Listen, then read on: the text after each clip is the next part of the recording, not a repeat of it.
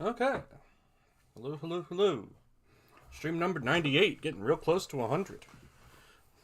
Back when I streamed on Twitch and did things sort of by the seat of my pants and didn't have a set schedule, it took me a couple months to get to like 24 streams or something. But then I was also doing reviews in between streams on that, and that's what really killed my drive to continue.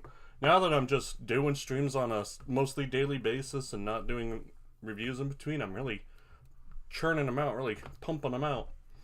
But I have ideas for what to do on Monday for the 100th stream, but I'm torn. I've been looking through the games list and found a couple games that are like, I think fit all the criteria I want for a 100th game. Something that's like higher budget, might interest more people, sort of, good, really good looking games. I might also just do more Jimmy.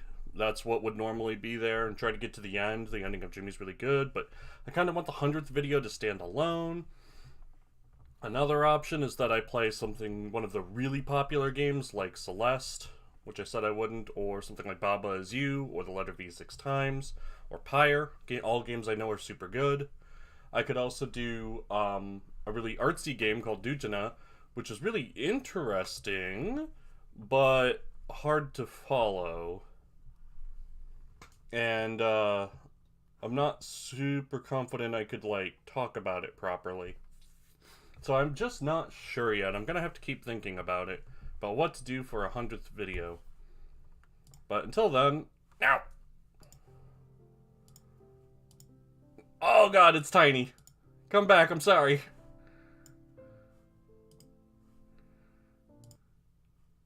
Why are you like this? No, don't be so little.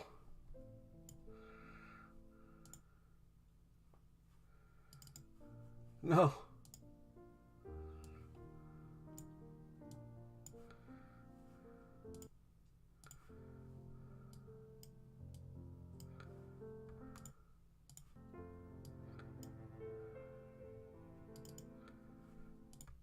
Why is this so difficult? Fine, that'll have to do. I made it so small. Nice on its resizing, though. And I already got these things. That was all after the lesson and the fight with who's what's it's. Little hungry, little battered. Feel the heaviness.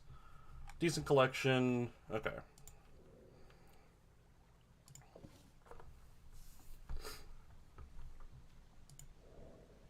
Right, because I'm battered, I lose one fire level. Well, let's just spend a day, exploring so that I can restore a bit of health. Okay, so I still have about a third of the time left. That's not too bad. Oh, I can't seem to investigate this zone. No, I'm gonna have to do this, and that's gonna make it... Yeah, it's weird.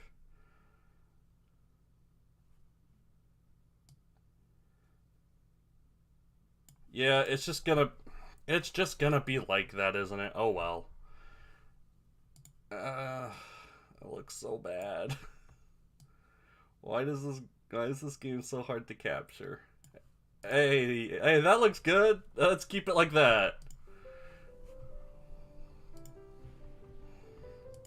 And I still need to commune with the Great Green, which I am told I have more than enough stats for. Apparently I needed 3 in all stats, and I have 5 in all stats. They've reached the edge of the Great Blues, had to coil around the world, home to many of the Sapphire clan of the Kin. Hunting in the deeps is therefore unwise, but many good beasts of the land find the fresh breezes and broad meadows here pleasant, and may be hunted by an ambitious young kin. I need to blow my nose. I need to get tissue. I'll be right back.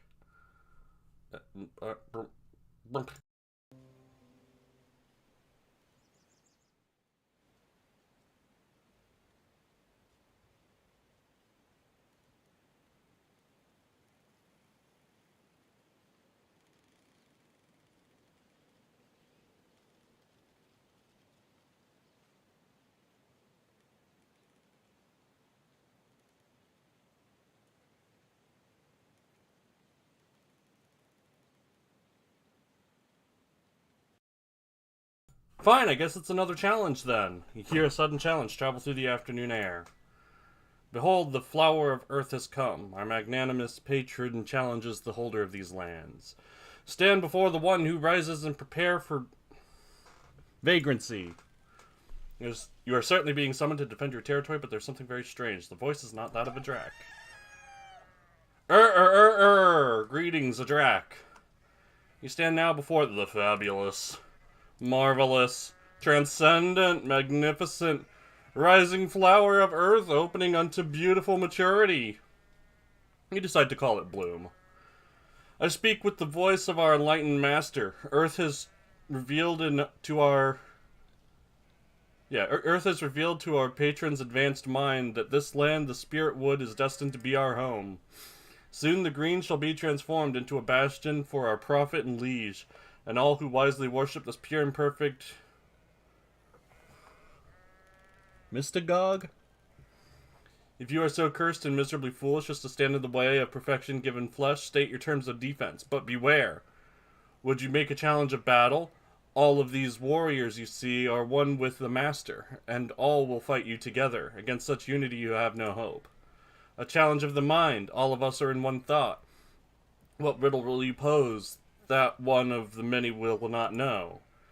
You are already defeated. Depart with grace, and let not violence mar the wedding of this land to its rightful overlord. Well,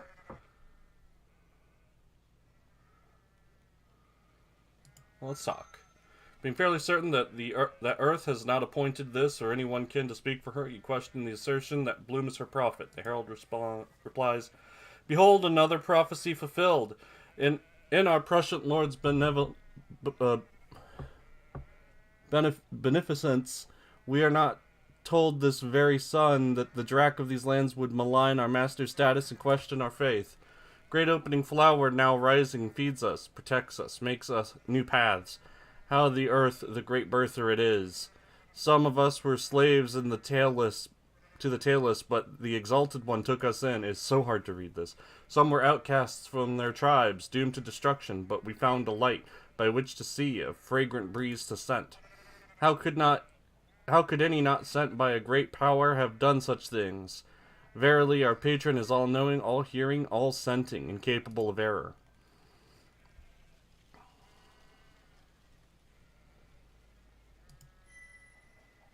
Bloom has certainly armed its sycophants with a variety of counters to any suggestion of its imperfection.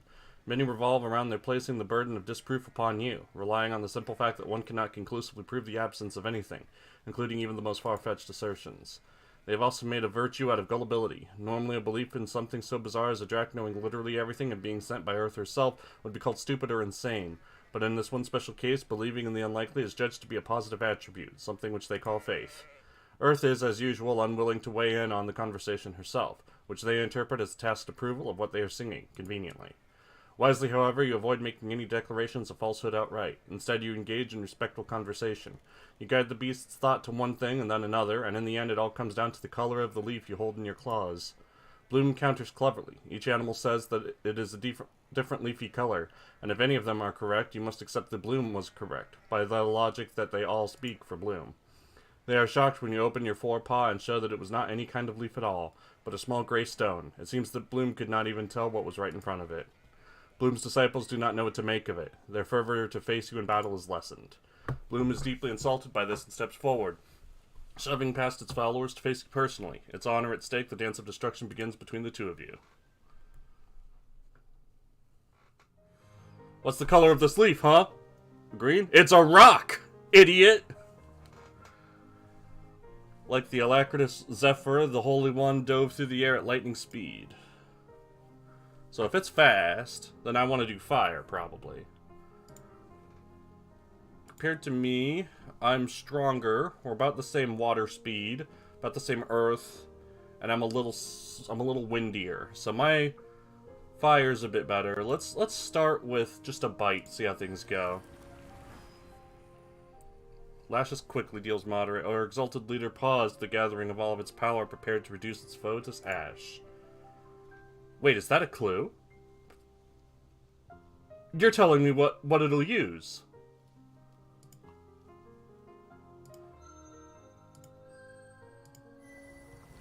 Yeah!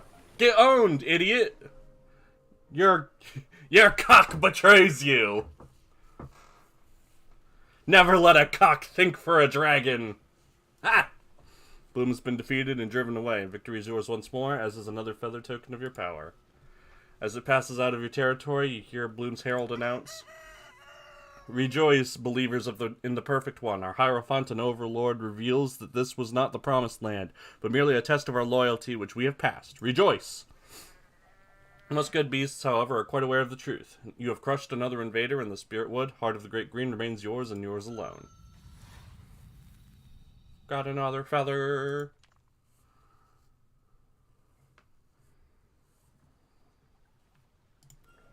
Just regular hungry, body is in fine condition. Okay, let's go to the Great Green.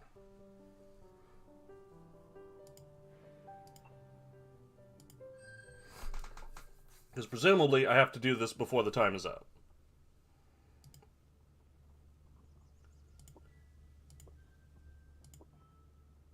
Yeah, I already read this.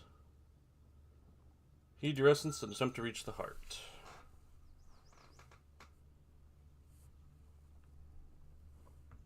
As you descend into the hollow which cradles the sacred tree, you lose sight of it.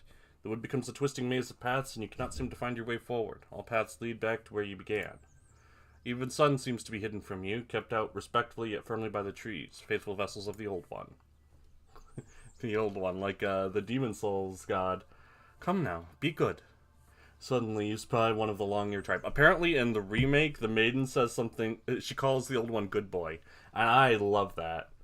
She stands up, it stands upright, its ears are erect, and yet you smell no fear. Turning, it vanishes into the maze of undergrowth without making a sound. Out of the corners of your mind, you perceive a soothing rush, like the sound of a stream. And yet you know there are no streams near here. Use the lodestone. Having defined its secret, you use the lodestone held in your jaws. It allows you to feel one direction without fail, coldwards, and prevents you from being turned around in your mind. You eventually make your way through the maze of trees. Towards the end, you spy the long ear, looking surprised at your progress. It bounds forward and you follow. Bullshit! How'd you do that? Got a magnet. Damn it.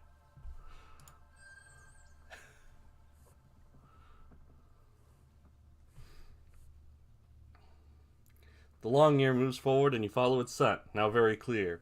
The core twists within you, terrified and enthralled by the fact that you are drawing closer to the unknown. Suddenly you scent a young woodstrider, a mere hatchling of its kind, hidden nearby.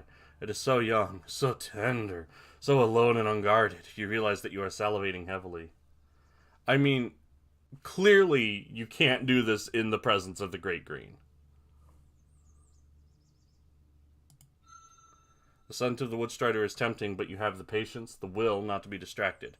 It is a meal, nothing more, and there are many such in the Great Green. The long arrow, however, is leading you to true unity. You follow its trail, which is beginning to shine in your mind like flecks of mica dancing in the air.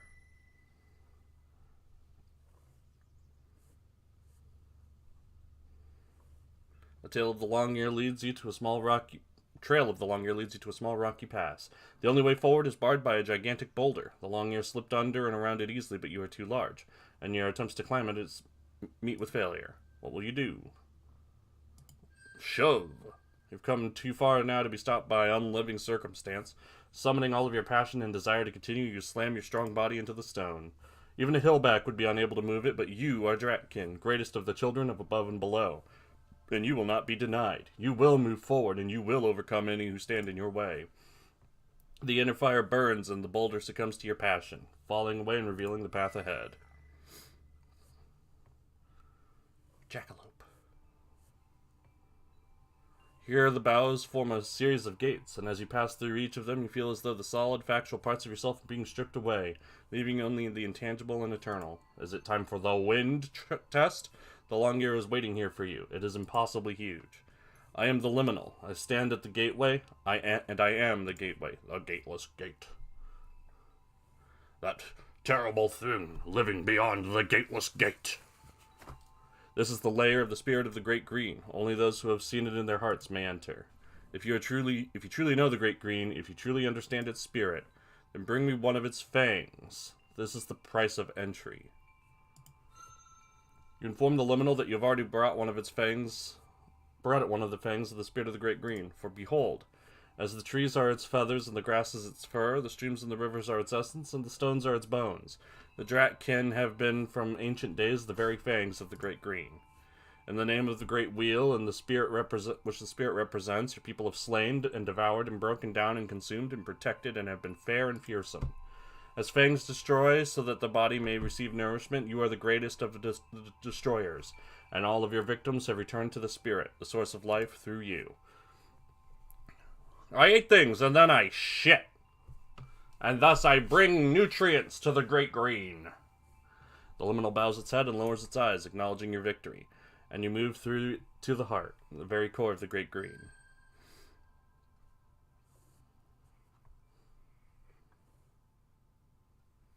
You have at last reached the old one, tree vessel of the spirit of the great green. It was the very first of its kind, the beginning of the green, and like the spirit it has died and been reborn within itself many times. That origin, that center, calls you and you enter into it. Almost immediately you are filled with a strange heaviness, and your body drifts into a deep sleep. I was waiting for the "and then you fell asleep" part, because this is so creation myth, so, like, apocryphal.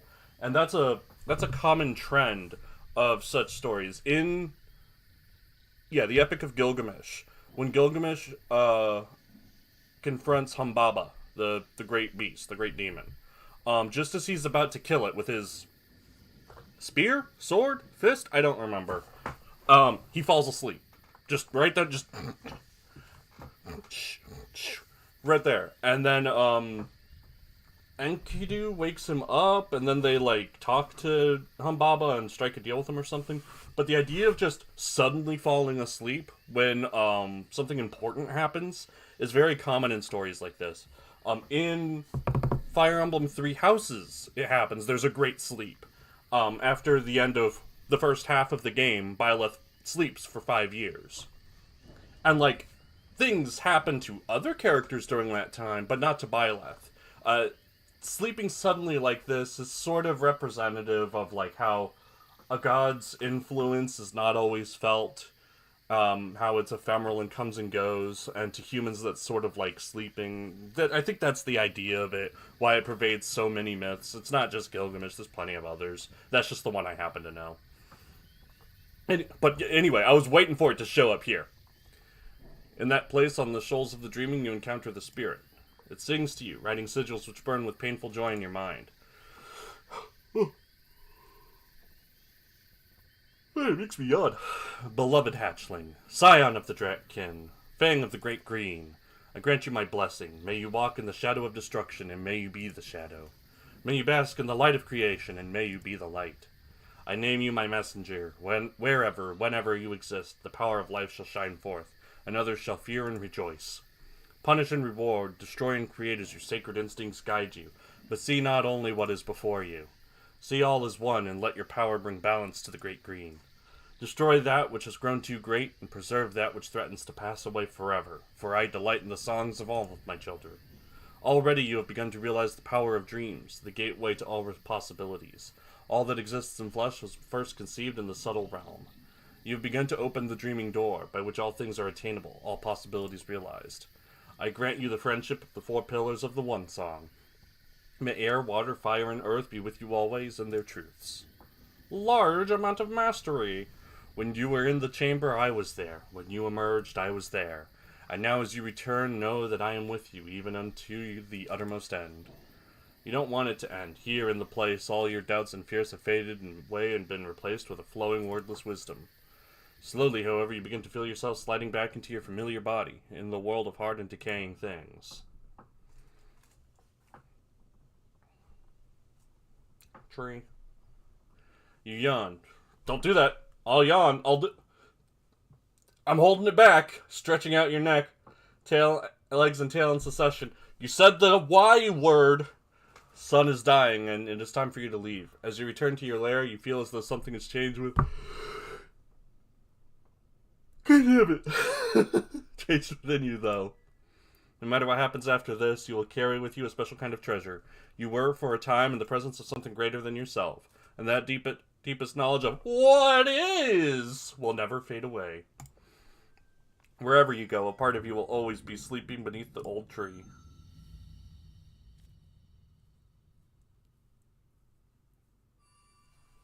Ah, the Emperor. Or High Priestess. Emperor is 4. We are the bridge between worlds. We are the pattern which grows from chaos. Bonus to water and earth. Not as good as jumping out of my cave and getting a little bonus to everything. You think about that?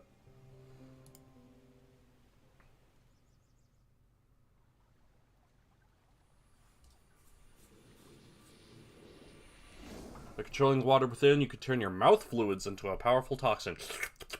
This venomous bite does... Oh, bye.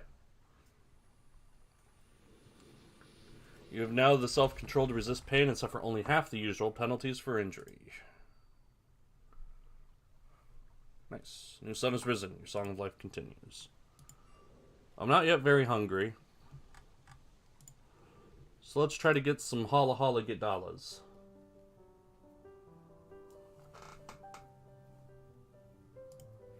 First thing though, let's try to... Let's see if Darktooth will identify the rod for me.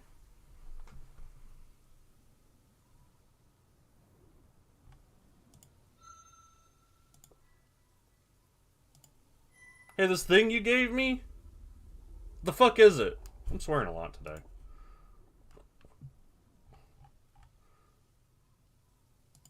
Alright, see you later, Dad.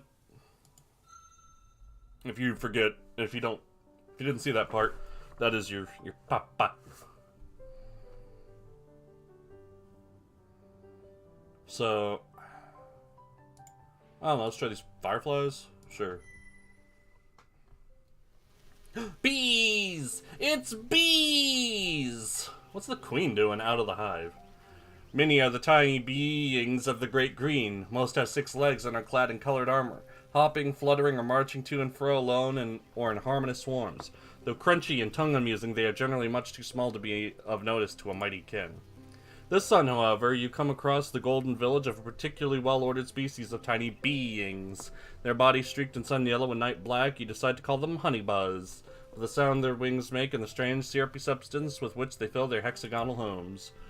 While most of these beings have small minds like single sparks of yellow or green or red when angered, and by and large these are no exception, the settlement is home to a more advanced being, one who carries the essence of all the hive within itself, the honeybuzz archbirther. Incidentally, did you know that when bees create a cell of their hive, it's actually circular, and it sort of itself morphs into a hexagon?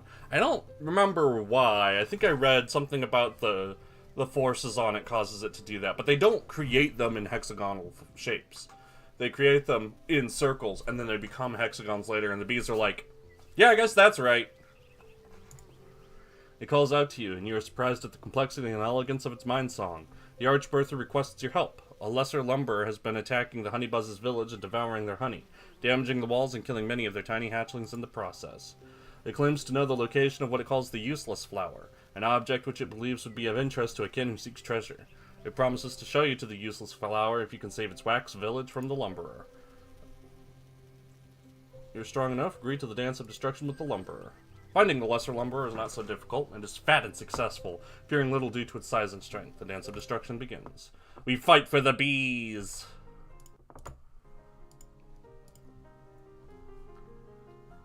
So, it is very strong, pretty agile, very fast.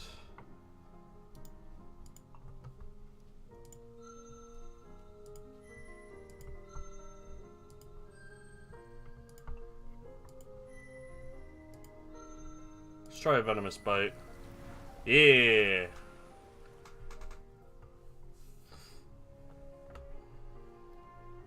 It reduced their abilities. Now I'm ahead in fire terms. Let's go for incinerate. It is crippled. And I'm battered. Do a regular bite. And I got it.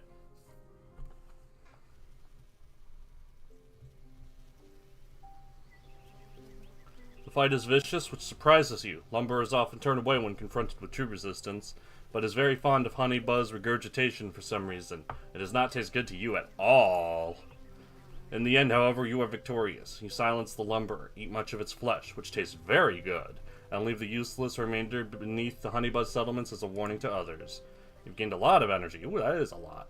The grateful Archbirther dispatches several of her warrior offspring to guide you to your promised prize, a crystal in the shape of a flower, eternally blooming from a small boulder and hidden by many flowers of a more regular kind. You can see why a honeybuzz would find this unliving flower useless, but the kin would call it something else, treasure. Nice. Presented you with this useless flower, while it may be impossible to collect pollen from it, the treasure-gathering animal would be far less useless. And I probably don't need to go hunting now that I ate a frickin' bear. I'm gonna eat a bear about it.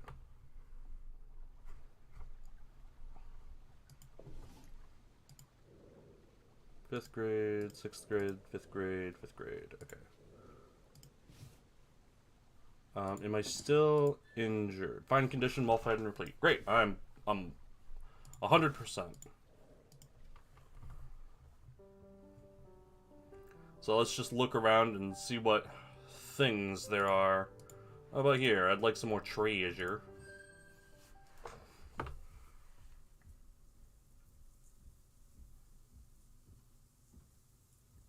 The earth's flesh is tumorous and uneven in this part of your land.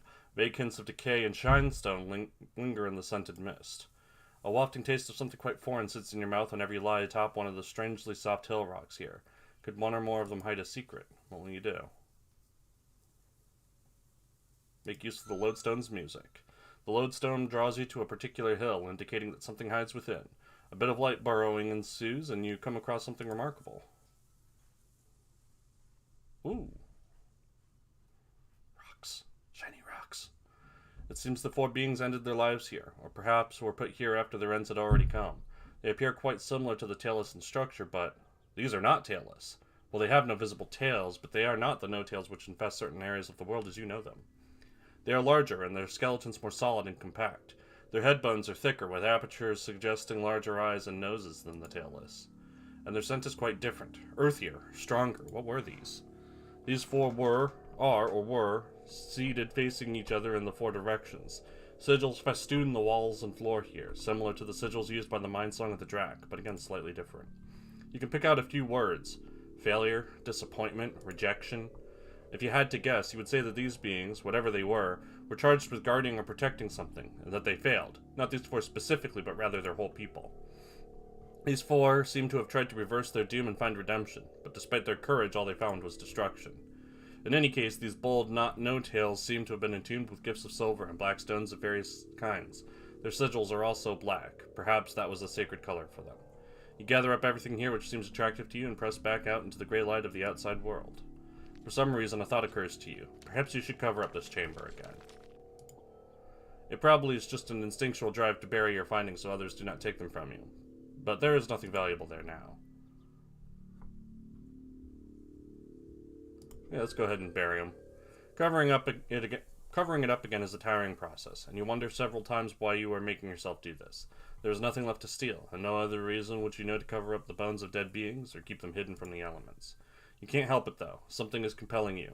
When you pack down the dirt with your body, flattening it with your tail, a chill runs down your spine, puffing up your tail crest.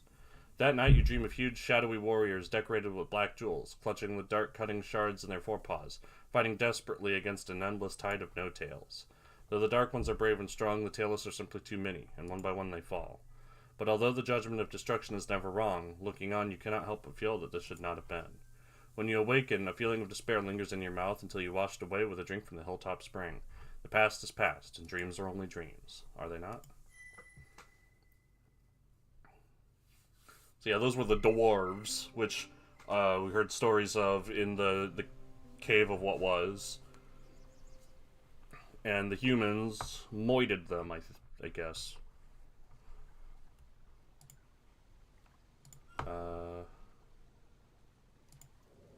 Yeah.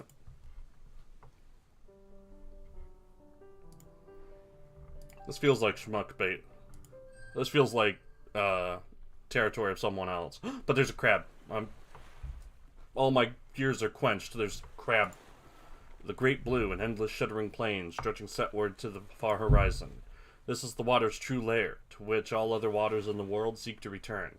Even sun rests here after his daily burning end. The taste of countless strange good beasts is carried on the air and water, salty and fresh in your mouth. However, all that is in the sea has been claimed by others. You smell the personal scent of a sapphire kin on the waves. Entering the deep water would be considered an invasion. Anything which washes onto the soft edge land, however, is yours by right, and there is much more here of interest. Hard-armored scuttle-claws range about, picking over the bounty. Spending a sun here may lead you to discover some worthy additions to your trove of miscellaneous shiny things, and perhaps a salty snack or two. Shall you? Certainly. Spend a delicious sun ranging slowly up and down the shore, collecting beautiful, glistening body layers of small beings long gone. When hungry, you crack open a scuttle claw and suck out the sweet flesh, and when tired, you sleep in the soft sand, lulled by the dancing winds. By the time you leave, you've gained 12 shiny things and a small scar from a belligerent shuttleclaw. Your dreams that night are filled with music of the great blue. I pinch. I'm a dragon, I pinch.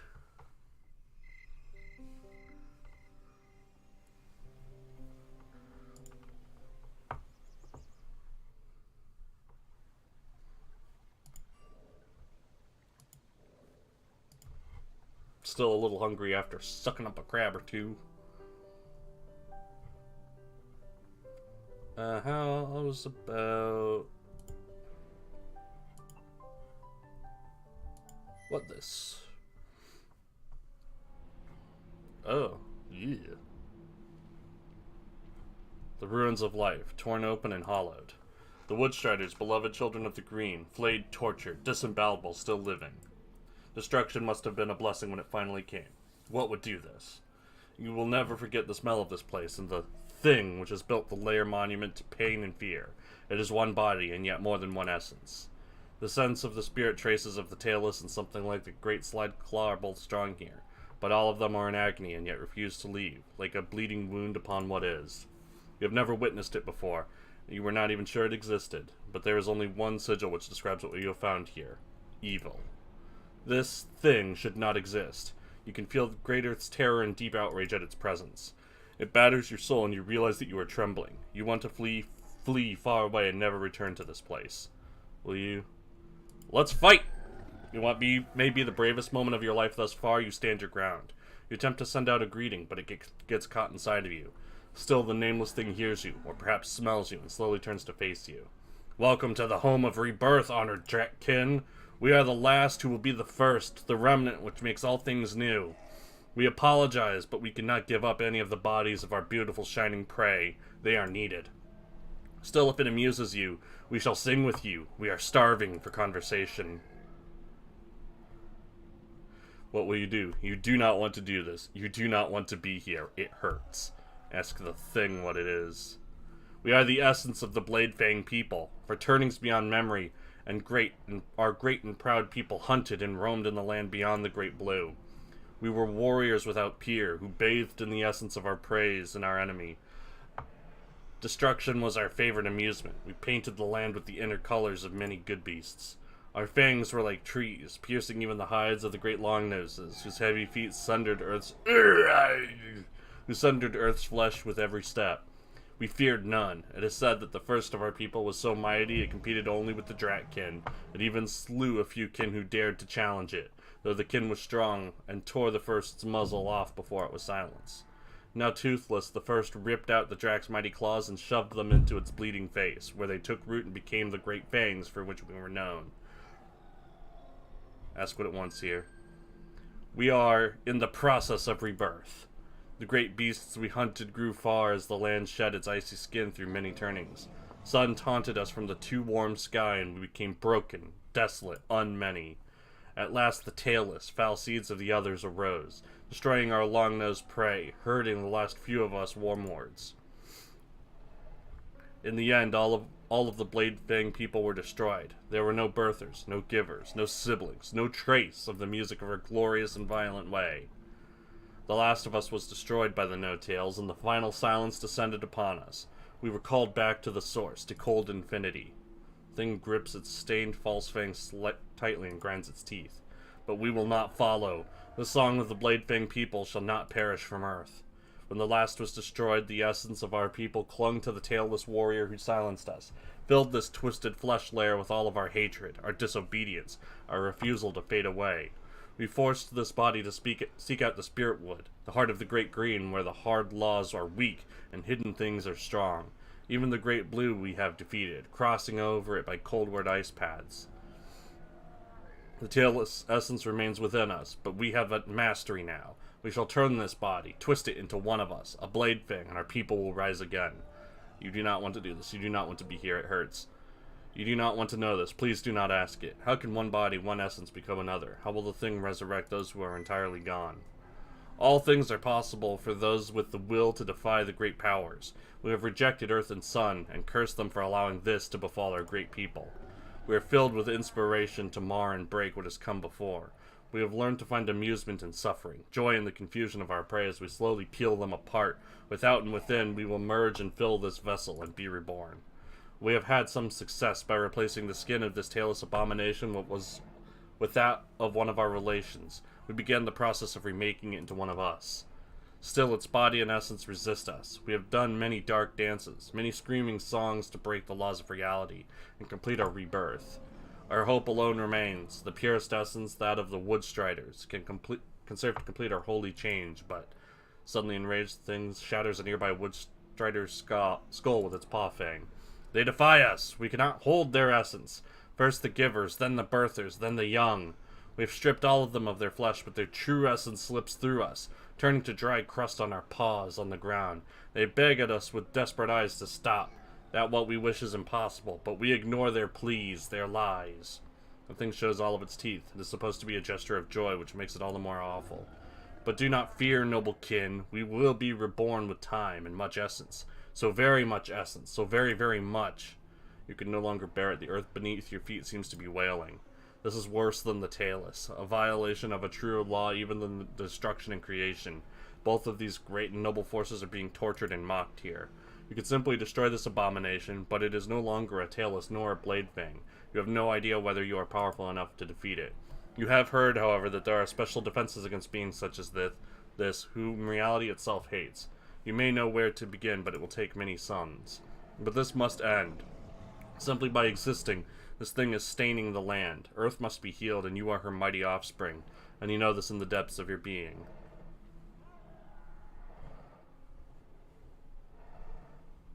3 suns. You retreat from that place, and make your way to the heart of the green, where the spirit dwells.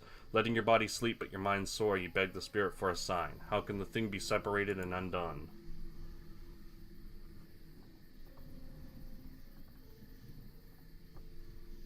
It takes 3 suns, but at last your preparations are complete. You have searched for several things which may help, have meditated in the deep green, and danced under the stars to prepare yourself for this ordeal. Now you must return to the cursed lair. The thing is still there, trying vainly to extract the noble essence of the Woodstriders from their tormented bodies. You use a sacred substance which flows from the earth itself, called salt, to put up a barrier protecting yourself from the toxic spirit. Imbibing certain secret things, you open up your essential eye, which sees what is hidden, and cross over to the shadow of the world, the hidden land. You can now smell and touch the very essence of the Blade Fang people. All they are or have ever been is exposed, naked before you.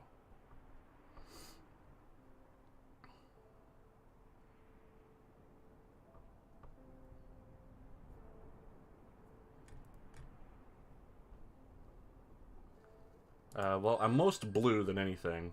This is not truly the Blade Fang people. It cannot be its true identity. You pause, steeling yourself, and then you dive into the maelstrom of evil like an ocean. You swim through cold lamentations and hot curses. Your spirit undulates, slithering gracefully forward undaunted. There are vast empty darknesses in which the pain of starving to death, which was the fate of most of the Blade Claws, is relived again and again. So what are they, saber-toothed tigers? You are forced to experience the death of hope, relive the agony of watching cubs die because there was nothing for them to eat, and still you move forward. You relive their confusion as the tailless arrive in their lands and trap them, violating ancient rules of the hunt. At last you come across the heart of the Sea of Despair. It is surrounded by the boiling ring of rage, which tries to convince you that it is the true center, but you are not fooled.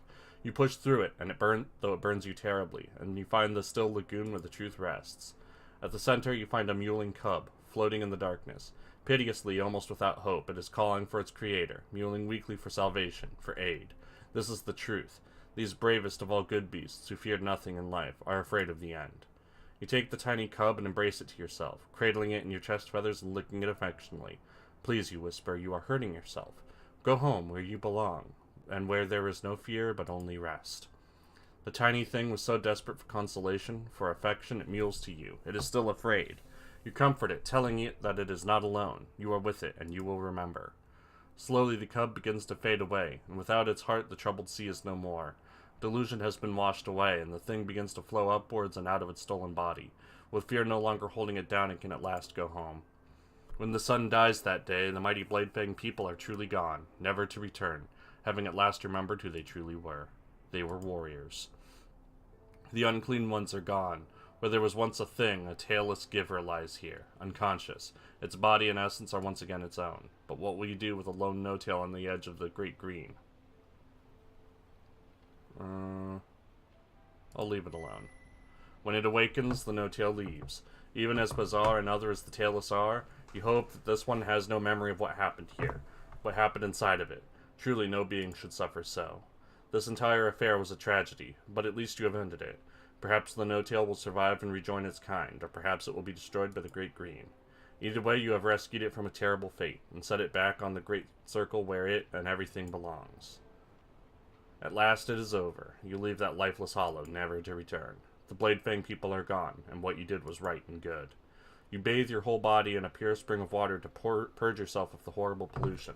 It is quite some time before you feel clean again inside. You may never fully understand what happened in that place, but there are some things which are better left unknown. It seems like anytime the game says, hey, you want to eat this human? You should say, like, no. Hungry. My renown is far and wide.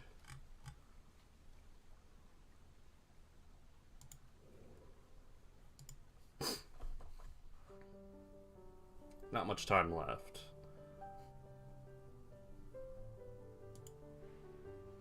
I want more treasure.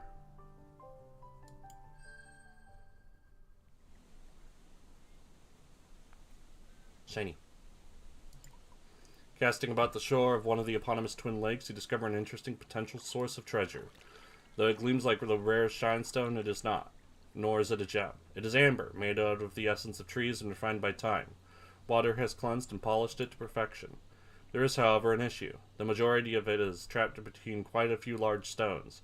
Moving them would be no challenge to an elder, but unfortunately thousands of turnings stand between you and that vaunted title. I am not strong enough.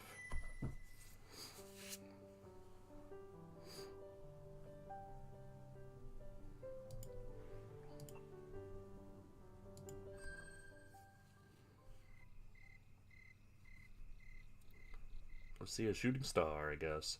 It is evening. The dying sun is cradled by the tender horizon. The stars are being born, and as you lie beneath them, enjoying their beauty, you are dazzled by this sudden flash of light. A bright sphere is drawing a streak of light across the sky. A star, descending from the great above, screaming as it falls. And you realize it will land in your territory. You find yourself running towards it, the hunter within awakened. The falling star crashes just out of sight. You feel the impact in your heartbone. A shockwave of dust and light explodes through nearby trees. Nifty. As reality settles from the fall and you emerge from the green, you see before you a crater in the earth, a hole many body lengths wide. At the center of it, the was a star lies nestled and smoking, an offspring of the beyond. You smell it. The smell is like no fire of this world. Cautiously, tongue flicking outward, you venture down into the center of the pit, one paw at a time. Upon reaching the star, you look more closely at its surface. The beautiful and oddly shaped rock appears riddled with small indentations, glistening and gleaming in the light of the new risen moon. Heaven falls shinestone, a grand treasure indeed, though you have no idea how you will get it back to your lair. You are still admiring it when a strong wind blows and the stars above you are obscured by a huge winged shape. An enormous kin lands on the cusp of its crater. It is several times your size, more massive even than Darktooth. It must be nearly as ancient as Earth herself. Its thick lapis armor smells of brine, and its armor bears ancient scars uncountable. It stands proud and tall, looking down on you and your treasure to be with eyes of black and gold. Slowly it reaches out with a warm and soft song. O little childkin, know me, I am Fathom, made of the great blue, and knower of its inner ways, from turnings beyond thought. Your dried domain is blessed this moon with a fallen sky egg. My truth-drowned mind wishes to reach beyond this blessed earth, to know what lies beyond. I have known the lower void, deepest depths of the blue, and now I must know the upper void, the above everlasting. Thus I shall receive from you this fallen star, and the wealth and mysteries which lie within. The song is outwardly gentle, but the colors and tone make it clear that it expects you to give over this great treasure. Tradition would dictate that it is yours, having fallen into your territory, but...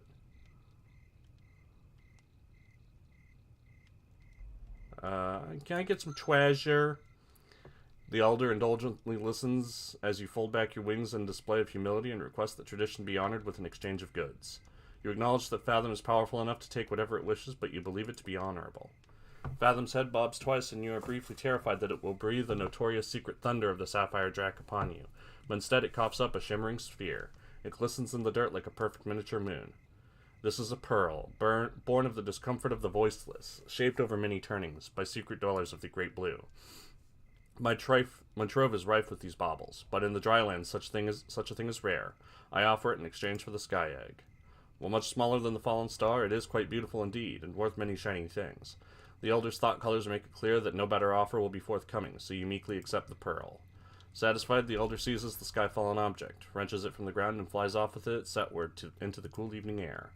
Your prize is a little too large for you to safely swallow. You carry it back to your lair in your mouth, like an egg, and place... That's a big pearl, then! And place it carefully in your trove. You have given up a greater treasure for a lesser one, but at least you have obtained something. Had you attempted to fight the elder, you might have lost all, including your life. Considering that truth, you have done well. Yeah, I don't think I'm ready to fight an elder. Especially when I'm, like, half energy. Giant pearl. By the discomfort of the voiceless.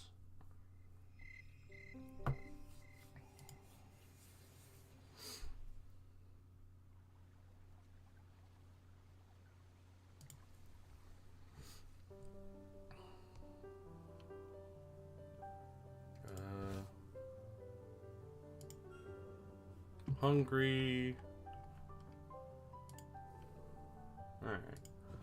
Alright. Go talk to some goggies, I guess.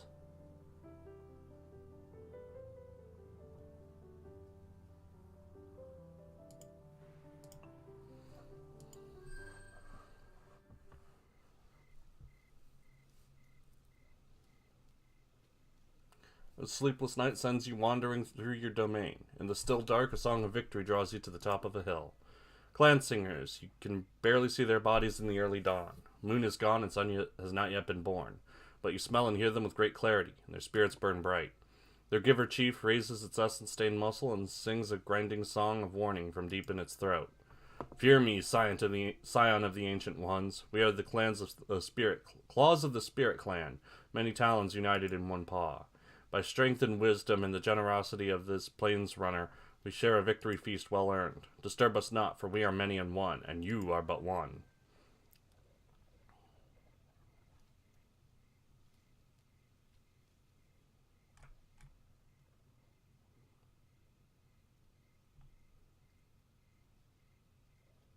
I don't care.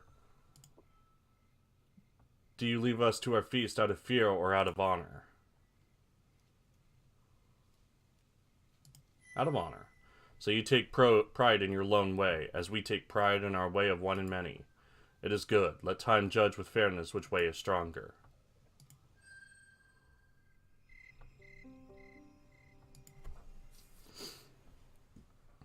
I just wanted to talk.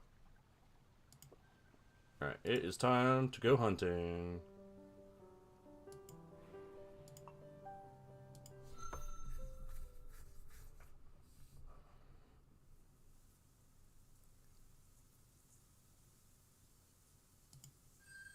Plains Runner, let's get some deer. Oh, no, horse! The taste of Plains Runner essence is upon the air. Oh, it's strong. Oh, idiot horse is strong.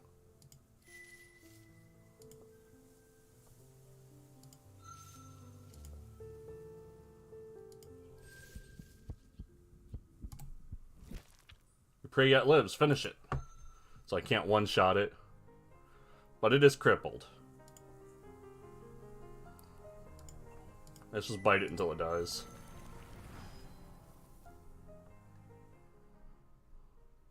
Such a feast.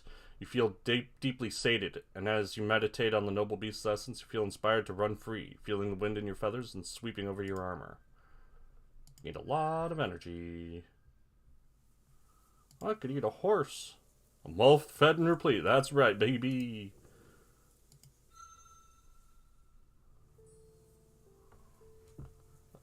Short tail slide claw.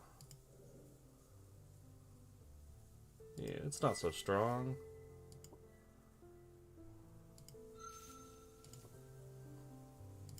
Alright, let's observe it for some information.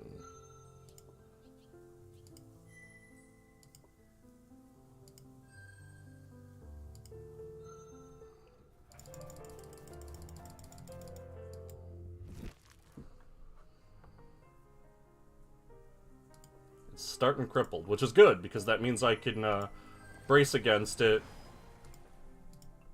with less fear. Yeah, its stats became very small.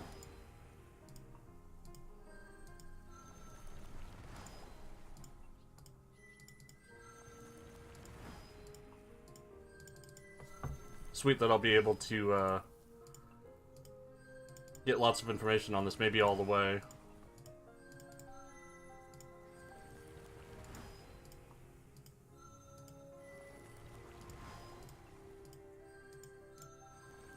Still getting information.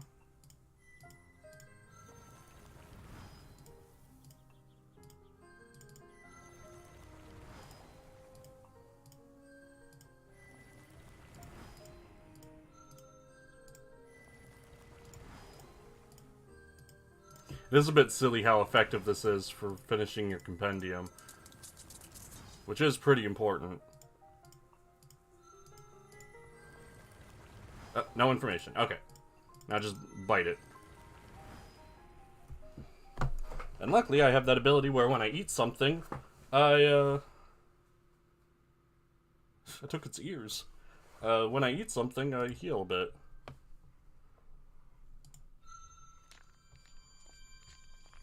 And 7 rocks? Wow.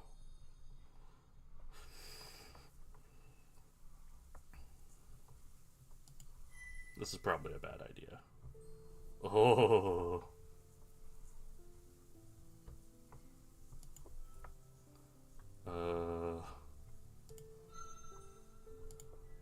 I'm just gonna look at it until it leaves.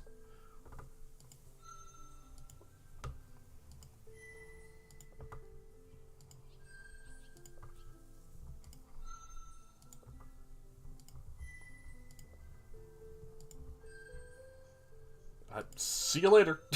I'm not interested. I'm full energy and not hungry. And the clean, cold sound of effervescent snow, and the warm and fleeting touch of a mother and her kittens, and the silent hidden spaces where we watch and wait, where we see the artistry of all that is, painted in myriad precious colors and scents, where the great find it within violent superiority, and the lesser find it in self-adulation. We find amusement in knowing Earth, as the greatest of artists, composer of all colors and sounds and scents and flavors, secrets told only to the patient and quiet. This is our way, the good way of the short tales.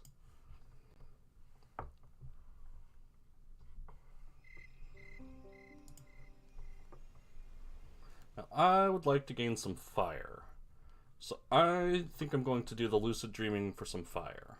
When I can. The sun has died and the moon does not exist this night. Earth is utterly unlit.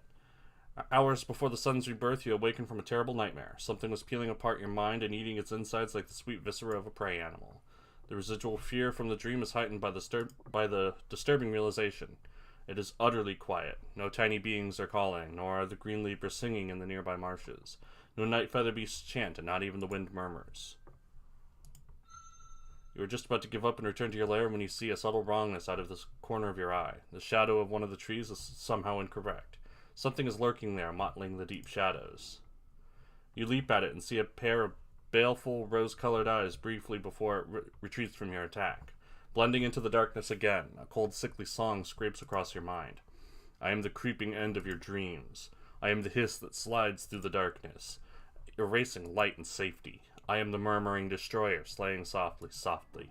You decide to call this being Whisper. It cannot be seen nor smelled. My flesh is air, my bones are water. This land is already mine. Please, do not flee. I enjoy holding the minds of others in my mouth, crushing them to salty gray slime, tasting the panic, the confusion. I savor the fear of my prey, and the despair of the moment they realize that they will perish without even seeing their destroyer. Please do not flee. Stay and become one with the quiet horror.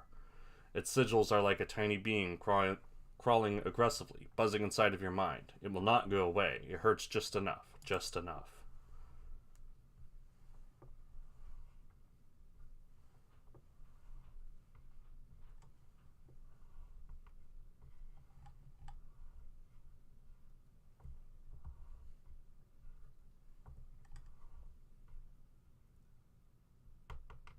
What do you want?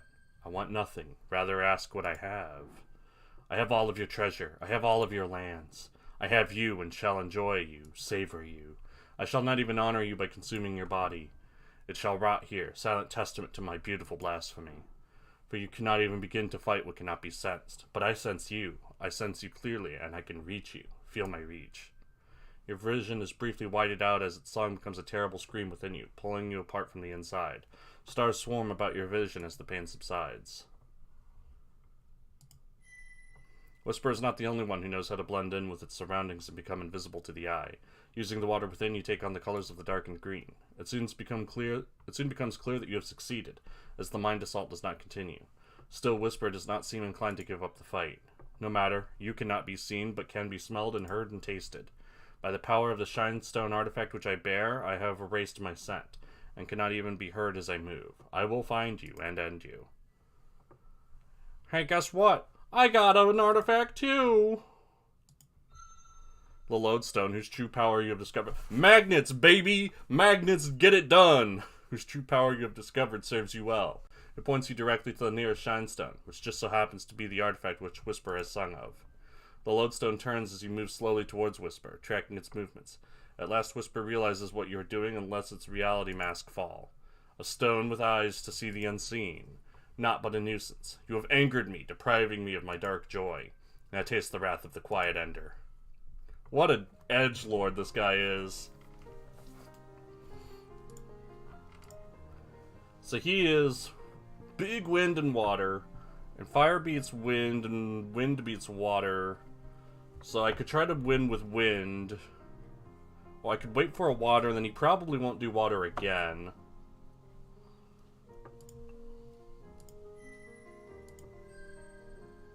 Let's mind scream at it.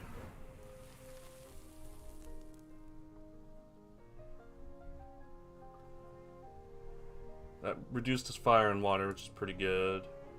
So he did fire, so I think I should do wind again. We both did... Yeah, we both did Swift. So let's try... once more Swift Strike. Now I'm injured. And let's just bite. I'm really waiting for him to use a water attack, although his water's so low now. Ooh, I'm injured. Well, I have heals. How do I use it? I don't know.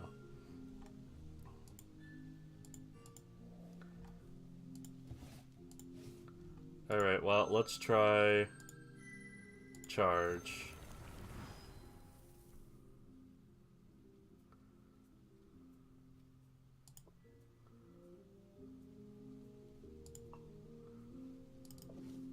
I'm very low on fire damage now, but my wind is still really good.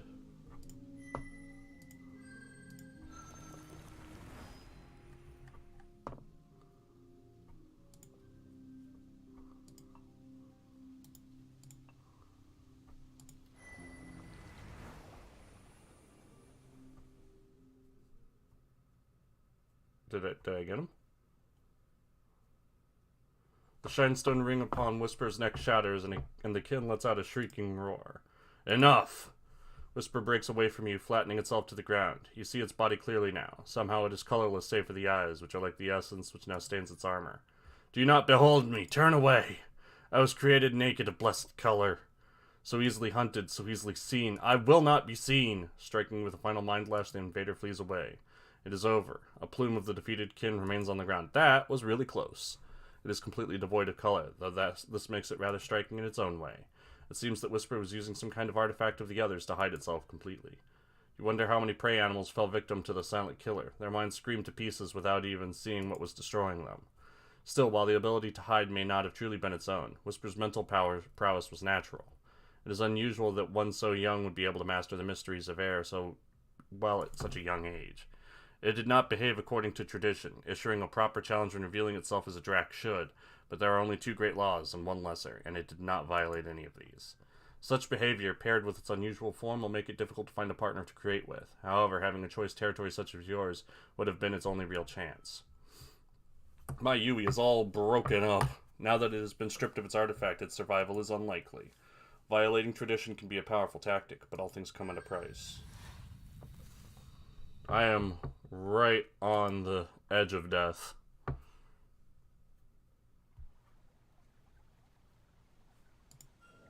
Body is crippled and agony assaults your mind. Rest and heal or face eternal silence. Hands. Betty by time. Oh, it's, not in here. You sleep on this rock.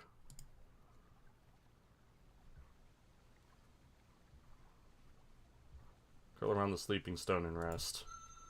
This will recover all of your health and cure you of any normal disease, though some special ones may resist it. Me, I only do this once. Yeah, it's not going to get any worse than that. Any worse than that is death. Woo! Feeling better! Feeling good! Feeling not dead!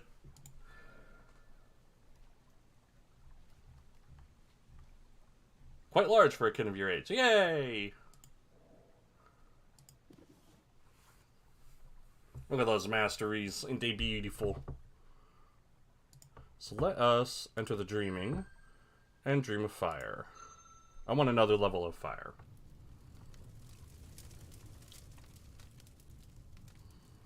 You literally explode into existence, and your first experience is a noble hunger. Chomping and grasping with your yellow tongue and orange teeth. You gobble the air around you. It is not enough. You are beautiful and glorious, and you must grow greater. You devour what you are resting on, converting it to light and heat which glows against the darkness of eternity. Only ashes left behind, but you have already moved on to grander meals, and the blazing joy pain it feels before the end is enough of a recompense to the thing consumed. There is more for you to eat, more to refine into pure light and heat, and you are so great that you can look back upon the great trail of yourself, and hear the crackling laughter of all the other parts of you as they eat and grow great. The great green, the world-spine mountains, all of it you cover with your blazing wings. Only the great blue defies you, but you already have moved beyond, rising ever more powerful. You seize sun, great sun, in your sparkling talons and sink your fangs into him. He slowly moves down into your belly, where he burns brighter than ever before, and you, at the center of all things, have become the light, the warmth that all worship and follow, whether they will or no. You are fire, you are fire, you are fire. Fireballs, yum! Fire hot, fire good.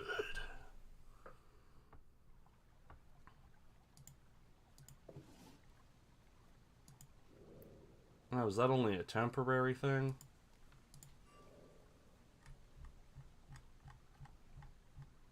Only for the next 2 suns. Oh, boo.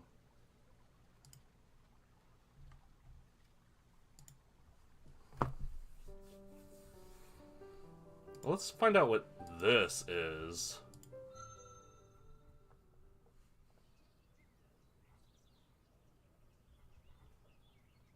After spending most of the sun following various scent trails through the rich, warm air, none of which lead to food or treasure, but the weather is so pleasant that it is difficult to care, you settle down for a brief nap.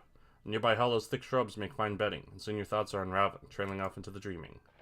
To your horror, however, you are confronted with a terrible vision. Fire, most violent and unpredictable of the Great Four, is sleeping here beside you. Somehow you know that when it awakens it will consume everything in its path without judgment or exception.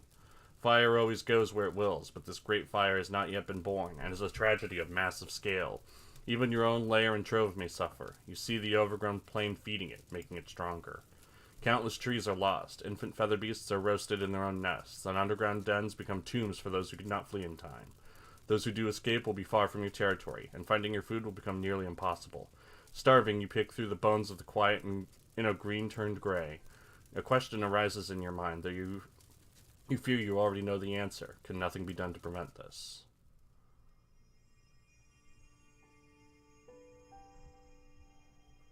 Just as you are about to submit to the fire and be purified into silence with the other good beasts, a savior appears.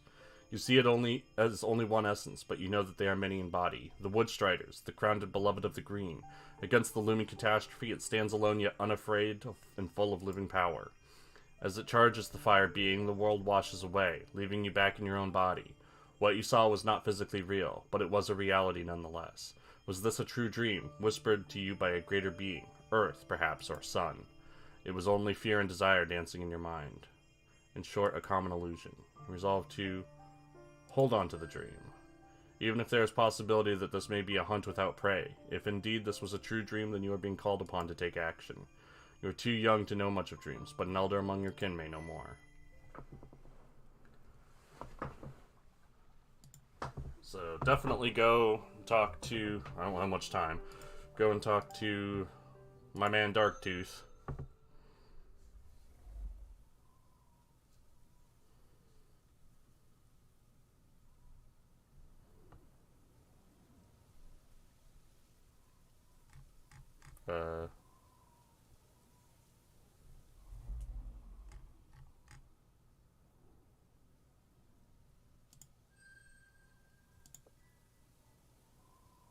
Well, I can identify these at least.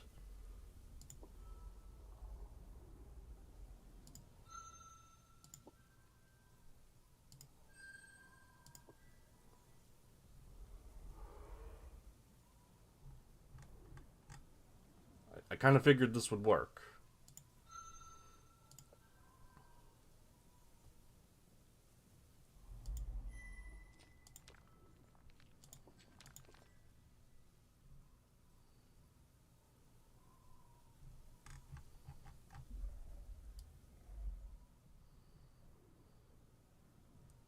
Okay,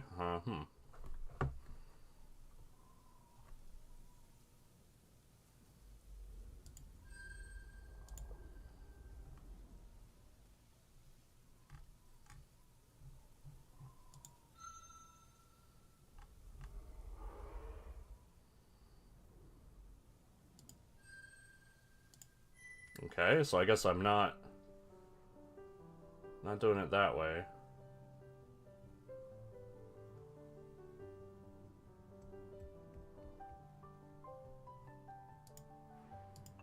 Yeah, I can't do anything there.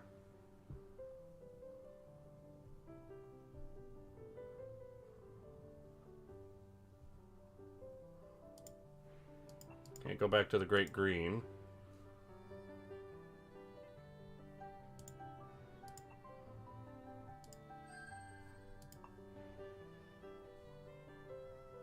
I need to, like,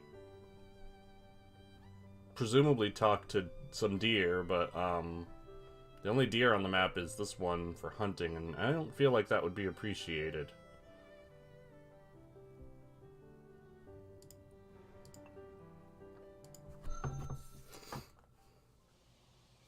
Oh. Aliens? One sung, you come across the foot corpse of a mighty tree, which fell some turnings ago. This would not of itself be remarkable, but it is surrounded by a strange taste in the air. Looking closely, you are astounded to find thousands of strange minuscule beings have made the stump their home, and not just any home. Gleaming towers rise like diamond fangs from crystal pathways streaked with shinestone. The denizens are engaged in inscrutable activities whose purpose you cannot easily comprehend. It is like nothing you've ever sensed. It is other, though not in the same way as the no-tails. Sing to them. You are surprised to find that unlike the paltry flecks of color you feel when sensing the minds of most tiny beings, these possess a full and lush rainbow of ideas in their inner songs, a depth which rivals even that of a kin. While worried you might damage their small empire, they are not concerned for their own lives. They are here, apparently, on an important quest which is greater than their hive, and greater even than this entire world, if such a thing is possible. They do not disclose all the details to you, but the deep mauve sincerity of indigo humility which marks all of them, their thoughts are proof that they are truthful, and that you and the Great Green have nothing to fear from them. The Minisks, for you have decided to name them, gently suggest that perhaps they might help you and they might help each other. They offer to construct for you a treasure of great worth if you will aid them in their task. Alright, the Minisks invite you to return in a few suns to see the progress on a treasure they will craft for you. I'm going to be asleep in a few suns, unfortunately. Oh, here are the deer. Hey guys. The stain has been removed, but you still dream of the fire feasting on the green, the hunting grounds burned away, and a land left desolate. One night, as you are exploring along the wormwood boundary of the spirit wood, you sense it. You cannot see, hear, or smell it, but you know that it is there. You are in the presence of the spirit of the Woodstrider people. It is small and weak, and in the shadow of far greater beings, and yet it is altogether beautiful. It gently holds the future of the Great Green in its mouth. Without it, the fire will come, and the destruction shall be great. It sings to you, with a song beyond both words and sigils. What it sings must not be blasphemed by attempting to reproduce it, for it is of such tenderness that it would shatter if it were forced to stand in any one place for long. But it is waiting. It must be called by its true nature, its true title, its one true name. As a sovereign. Surely that was an error. You do not truly mean to debase yourself before a mere furbeast, do you? I do. Sorry, I know this one. There is no kin upon the great and giving body of earth who would openly admit that a furbeast, even a whole tribe of them, is superior. That cannot be true. Submitting in such a way to even another Drac, no matter how strong, would be a stain upon one's honor and reputation for the rest of one's days. None would do the dance of creation with such a weak kin.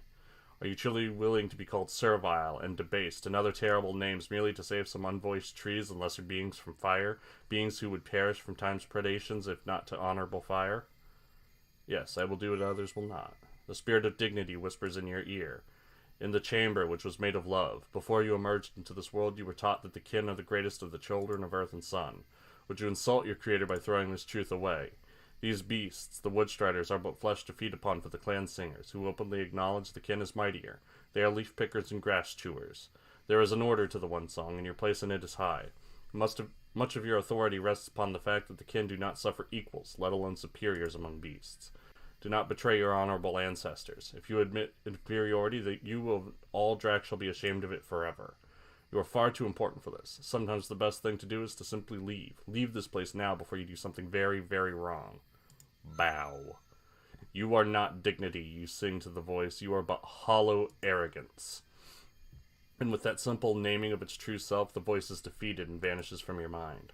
Now it is time for you to summon the gentle Woodstriders, who give up their flesh and their safety, their lives so that the Great Green may truly be great, by acknowledging what they are. Belly scales dragging along the dead leaves, dirt and bits of tree skin, you crawl forward slowly, head lowered. When you are directly in front of the envoy, you slowly turn over, exposing the vulnerable underside of your throat. It is the ultimate gesture of submission, placing your entire life in the care of another. The envoy silently walks towards you, and then through you and past you, into your domain. The light in the great vision fades away, but you are left with the knowledge that its people will follow it. Soon the spirit wood will become a throne to those who have never tried to be first, and so they have become the true bearers of the crown. Leaf by leaf and plant by plant, they will reduce that which has grown too great, and in future you saw in your dream will never come to pass. You have defeated stern fate. Some Drac may sing about how you dared to suggest that the kin were not the ultimate form of life in this world, but your reputation may suffer. But you have had the wisdom to see why the Great Green itself has given the Woodstriders the crown. They have lost themselves in humble servants, and found a great treasure indeed. They are the Maid of the Green itself, caring silently for it forever. Exceedingly great are they, truly great among beasts. And because of your willingness to do the unthinkable, to see the sovereign hidden within the servant, your land will grow strong. Many will live because of your sacrifice. Yeah, you want to do that.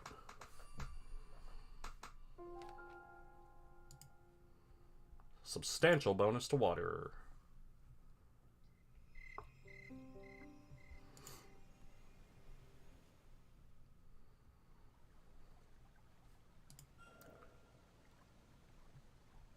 Well-fed and pristine body.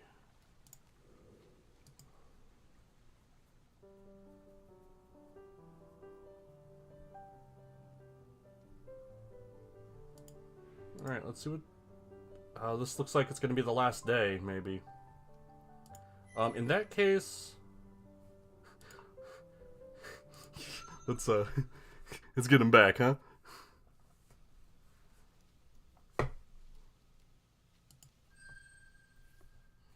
Let's eat before the last day. Following the way of its people makes no sign of acknowledgement. Its body and ears are nowhere near each other. The wind is not in your favor. Must move quickly.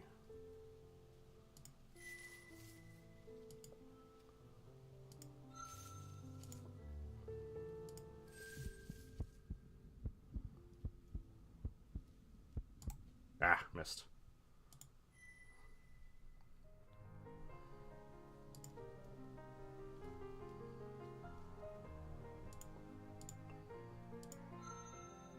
Give it the old mind scream. Oh man, it mighty blowed me.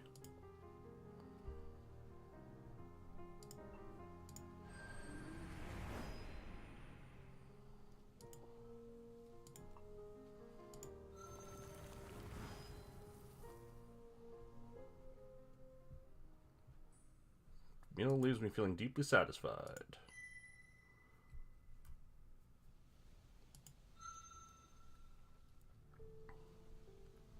Oh, Woodstrider hatchling.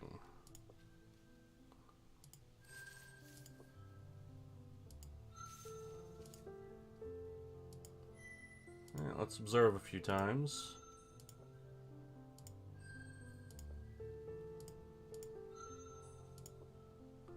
And then strike and fail to strike. So that I don't accidentally one-shot it.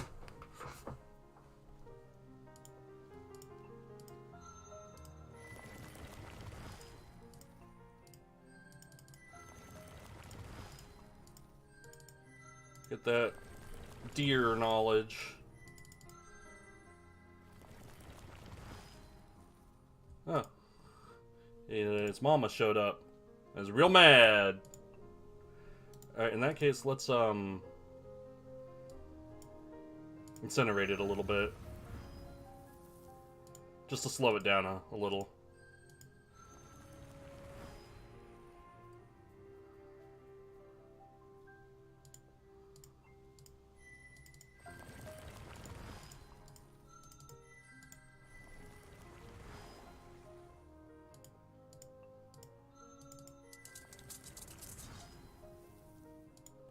Battered now.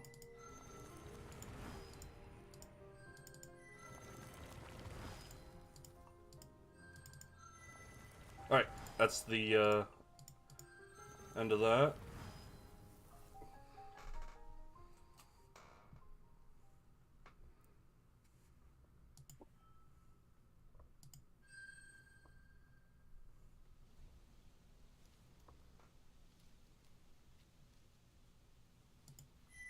But a large Furby smelling of trees. That's just another. Let's try to get an easy kill.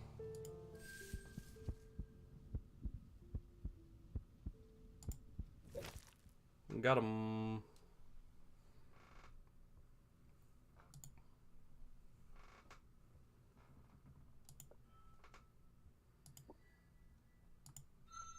Oh, nice. Got healed and got a bunch of rocks for taking its antlers. Alright, I'm fully healed and replete. Soft overcomes the hard. Water dissolves even great mountains in time.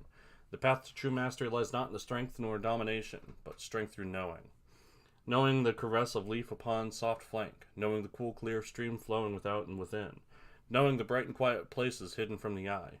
We have become one with the great green, and a crown is given unto us for the head, for the soul. We are the lovers. This is our way, the good way of the Woodstriders. Deer are stupid idiots who get prions. That's what deer are.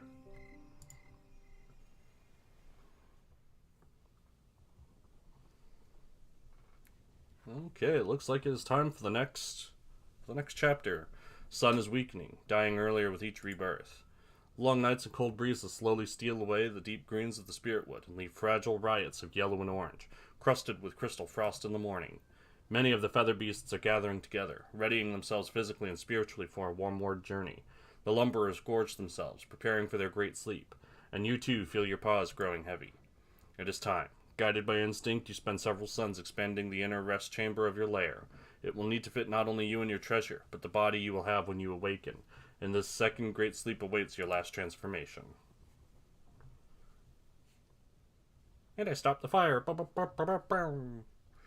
the time you have finished your bedchamber, the sky crystals are just beginning to fall and cover the land. This time, your land.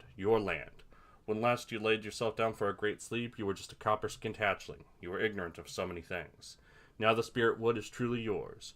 Its streams run in your veins, and you feel the trees on the distant hills as though they were your own feathers. Invaders came, putting your mind and body to the test. But you found the strength to triumph over your enemies. Few would now dare to challenge your authority. Before, you were merely infatuated with the heart of the Great Green, but now you have come to truly love it, to feel its fortunes as yours. You wish prosperity and endurance upon it as you cover up your last chamber and await your final rebirth. First light and then time abandon you, and then the dreams begin. And they're stained glass, I guess. O seed which I have planted to blossom in the future. May you understand the lesson you have learned, the journey of water and stone you have completed, the tireless quest for new truths, the rejection of hardened ways and the embracing of unlimited thought and new horizons, such as wisdom. Between the extremes of harsh survival and weak compassion rests a middle way, which is the bridge spanning all things. Sleep now and awaken as a worthy creator and destroyer both. Hold to the golden center and choose your path with wisdom. For a grand reckoning approaches, and the future of our people hangs in the balance. May you be blessed. Yeah, gain some mastery. Hey, Great Green, how's it going? O my Fang, who sleeps within myself, guardian of my own heart, blade of my essence, you have brought my soulmates, the Woodstrider people, back to me. Their hard feet upon my soft ground brings me joy and peace. Though the proud kin may mock you for bowing before them, your humility makes you fragrant of spirit. I am drawn closer to you and you to me. You have been a wise guardian of my bounty. The good beasts of the spirit would thrive, and all corners of myself are filled with life. Never have you allowed any place to become gray and dead, but have made space for creation within your destructions. For your eyes that see far and your wise and greedless heart I bless you, and love you all the more. Blessed, blessed, blessed are you, my Fang. The heart of the Great Green sings with the beautiful chaos of nature, and I am whole. You have destroyed what should be destroyed, and spared what should be spared. You are my beloved Fang, living sign of my just law. With you I am well pleased. I shall put my mark upon you, shining between your flesh and your spirit. I now lay over you and within you. Together shall we dance to the end of your time and beyond. You get this for never letting any of the hunting spots deplete. Grants a green and fertile land to those who begin anew in part 3. That's interesting. But rest now in the dreaming while your body completes its sacred transformation. When you awaken, do not forget me. See me in every beast, every leaf. Smell me in the breeze, taste me in your prey. To the uttermost end I am life. I am the Great Green. May you be blessed. You might also have to stop the fire. You can fail to stop the fire if you forget the dream, which gives you some fire mastery, or you refuse to bow before the deer. I don't know what happens then, but the fire happens. Like a sticky mire burying your mind in a grasping yet breathable darkness. Like a boulder, gray and thought hollow, unsouled and yet undeniable. Like a dream of nothing at all. If you had to, perhaps you could try to convey the feeling of the great sleep to another in such ways. It is being sucked down and built up simultaneously, squeezed comfortably between layers of is and is not. There's absolutely no way to know how many suns or moons or turnings have passed. Time itself is resting, curled up under and around you. When the morass recedes, leaving you real and physical once more, the power of the rhythm beating in your breasts is a slow surprise. Was it this strong before? Breaking out of your sealed sleep chamber is much easier than last time as well. Even after doing so, there is not enough room for you to stretch properly, so you emerge. And now you're a big boy! There is no need to consult your reflection this time. You feel it deep in your core. You are now complete. Your body has gone through its final transformation, leaving you in a living glory. No drac on earth would call you a hatchling now. Through many hunts, many trials, you have at last become an adult. At long last, your body is a fitting temple for your kin essence. The cool air caresses your new body tenderly. I need more fire. So tenderly. You feel the root of every one of your hundreds of feathers quivering in a stiff breeze. It makes you shiver with delight. Come, it seems to sing, I find you worthy. Become one with me. Embrace the wind, or embrace the wind. Embrace the wind. Sorry, embrace the wind, or embrace the wind. Freedom. You were chained and did not know, bound and ignorant until now. Broad-breasted earth is spread wide far below. Sun reigns alone above. You feel their joining, and you are there joining. You want to sing of pure joy, have to sing, but the terrible fierce fulfillment is too much, and catches the sound in your throat. There is too much deep pleasure for you to even make a sound. All you can do now is keep on moving, keep sliding between earth and sun with a velocity unknown. You feel the eyes of many good beasts far below as they look up in wonder at your vast forms sailing the great above. Even the feather beasts must envy you, soaring at a height their tiny limbs could never achieve. The thin, cold air here in the highest bows only to your strong, broad wings. You soar low over high hills, feeling the warmer air there pushing you gently upwards again. You pass through clouds which lick you with cool, watery tongues, bathing you. A few times, the wind seems to push you violently, but you soon learn that fighting it is useless. Only by merging with it, feeling it, acknowledging its desires can you proceed, and it becomes your dance partner, carrying and turning you gracefully. By the time you near the great blue, you have calmed down enough to sing, and open your jaws and roar with beauty. Behold me, Mother Earth, behold me, Father Sun. At last I am worthy, here I dance in the high lair. I am Dratkin, feel the cool of my skin, the heat of my breath. I am the wealth of earth, I am Sun's favored treasure. Behold, behold, behold. And then the water dragon is just like, shut up, I'm sleeping. Joy upon joy and gain upon gain are the destined rights of my birth, and I shout the praise of my endless days to the echoing edge of the earth. For it is my world, my gorgeous world, the world of my dear delight, from the brightest gleam of the Arctic stream to the dusk of my own love sight. I only barely caught the end of that before it faded away, and I didn't catch the name. Your song... Oh, now I'm hungry. Oh boy, now I'm hungry. I could really use a snack. Your songs of dances and joy are soon interrupted, however. A great shadow approaches you, wheeling in from above. Its vastness shocks you into silence, but soon you recognize it as the Elder Darktooth. You feel no defensiveness, no territorial enmity. The great above belongs to no one. Still, there is an urgency in the Ancient One's voice, and a veil of caution over its mind song, which makes you uneasy. In the name of the future, I summon you, newly awakened. A grand moot has been called. The threat posed by the seed of the others can no longer be ignored. In your slumber, they have grown mightier still. The greatest of our people have pledged to find a final solution to this menace. Soon you shall join in the mass flight, and travel to the chosen place to bear witness to the debate and acknowledge its resulting order. Refusal is not an option. You will attend, and elders of your people command it. You feel Darktooth's song command burrowing deep within your mind, taking root there. You will be helpless to spurn its call when the time comes. Will I be allowed to debate? Unlikely. Though you are worthy to attend compared to the elders, you are callow in the extreme. Unless you are called upon to sing by an elder or to roar in favor of or against a proposal put to the majority, you shall stand silent and only be a witness. Still, this is a matter of such import that even to witness such will be an experience which you shall recall to the end of your days, and its resolution shall become law for all of Drac. And it is a possibility that you, keeper of the heart of the Great Green, may be called upon to sing. A shallow possibility, but a possibility nonetheless. Rearranging. The Grand Moot is a gathering of all adult kin. It is called when a matter has arisen requiring the unification of all of our people towards a great purpose. Only twice before has it been called. First, when the great Empress ascended and declared sovereignty over all things, and again after the Skyfall, when true war was declared upon the others. A lesser moot was called by the mighty many times burned, survivor of atrocities among the elders, but resolution could not be found. All-Mother the Beloved, embracer of strange things, wished to convene a grand moot, as the gravity of the question had been proven, but not its answer. The majority of the 7 agreed, departing to meditate, refine their proposals, and spread word of a gathering. So it was and is. Yes! Are the Tailless truly such a threat? Uh-huh. Yeah. Oh boy, they are. Darktooth signals acceptance by turning its huge body slightly and wheeling away from you, leaving you to return home carrying a new burden.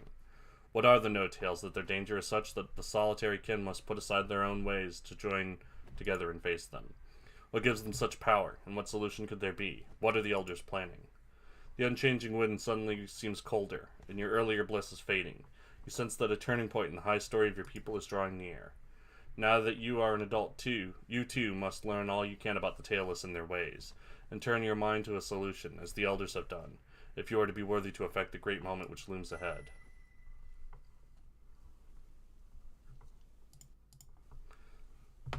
Grand Moot is the endgame. You spend the first few suns after your awakening as an adult broadening your lair to fit your new frame, and the many treasures you will surely amass.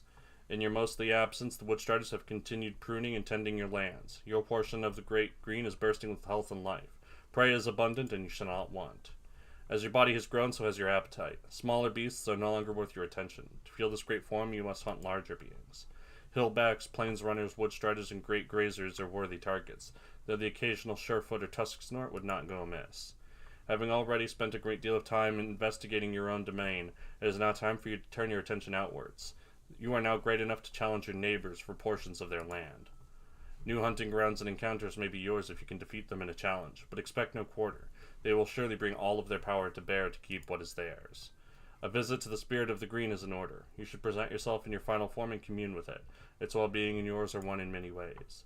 The Tailless have grown strong in the lowlands coldward along the Great Blue. Food and treasure may now be there for the winning, perhaps something more. Your time may also be well spent seeking out the nearby elders, whose songs will dominate the coming debate. They will test those who wish to communicate with them, but there is much to learn from them, as there will always be until the void at last claims them. This time, the last time of freedom, is now yours. Take control of your life and live. The Grand Moot awaits. So there's one thing I need to do in part 3 here. And that is... to get the silver rod and, like, change it in some way. And once I do that, then I'll be able to get the wisdom ending. A new sun has risen. Gather what truths and treasures you may before the upcoming Grand Moot. And I'm very hungry. Decent collection of shiny things. Step 1 then is hunting. Ooh.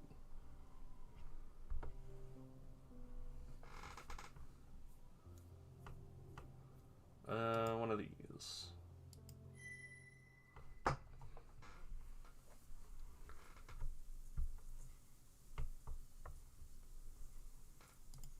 Start with a plains runner to just gobble it up.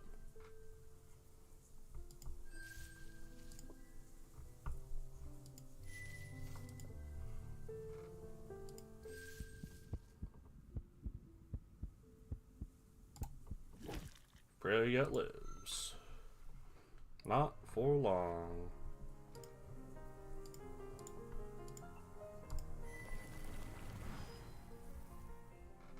It breaks. What a digital dummy.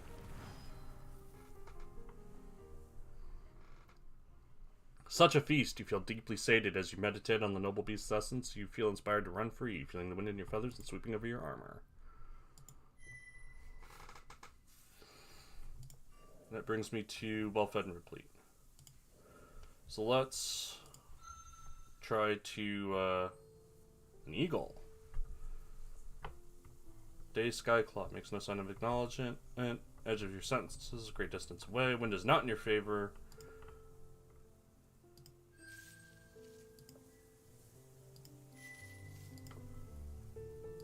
Let's do 2 observes.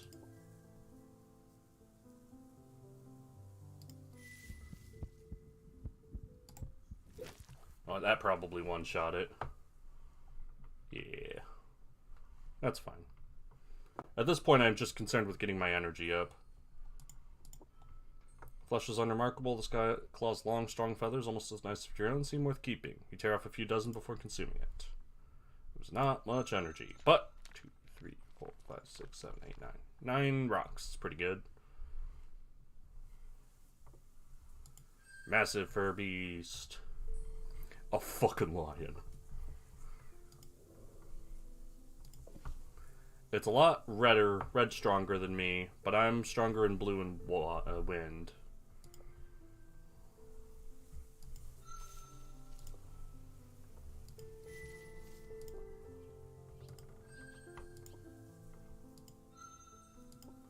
Let's do 3 observes.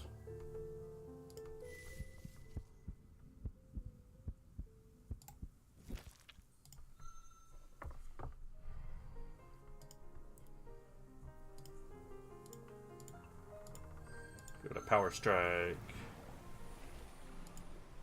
And a bite. It hurt me a little bit, but not enough to be really concerned. The flesh is rather gamey, sticking in your craw, but there's so much of it. You are certainly replete, and its skin will make a fine gift to you, the victor of this dance of destruction. 2, 3, 4, 5, 6, 7, 8, 9, 10. Like 10 rocks? Nice.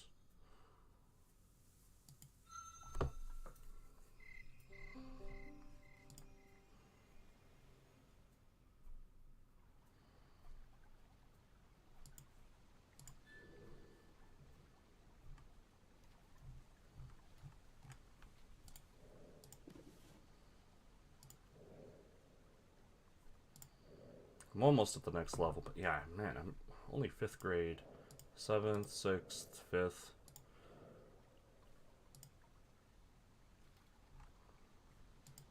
Alright.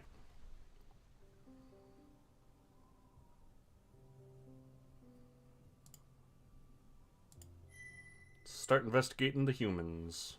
Guggies. The humans have got guggies. Is this the Riverwood? The bastion of purity zealously guarded by one of your own?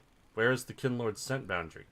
Certainly things changed during a great sleep of turnings, but you never thought that such a sharp transformation was possible. Why could Warden allow no tails to build a hivelet here? Air betrays you with a shift of wind, and is fond of doing that, which brings your scent to the enslaved clan singers who guard the place. They begin yelling frantically. Danger, danger, danger, danger, danger, danger, danger! Help, help, help, help, help, help, help, help, help, help, help, help! You do not hear or smell any tailless nearby, though a few tree tails dance up the trees, startled by the racket. You could just leave, but with no tailless about, this might be a rare opportunity to enter one of their hivelets and learn something of them. And who knows, there may be treasure inside. Danger, danger, danger, danger! Help, help, help, help, help, help! Apparently clan singers lose their minds when they join the no-tails. This is very annoying. Shut up, kids! You bob your head, cough up fire seed, and lathe the noisy things in flames. They scramble, retreating to higher ground, but once far enough away, they turn and begin yelping again. Danger, danger, danger, danger, danger, danger! Help! The fire would have driven away even a lumberer, but so fanatical are these things that they will not run, not even from a kin. You did hurt them, however. Alright, sorry, clan singers, let's fight. Gladly, you cannot win! Our faith will save us, the power of the gods is with us. To the void with you once was, our god will reward us when we present them with your corpse. For the gods!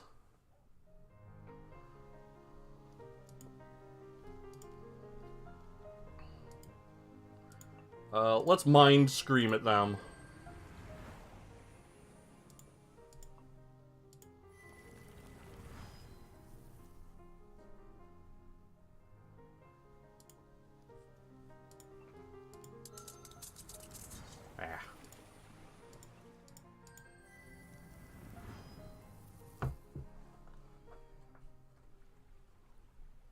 Sorry, puppers. That's the way it gotta be.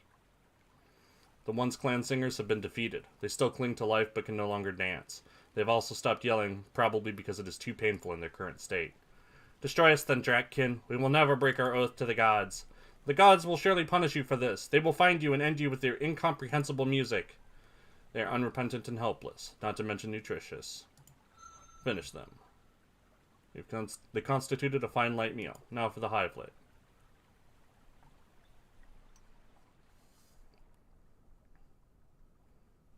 Sorry, doglets, you just had to stop barking. It is rather dark in here, especially with your hindquarters blocking the entranceway. Alas, this is as far in as you can squeeze yourself. No matter, you can smell several interesting objects nearby, such as... what is this? It smells part tree, part beast, yet the curve is a quiet bit of elm, and the straight line smells of some kind of large fur beast, a hillback, or perhaps a plains runner. It seems somewhat elastic. It was interesting. There is definitely something appealing about the sound. It also seems foreboding for some reason, but that is part of its charm. There seems to be quite a lot of dead, dry grass here. Perhaps they are hoping in vain that the sweet smell will cover up their own stink. Is this the tailless hatchling? No, it doesn't have a rhythm, and isn't flesh inside. Are they trying to make more no-tails out of grass? It might be possible, depending on what strange powers they have. A terrifying thought. There's definitely something here. Another tree and beast object. Beast skin, great grazer from the smell, and tree flesh. Are the tailless trying to combine trees and beasts into something? It seems popular. Perhaps there is something inside. You begin by lightly striking it with a claw. That was unexpected. Your feathers are now quite puffed out. A boom! It's a drum! A boom! Definitely hollow. Just an empty container. Just one more time. A boom! Enough now. Moving on. Aha! Shinestone! The type that begins sun-colored and ends sea-colored.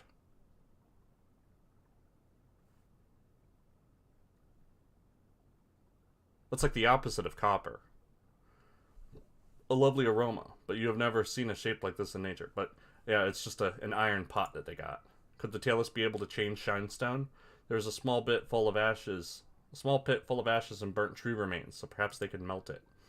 But how could they convince it to form such symmetry once melted? It is frozen in a moving circle, like the shape of the water element. This reeks of plains runner, but it is actually a second skin. These are the slain good beast pelts with which the tailless cover up their bodies. Obviously they do this because they're constantly cold. How painful would that be? That would also explain why they keep fire spirits in the small central pit. They should learn the fine art of sunbathing, or just go warm wards, like the feather beasts in season. It is difficult to know what to make of these discoveries. The objects are too well used to be part of a trove, if the tailless even have those. Still, perhaps they might have some value. The tailless, they return. All that mindless yelling from the clan singers may have brought them back, or perhaps mere chance. In any case, you still have a chance to escape.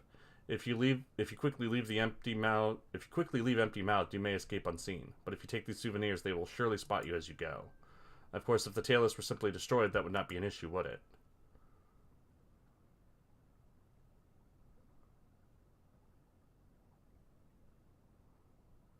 Gimme.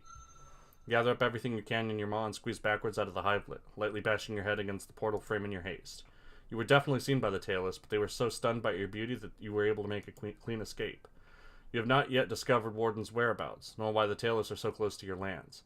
The trail leads Coldward, deeper into what was once the Riverwood.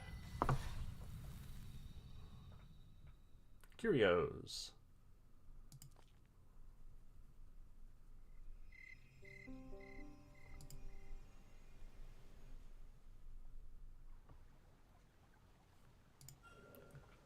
Well fed and in fine condition. So not full health, but near full health.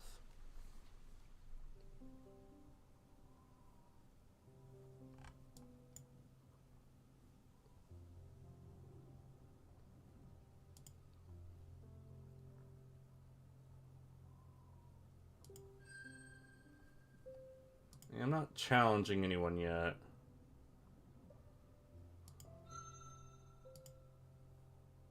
But what's this?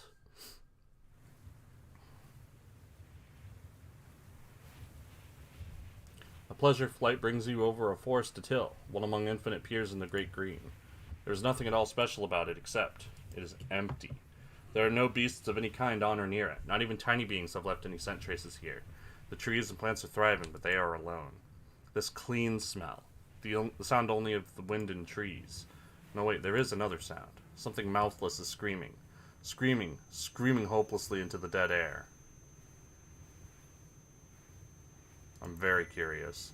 The pain, the agony.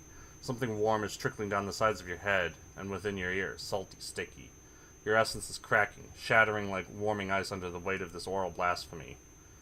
You must not draw nearer. Your core takes control of your body and forces you back into the sky, away. Only Earth itself seems strong enough to endure that. Perhaps if you were stronger in her way. Ouch!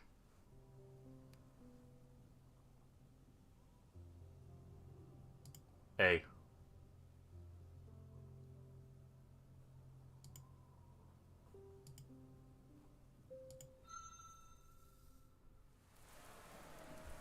People fighting. Gotta learn more about the peeps. 2 storms. One in the great above, another below. Neither yet begun, but both inevitable. You do not need to understand the yelpings of these tailless givers to know what is going on. Though they all look and smell the same to you, the group on the left must represent the local hive due to their positioning, making the group on the right foreign invaders. It possibly isn't a full-on territorial charge, like those the Drac issue. Surely more would be fighting if everything were at stake. Still, it must be a serious matter if they would do the dance of destruction in the rain on just 2 thin legs. As you look on from just inside the cover of the Great Green, they seem to be casting things at each other. Stones and fanged sticks from items of grazer skin and dead tree, trying to harm their enemies without directly risking their own bodies. When this fails to resolve the situation, some stone-clad warriors gripping long, heavy-looking false talons and fangs charge their enemies, and a practical jamboree of destruction begins. The rain makes it difficult to see and smell. Only your hearing can be relied upon. The yelps you hear are often pain, and several of the dancers now lie on the ground, most still moving, a few not. None of this is your affair, but there may be an opportunity here for a brave and cunning Drac. Attack the locals. The dance suddenly gutters like a dying flame as you emerge from hiding, crown feathers erect, tail lashing back and forth.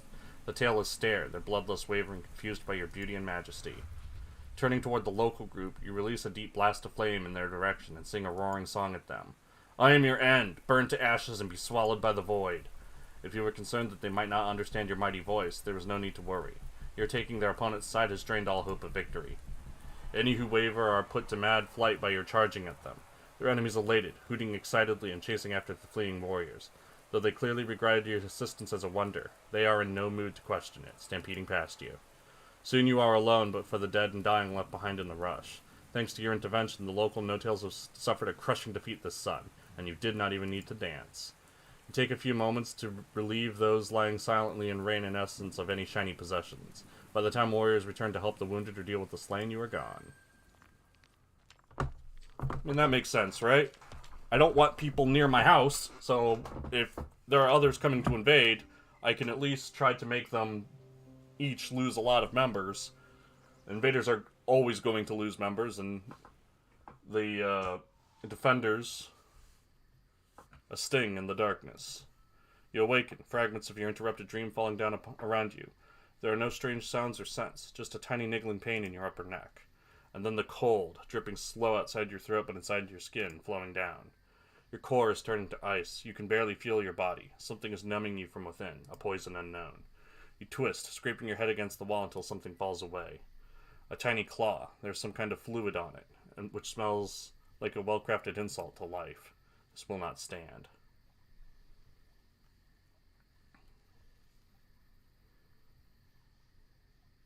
Charge out quickly.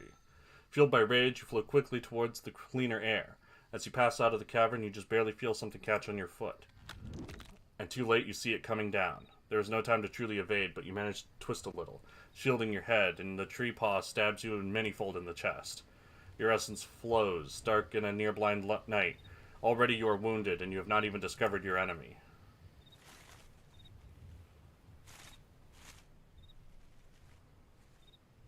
The green is alive with the unusual sounds, the singing of tiny beings, leaves brushing against each other gently in the breeze. Your enemy must be very skilled to tread the delicate surface of night without disturbing it. Moon is thin and veiled. Your eyes will be of limited use. You flick your tongue out, tasting the wind. Small traces of tree tail and various small feather bees linger in the air from suntime, and you can taste a few tiny beings of the night, laced with a bit of shrieker drifting down. A denser smell. The tang of a great lumberer. That is no surprise. They often amble about in the darkness, hunting resting woodstriders and smaller night beasts. And then it hits you. Born on a gust coming up from warmwards, no tail. At least one of the tailless is nearby. Absolutely nothing else smells like that. But then there is an even more interesting zest. The scent of a kin. Certainly that would be the biggest threat. This must be investigated. Need to learn about them no-tails. But I am probably going to lose some treasures. The source of the other scent rests here, at the end of this ravine. By the smell, at least one tailless lies in wait. As you approach, a sudden stampede of stones charges down the slopes and from both sides. A trap, and mighty enough to cripple or even destroy you.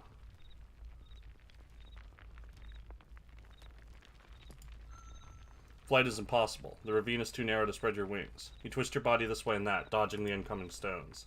Alas, one You did not see strikes you right on your head crest, making your vision swim, and then a series of bone-crunching blows from above strikes you one after another. You seem to have survived, but are very badly injured. Several pieces of your structure, including some of the small bones in your wings, have been shattered. The pain is immense. Fighting your way free from the stones, you discover a heavily soiled pile of used, tailless second skins. It was nothing but a decoy. Only another kin could be so clever. You know where to search next.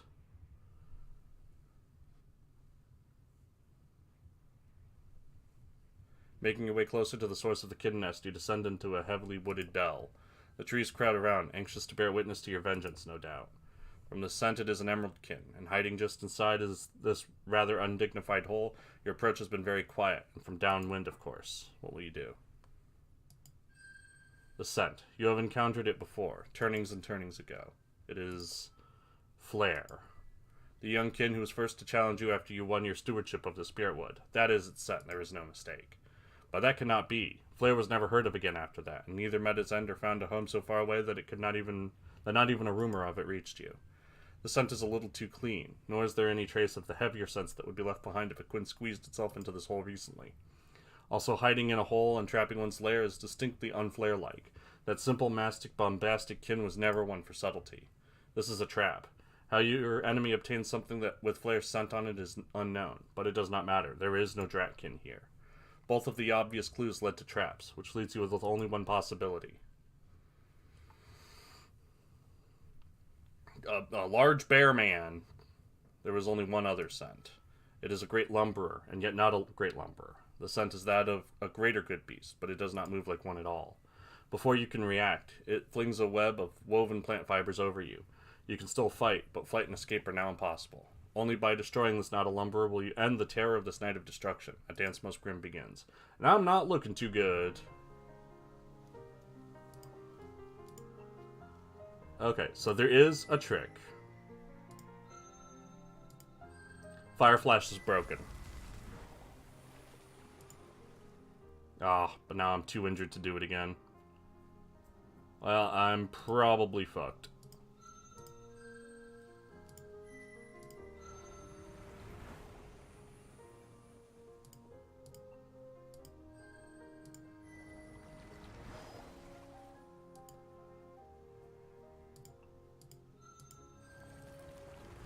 So I was doing graceful.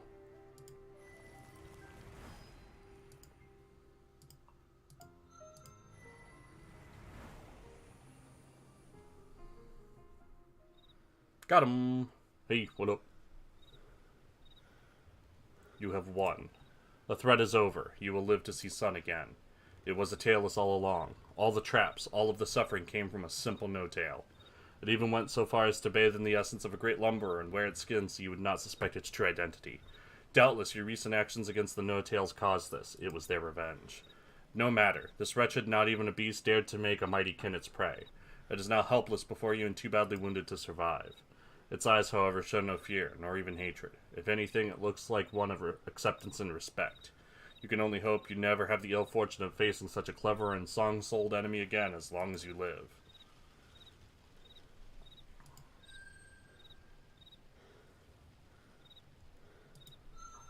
Give it a dignified end. The end is swift, as it should be. You will not stoop to the level of the no-tails by indulging in something as shallow and pointless as cruelty. You do, however, take your time enjoying its body, and once it is quiet, that salty, oily taste is exquisite. By sunrise, the great green is abuzz with the news of how you survived an especially vicious attack from a deadly foe and feasted on its remains. Some say it was a lumberer spirit ripped from the Deathlands. Others say it was a kin in disguise. You feel no need to disclose the truth, but it is sobering that a mere tailless brought you so close to destruction. After chewing the flesh from it, you decide to keep its head bone, with its strange flat face as a trophy. This once belonged to a tailless predator who tried to make its prey. It was probably hoping to get into your trove, though not quite like this.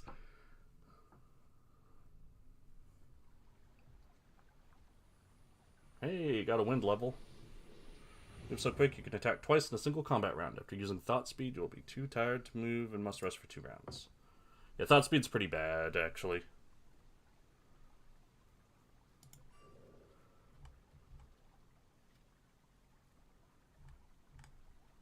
It's already quite large for a kin of my age. Nice.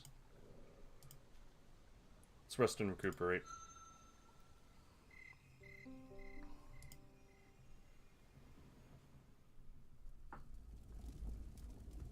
Hey, buddy. Yo! I feel you. The heat, the light, the burning. Come to the fire mountain, the fourth layer. Be prepared to triumph and gain much. Be prepared to perish and lose all. Come. When you awoke, and you somehow have the knowledge of an island, far and yet near, where the Elder of Fire awaits. Even to dream of it filled you with pain and smoky hot ambition. Dare you answer such a call? Okay. Fine condition, so not 100%, but good. Actually, what I'll do is I will dream of fire and then go.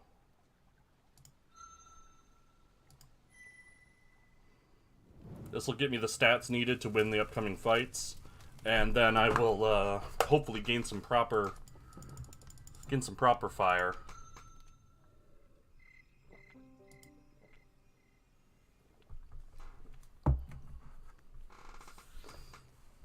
Want to fight? I got 2 levels of extra fire. The sharp smell of fear paints the air this sun. No tales have come to the spirit wood to gather life. Most of the predators in your territory either hunt things too small to be of concern or take little enough that your personal diet is not deeply impacted. These new hunters are different. Able to slay from a distance, they give their quarry no chance to run or fight.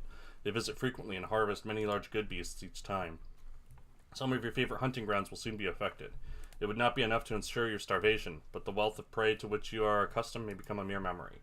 On the other hand, the tailless have long memories and are known to be unnaturally vindictive. Perhaps allowing them to continue this behavior would be less risky, though your core and essence both chafe at the prospect of allowing these outsiders to take from the bounty which sustains you and is rightfully yours.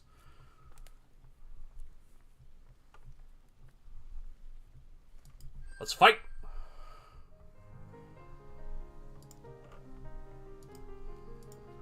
It is time to fight humans. Start with a poison. Humans love poison. Follow up with a power strike.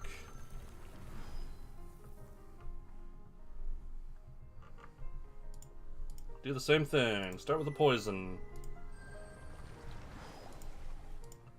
Humans incidentally attack randomly, so you can't predict them.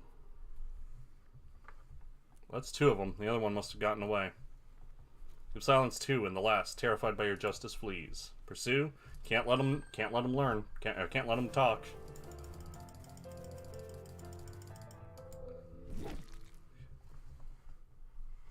Yeah, can't let them go back and tell people what happened. We don't let survivors tell the stories here. You've sent the invaders into the void, and proceed to enjoy a lavish meal which joins them with their prey. Even if they did not live to return to their hive, however, others of their kinds may deduce what transpired here and seek to eliminate the threat posed by you. You may not have smelled the last of this. Most Drak know little of the tailless in their way. You, however, are different. You begin by digging a large hole in the ground some distance away and bury the bodies there. Even if they find them, they will not imagine that a Drak would do something so tailless as to bury empty shells. Then, near the place of their disappearance, you carve symbols into the trees, with their permission, which resemble the shapes of the figures and faces you have seen the no-tails bowing down before when carved on stone and other things. Your plan is a success. It seems they assume that whatever happened to their hunters, it was the beings they worship who were responsible. And not only do they send no retribution, they avoid that part of the spirit wood completely. Baby! We got a W! You've defended your territory and sidestepped all consequences thanks to your unusual understanding of your opponents. Perhaps word will spread of your cleverness, but it is enough to know that you have ensured the health of your lands and your own prosperity at the same time. Oh, that was a big win. Still fine condition. Still got all the bonus fire. Alright, many times burnt. Let's dance.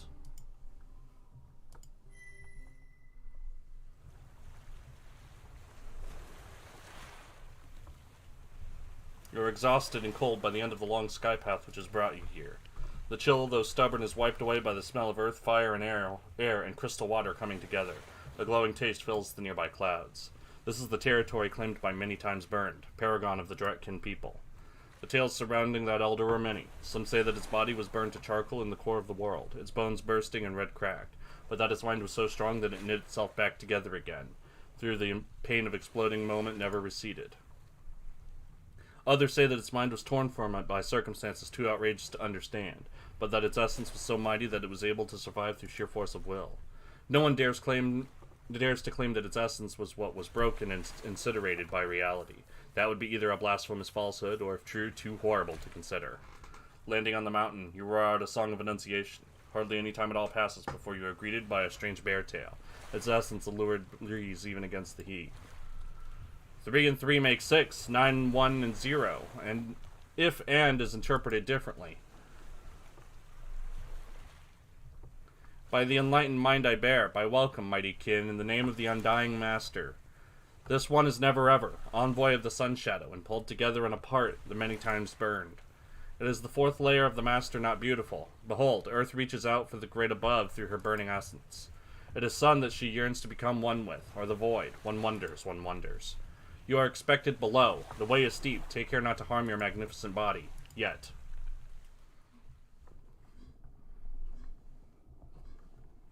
An enkindled rat that many times burned was so impressed by that he gave it intelligence and power. Never ever leads you to a place where the air itself seems to be constantly melting. Though you are kin, one who bears a fragment of the sun's fire within, you are nonetheless uncomfortably hot. That a bear tail is able to survive here at all is astonishing. Far, far down you can make out a shape within the essence of Earth herself. It is so huge that at first you mistake it for a dark hill amidst the radiance, but now. Behold, our master imperishable. Even the great mother's own blazing belly juices can no longer dissolve its hollowed body. And behold the proving pit, fourth layer of the paragon of fire. Know this, many come and few leave. We do not threaten, but only advise, great kin. Tell us, why have you come here? To test my might. Yeah, fire mastery! If you do indeed possess both the ability and will to survive, then you will not have come in vain. However, you are not the only aspirant, great kin. Many wait in the chambers. Most have come to beg an audience with the master. The master's time is valuable, and the ephemeral and soon gone are unworthy of it. And in its unfathomable wisdom, the Great One has created a means by which one might earn such rare treasure, and others besides. In descending through the spiral walk, you shall encounter the beholden. Each one holds a treasure of one kind or another, and will not suffer the weak to pass.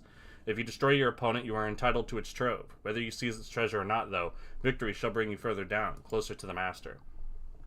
Should you, young as you are, prove stronger than all the others, then you shall reach the base and become worthy of the invulnerable one's attention.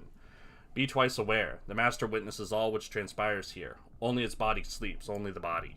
There is no room here for shallow and false compassion. Survival reigns supreme in the pit, and with wisdom a welcome guest, and all other virtues shall be walls separating yourself from success. Though you may leave and return to continue the descent at any time, if you wish to do so during a dance of destruction, a ransom must be paid. 10 shiny things to add to your opponent's trove. Are you prepared to begin the descent? Yeet.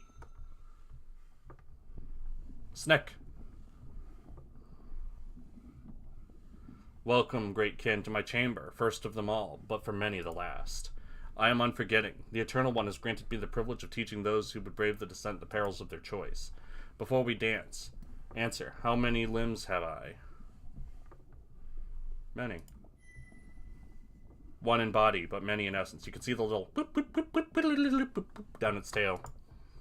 Turnings beyond turnings ago. Some among the kin sacrificed their limbs to survive the skyfall. We, the tail beast people, are their descendants. My people have forgotten what it was to run, to fly, to breathe out destruction upon others, to reign. Most kin saw us as fallen, as degenerate, as food. But the great burning one saw us as beautiful. We were willing to sacrifice all for the sake of survival. The Great One gifted me, greatest of my warriors among my tribe, with a sliver of its eon's deep soul, and I remembered. I remembered all and became the unforgetting. I remembered the kin essence which slept always inside me. I remembered that which many lost may be regained. Dance with me now, as one who aspires to be what you are. I yearn to become you. Show me the fire, the essence of my kin.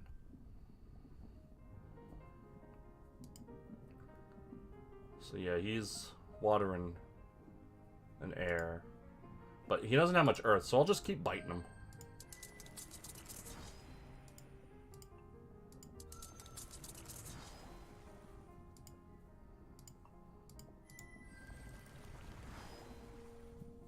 But I'm already battered, so I'm just gonna leave.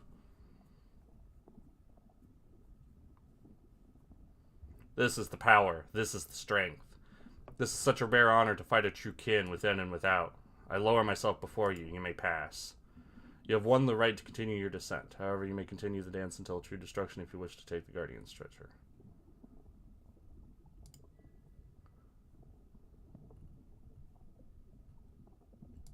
Seems as though he has a lot of things.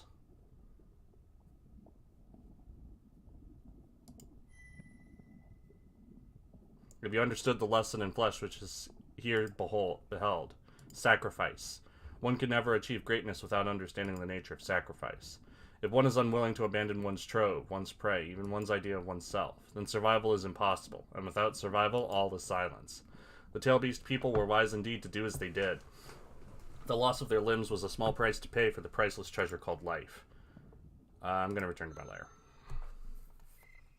That snake was real strong!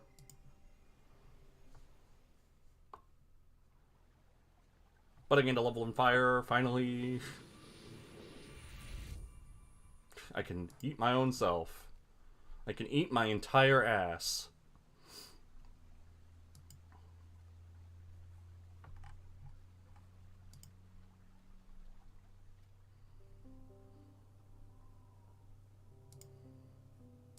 Let's see what's going on up here. I just want to observe, learn more about humans.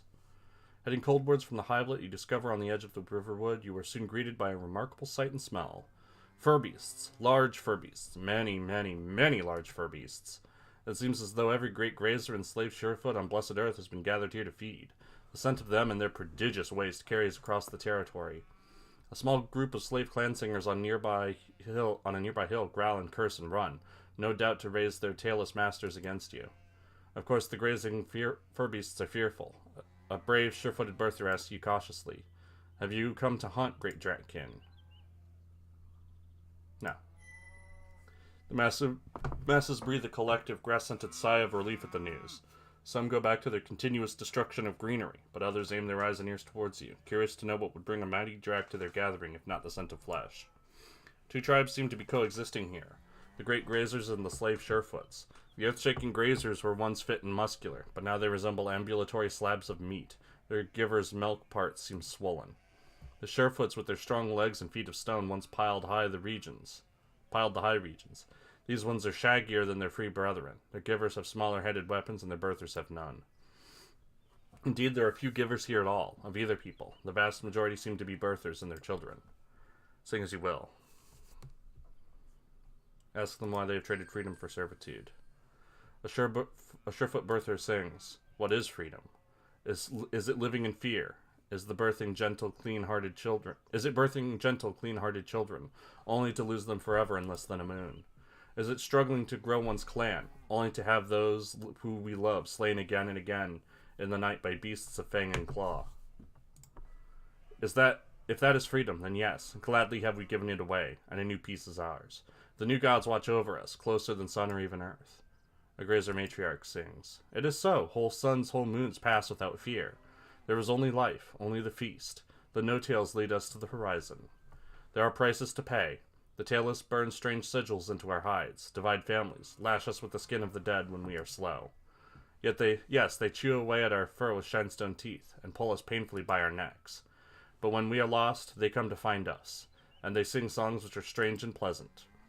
They will do the dance of destruction with all who threaten us. Yes, even the Drak. Such is their compassion for us, and we repay it with trust." Tell me about them humans! A surefoot birther, storyteller of its clan, sings, "The gods are my masters. I shall lack nothing. They lead me to the green fields, where I lie down in safety. They lead me beside still, quiet waters. Body and essence alike they treasure and keep safe. They lead me down the right path, the good path. When the shadow of destruction falls upon us, still I shall not fear. For the gods are with me. By neckband and by hookstick they comfort me. They arrange for me a green banquet while my enemies starve in the wilderness. They stroke my head gently, and I overflow with joy. Surely compassion and trust shall light my way like new stars, and I will follow the new gods for all my life, for all my suns and moons." There's a long reverent silence which an old grazer eventually breaks. The surefoots often sing that song. Now some grazers even sing it. Perhaps all of earth shall sing it soon. I am only sure that life is better with the tailless guiding us. Their music is strange, and we do not understand their songs, but we will follow them, we must. We have grown fat and blunt-horned in our ease. We would be destroyed if we went back to the old ways now.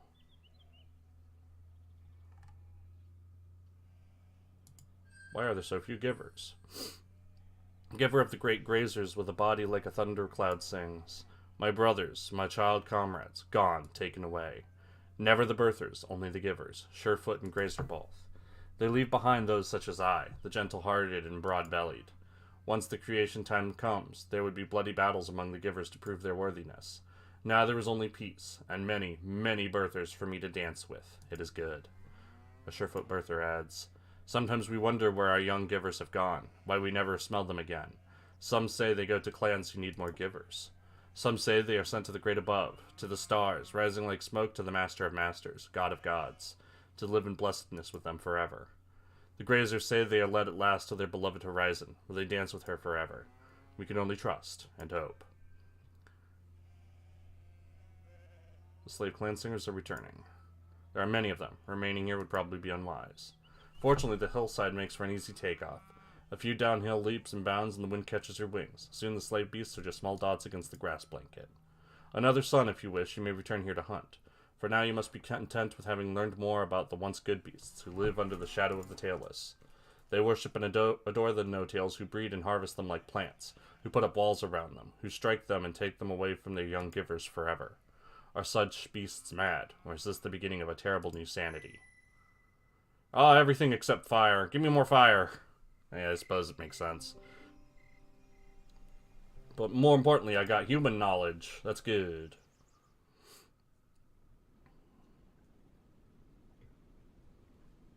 The sun is healthful and agreeable. Your armor and your essence both are warmed by it. Fighting condition. You stretch yourself out on the special stone to absorb it properly and drift into a heat sleep. Physically they are four, but they carry the will of many, many more. Your transgressions against the tailless in their way have caused them to bring these against you. Not mere warriors, these are great warriors. Heroes of their people, honored in their songs. Each has shed much essence, both their own and that of others. With a chill you read in their movements the firm belief that their quarry, you, is already destroyed. The dance, they believe, will be nothing but a formality. These are Drac Slayers, something which should never have existed in this world. Already a weaver web of unknown fibers is over you. You will not be able to escape, but you can still fight. This is exactly how one of your creators perished, webbed and bound and then slaughtered by such as these.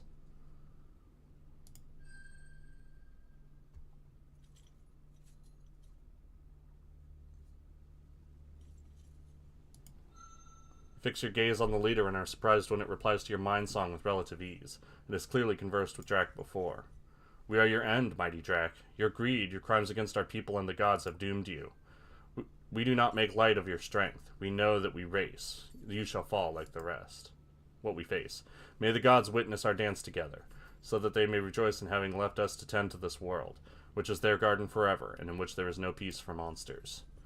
That you, a true child of above and below, are being called a monster by this late-come other seed would be humorous if not for the power of their conviction.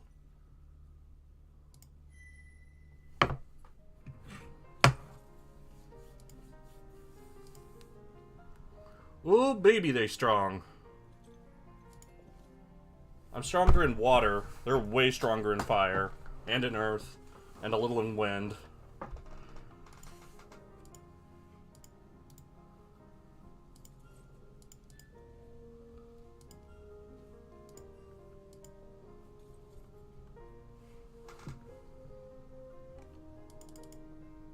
Unfortunately, I can't use that.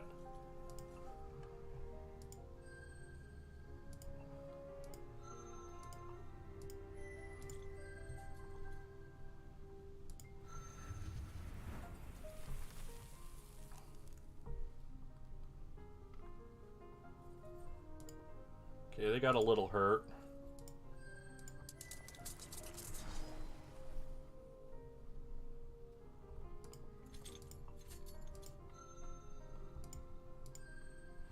Hit them with all sorts of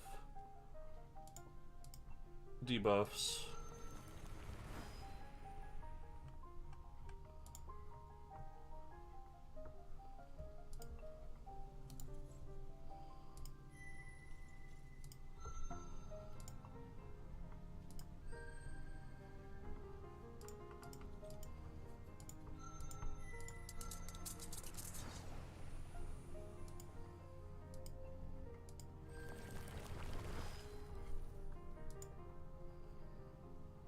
He just braced.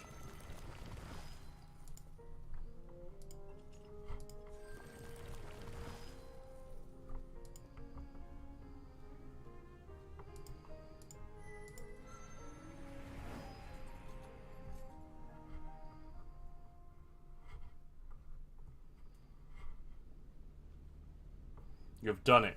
Through sheer skill and power, you have survived that which doomed your creator. The flat faces have fled, and their leader wheezes its last red-misted breath as you roar out in triumph. Through your song of victory, all the green will know that the Talus brought their heroes against you, and you destroyed them. The song will be spread far and wide. Still, you have suffered greatly in the dance. It was not an easy victory by any stretch of the imagination. Many other Drac would have, and perhaps did, perish dancing with such as these. You harvest both food and treasure from the aftermath. Which of you was the monster, and which the hero? Sun and above and earth below are silent. Whew. That's a lot of treasure.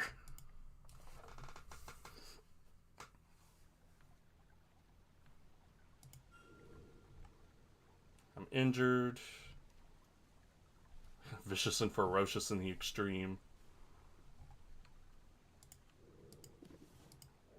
About halfway through that fire level. Well, let's rest.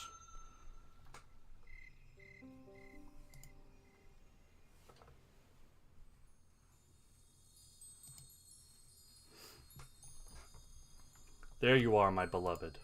I taste your essence here in the dreaming. It is cool and deep and soothing. Yes, you are ready, beloved. Come to the Heartwood, Setwood and Wormwood from your lands. Come to me, on the far side of a new journey. Tiny and yet vast. I await you with a rare treasure in my mouth. Come. Upon awakening, you feel an uncomfortable dryness, as though you have been drawn out of an embracing, breathable sea against your will to a harsh and hot wasteland. Somehow, though, you now know of a place where Allmother, last of the Crystal Clan, waits for you.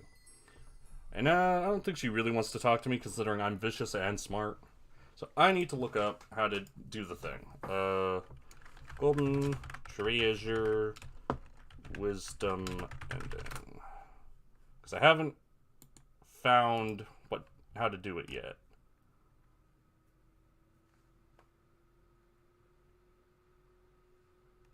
No, that's the secret ending.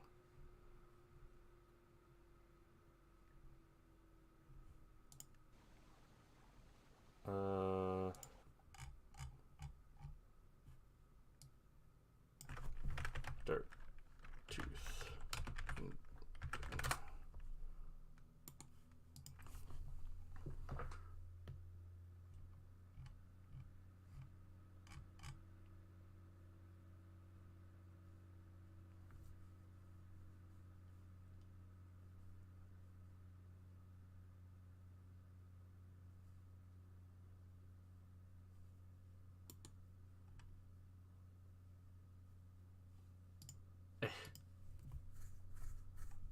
Come on. This wiki is super crap.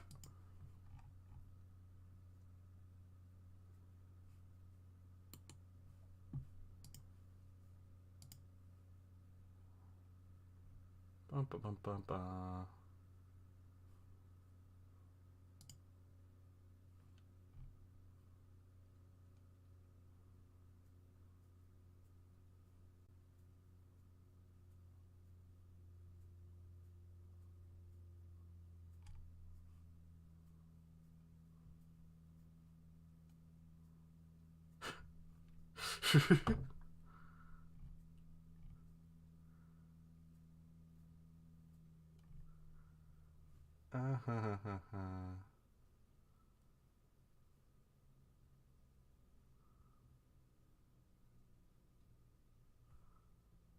Whatever. I can't find it, so I'm just gonna keep exploring the human lands. Am I? It might be in one of the other places.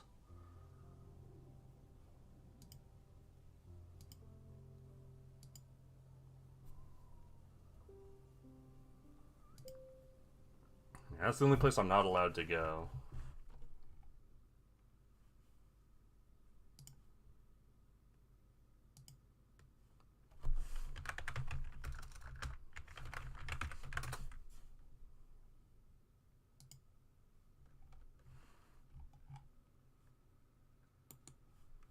Silver rod.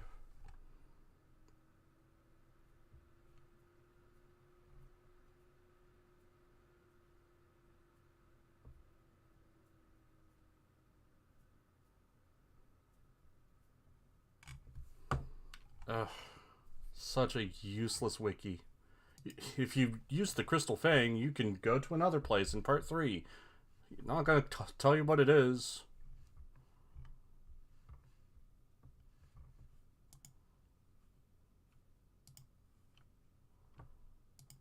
Ugh. Information on obscure games. So hard. Alright, SEO garbage article. No. No.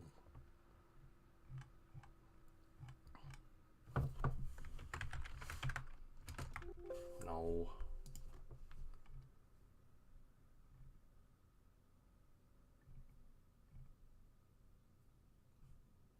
Ugh, come on. Give me information. I don't want to, like, do things again. This game's long enough.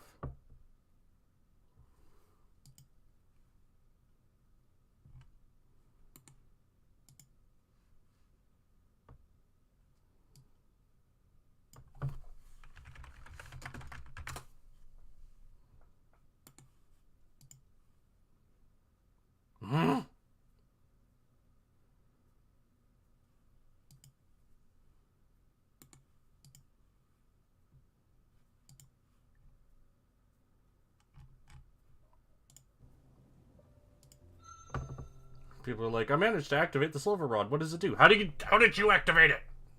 I don't know. Let's try this. Ah, they're a sacrificial people. Quite a few scent trails lead to this place, which is close to the Tailless Hive, but far enough away that you cannot smell it from here. The Tailless have brought stone and tree flesh together to form a sacred water sign. It is actually impressive. How did they move such huge stones? Even you might not have been able to manage it. No matter. Here inside the ring they've gathered. You know the Tailless eyesight is poor when the sun is gone, so you'll be safe here in the outer dark. You crane your neck, looking up and over the stones to observe. Many adult Tailless have gathered, more than you have claws, though not more than you have teeth. They are led by one whose whole body is covered in a moon-white second skin, and who seems to be treated with deference. He must be an elder. It has more face fur than the others as well. It barks a few notes of babble song, and the others all file silent and still. For a moment, nothing can be heard but the plaintive cries of the slave Surefoot in the center. This is uncomfortable. Please change my situation. The Tailless elders ignore its pleas, and begin to raise its voice in song, striking the same note in the same sequence over and over.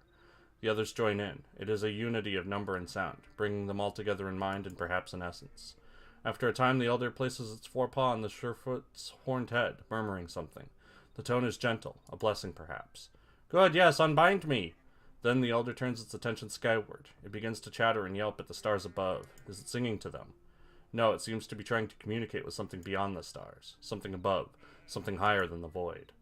The elder's blabbering grows more intense, more high and wild, and as it makes noise, it slowly brings a sharp piece of shinestone to the Surefoot's throat.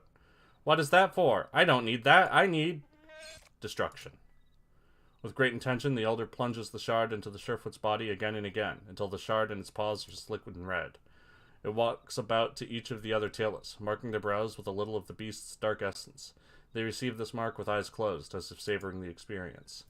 Then, seemingly without cause, the wood in the Surefoot's body catch fire. The others lower themselves before the triumphant elder, or perhaps before the fire or whatever caused it. While the Surefoot's empty body burns to ashes, the singing resumes, and all seems to be in a state of ecstasy. The elder often gestures upwards, and is barking in an authoritarian yet grateful way, a strange contrast. There is joy, much joy, and a savage fulfillment. This sight, these sounds, these smells, they are quite dissonant, especially all together, but the Tailless obviously rejoice in them. Eventually, the elder gives a final gesture of its paws in a series of locutions. The Tailless slowly leave one by one. They seem somehow changed, as though they were hungry but now have had a good meal. This entire act, it fed them somehow. When all are gone and the fire has eaten itself to nothing again, the elder cleans up the remains. A young Tailless emerged from inside the central stone, carrying the blackened remains of a branch, and the two sing to each other for a while. So this is what caused the fire. There was a Tailless hidden inside the hollow central stone who lit blaze at some kind of signal, unknown to all but the Elder, and the two clearly planned this in advance.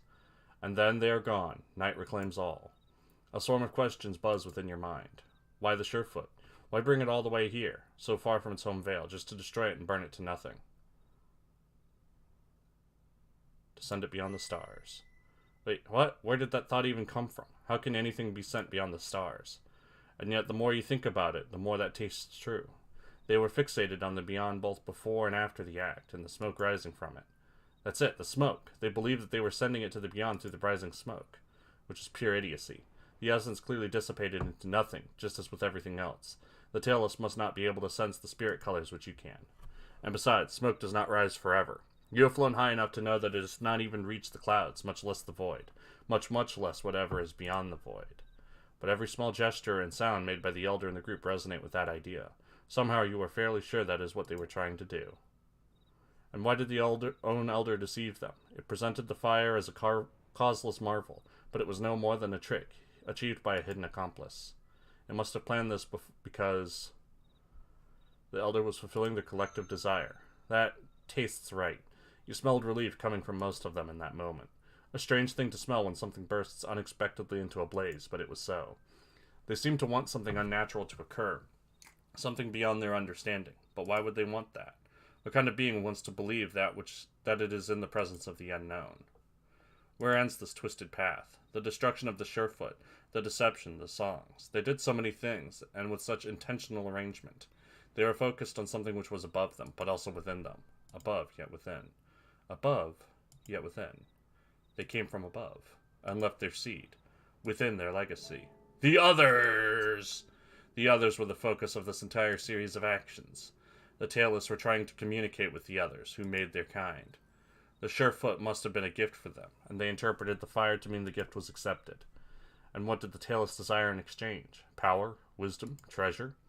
Perhaps a little, but the deep satisfaction you smelled within them is one you have encountered before. It was the smell of a small lost youngling, finally reunited with its creator, safe, peaceful. Wringing peace out of violence and fire. When you put it that way, it does not sound so strange. The Drac solve many problems with such tools. And yet it is entirely different, because they are yearning for something completely outside of their own ability to attain. Their satisfaction will not last. The others were not truly here, nor did truly provide them with anything. How desperate, how deeply in pain. The tailless must be for them to need this. To need to believe they are communicating with the others who gave them these spindly naked bodies and oversharp minds. They are blind to the deeper music of earth and sun, and it is not their fault. They cannot even see the spirit lines which color truth into reality. This world must look so empty to their eyes. Could they ever truly love her? If they could, would they cease being other seed, and finally become true good beasts, or would it destroy them? You have never pitied anything so much as you do the tailless in this moment, as they grope scent blind through the dark toward their hive, believing in cruel kind fate. More knowledge!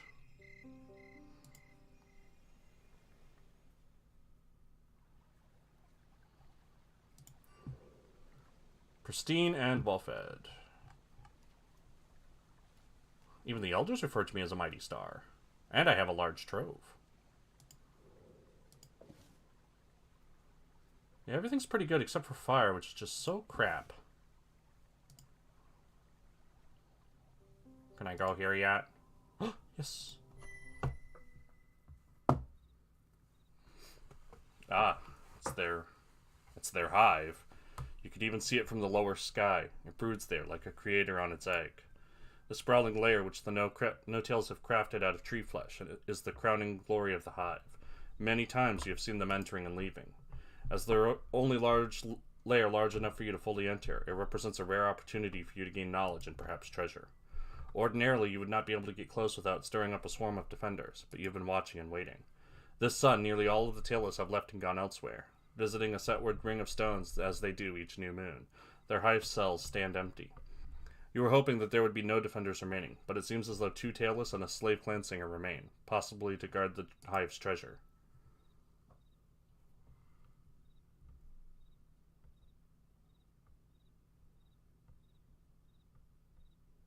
Sneakin'. Fortunately, you are a master of the art of stealth. Keeping in the darkest areas, you use a combination of patience, swiftness, and perception to keep them from seeing you. Even their clan singer, with its excellent scent ability, has no idea you have passed by them, an impressive feat for one so large as you.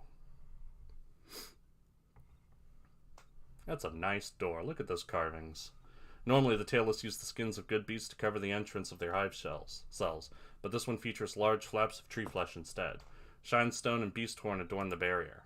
Pushing at it with your snout makes it bend inwards a little, showing that it is weaker than the surrounding mass. It will not break easily, but it will break.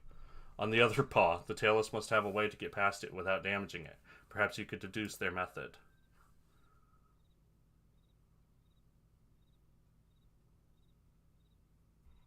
I don't have enough wisdom. You block away and charge the barriers, throwing your full weight against them. Your twin opponents shudder and groan, but do not yield. Impertinent things. Again and again you launch yourself at them. It takes a great amount of energy and also a light toll on your body. One failed attempt in particular leaves your skull ringing with pain, if only you had huge horns like a grazer. But you faintly hear something crunching just inside. Hopefully it is whatever is blocking these accursed slabs. At last, it seems they had placed another small piece of tree flesh behind the main ones, which was preventing them from opening. That was painful and tiring, but now at last you'll be able to enter the long lair, where treasure awaits.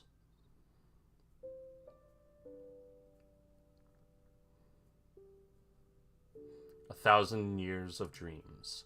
1,000 years of dreams could not contain this impossibility which now holds you in its warm, sharp jaws. It is music, swooping upward and downward, from side to side, under and over and around itself without ever making a sound.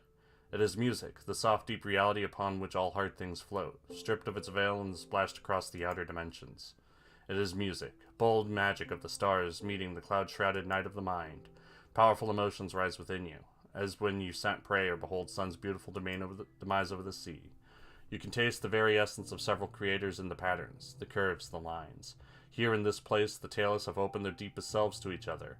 The intimacy of the act leaves you almost breathless. It is an altogether new kind of creation, one which requires neither maturity nor might, but the tender courage to draw forth one's own soul and let it stand naked before others. How do they dare? Do they not know that one's innermost self must never be shared? Do they not understand the power it would give others? Or is this, at last, the secret of their alien minds, the key to their power? A new term indeed for what they have done here, because they have reached into their hearts and brought out half. You decide to name it art.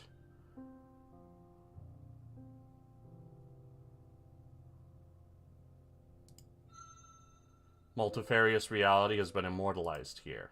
Stern-looking clan singers hunt noble woodstriders across time itself, an endless dance of destruction. Outside of this lair, no tales seem to act without any regard to the sovereignty of the good beasts who have dwelt here for turnings beyond count. It would be easy to assume they feel no respect for any people but their own. But by such art as this, you may be certain, the tailless do find sun and earth's native children beautiful in their own way. But if this is so, why do they murder the trees and chip away at the green submother of so many tribes? Do they immortalize them here because they feel the music and the essence of the clan singers and the woodstriders, or only because they wish them to be abundant for the harvest of their flesh, their skins? Is it love they feel for these good beasts, or only rapacious lust? Too much of their essence has been poured into this for it to merely be the latter, and yet their other actions belie the former. And what are these? Are these how they see themselves? Merging with beast elements with other seed. Do they wish to become good beasts after all? Or are these depictions of others who created them? Could this yet be one more technique by which they attempt to gain their favor, their attention? No, this does not carry the scent of utility. They are not trying to do any one thing by this. Instead, they are trying to express something, to rotate it laterally in relation to concrete existence, bending it. Trying to look at it from a direction heretofore unknown, unsung perhaps. Whatever the intent, it is difficult to look away. Everywhere your mind rests, a new small secret seems to lie half buried behind the forms.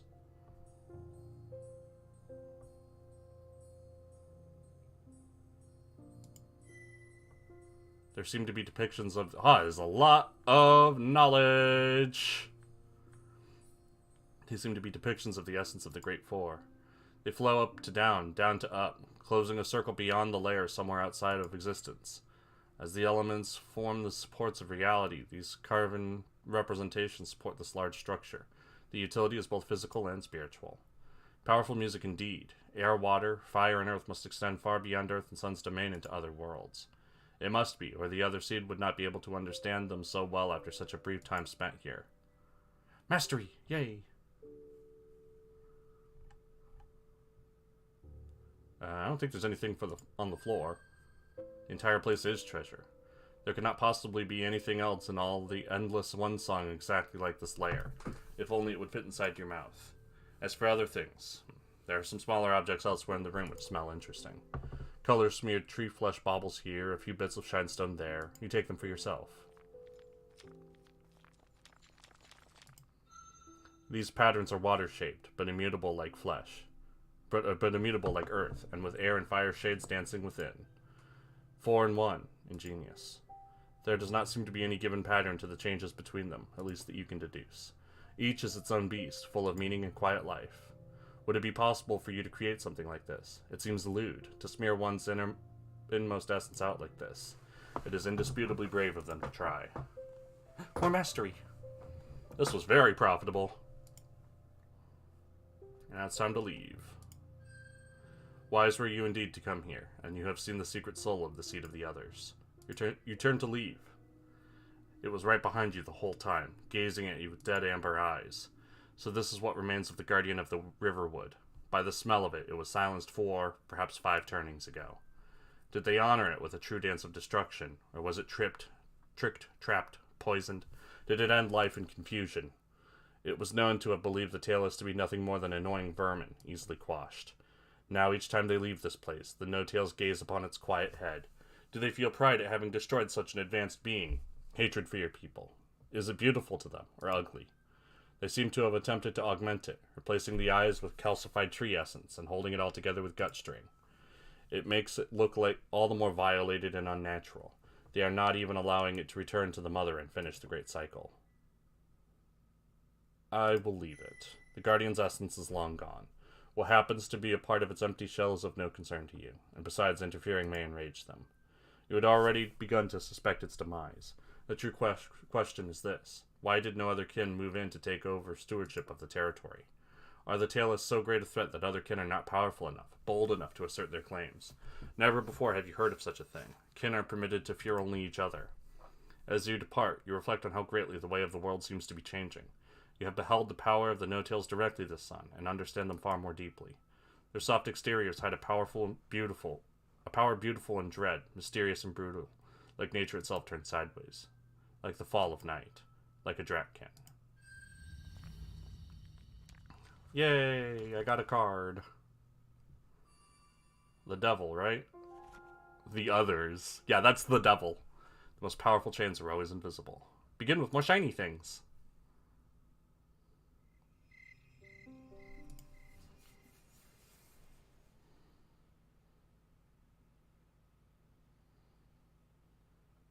One sun, you hear the crashing death scream of one of the forest guardians, a mighty tree which has stood for turnings beyond countings near the boundary of the Great Green. It was not at all rotten or diseased, and as you cannot imagine why it would fall, you decide to investigate. Doing so reveals a strange truth. The no-tails are murdering trees. Murder, a new idea which now comes to you, standing for destruction without defense or consumption. A cold thing, where new strength and life does not come afterwards, but only a hollow space. One by one, holding shinestone void envoys in their forepaws, you watch the no-tails destroy healthy tree after healthy tree. Perversely, they ignore the old and brittle ones, who cry out to be harvested, and take only the vibrant, the unappointed. When they have murdered as many as their enslaved grazers can haul away, they depart. You approach the root-sprawling foot of a proud and generous tree you knew well, which is all the no-tails have left of it. It was home to many tiny and small beings, and many beings in its own, and a beautiful being in its own right, sprouting from earth and slowly building a righteous empire of flesh ever sunward, stretching, reaching for the light. Now the centuries-old empire has been felled in mere moments. Silently, the stump screams, attempting in vain to understand its demise, calling out desperate questions with its fading soul. You know it will take many suns for its suffering to end, and for it to attain true quiet. The sweet, sweet scent of its sticky, flowing blood dances morbidly on your tongue. A sickness and a rage builds within your core, echoing through your essence. No beings eat trees, and the trees were not threatening the no-tails at all. Your voice joins that of the bereft stumps left behind. Why? You soon learn that the incident is not isolated. Regularly, the no-tails come to the boundary of the Great Green and murder the trees, taking the bodies away to their hive and an unknown fate.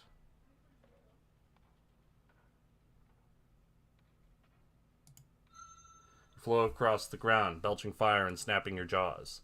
Seeing the shadow of destruction in your sharp, sharp eyes, they flee in terror. The green is safe once again, and you may turn to other matters. Level up. 8th grade of mastery in the water element. You can see with certainty whether you will succeed on a given story action or know what element an opponent will use next. Oh, that's a big one. That was the only thing I gained a level in, though. A new sun has risen. Gather what truths and blah, blah, blah.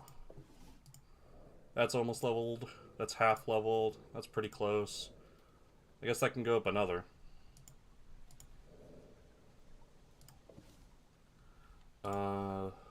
Well fed, pristine.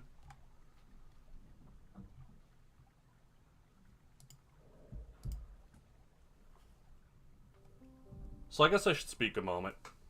It's worth mentioning that these people are highly tribal. And often a subject that comes up is that, compared to the technology and modern life and all that, people who live like this, people who've lived long ago, were more in tune with nature. Nature, it seems, according to this game, disagrees. It's not happy that the trees are cut down to make log cabins, just as it's not happy that it's used to make modern housing. The only thing these people have going for them compared to us is the measure of how many of them there are, how much they take. But they still take. It's not harmony, it's just less harm. That seems to be what this game is saying. In a similar way to how Native Americans approached the British colonists and other colonists in the hundreds of years ago, is sort of how the Dratkin are viewing these humans here now.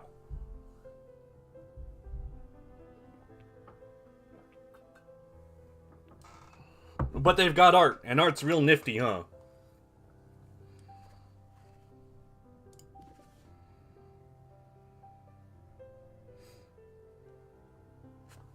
I'm gonna look again to see if I can find anything about the silver frickin' rod.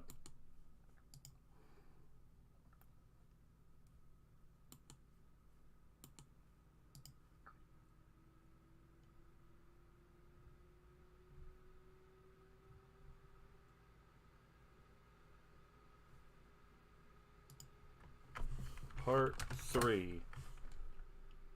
Oh, maybe the events subsection. Ugh. It just shows the map and it does nothing. There's no entry. This wiki is useless.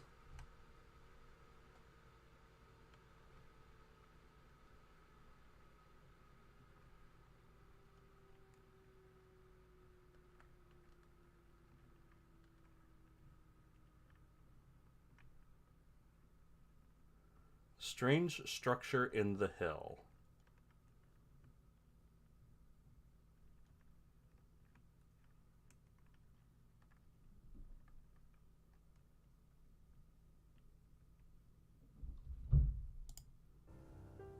I mean, is it this? If so, I can't do it yet. I need more earth. Ooh, I need more earth, huh? I can get more earth.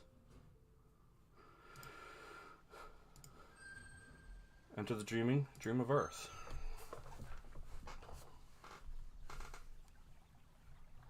Rock, rock, rock. You are and were, and shall always be, you whose root feet extend to the burning deeps of earth, and whose head crest brushes the star-littered sky. The great lights spin around you, and you are tickled and teased by the wind. The water anoints you sovereign over all you survey with a clean white crown, but you make no motion, no acknowledgement of them. If you did, you would not be what you are. You would not be worthy of their adoration. Life comes creeping gently, uncertainly in, and you watch it impassively as it spreads green grow children and red essenced agents near you and upon you. The few dare to tread your heights, where the air is so pure that even life fears its beautiful desolation. You look out upon the swiftly shifting works of the temporaries, and your only judgment is your unchanging continuation, and the inescapable fact that they can never be you, never approach your perfect strength. There was a time before life, and there will be a time after, and through it all there you shall be, for you are the foundation, the measure, and the axis. You are the earth. You are the earth. You are the earth. Hey, cranes, herons.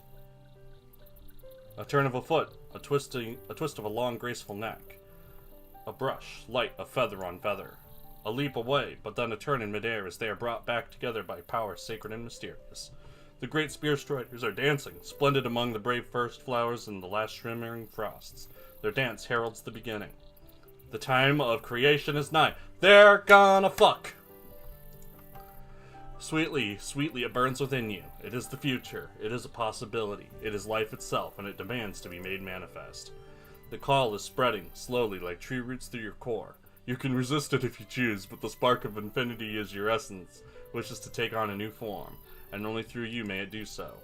In accordance with your trove and reputation among the kin, you may receive visitors who are interested in performing the sacred dance which begets life within you, or you may seize the initiative and visit nearby Drac yourself. Some may wish to test or challenge you to determine your worthiness, and you too have the right to demand proof of them. It is absolutely imperative that you choose wisely, however. The very future of the kin hangs in the balance. As this is your first time of creation and you are still very young, more powerful or older kin will almost certainly not offer themselves or accept your advances. Indeed, most kin do not successfully create at all in their first time, but you are not most kin.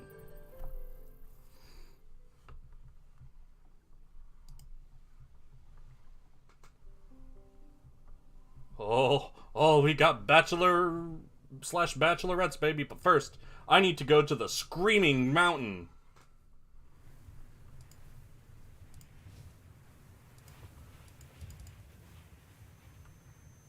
Yeah, I can make it now. The anti-song is powerful indeed and hateful in the extreme, but you are patient and have endured much. Other beasts may flee, but you are different. Reaching deep within yourself, you summon the essence of earth and stand unmoved against it all. You are a rock, a simple stone. You have no flesh, no ears. You cannot be harmed by this. There, yes, through sheer force of will you have nearly deadened yourself to the world of sound. But you should move quickly. Maintaining this level of focus, of denial for long would be dangerous, if even possible.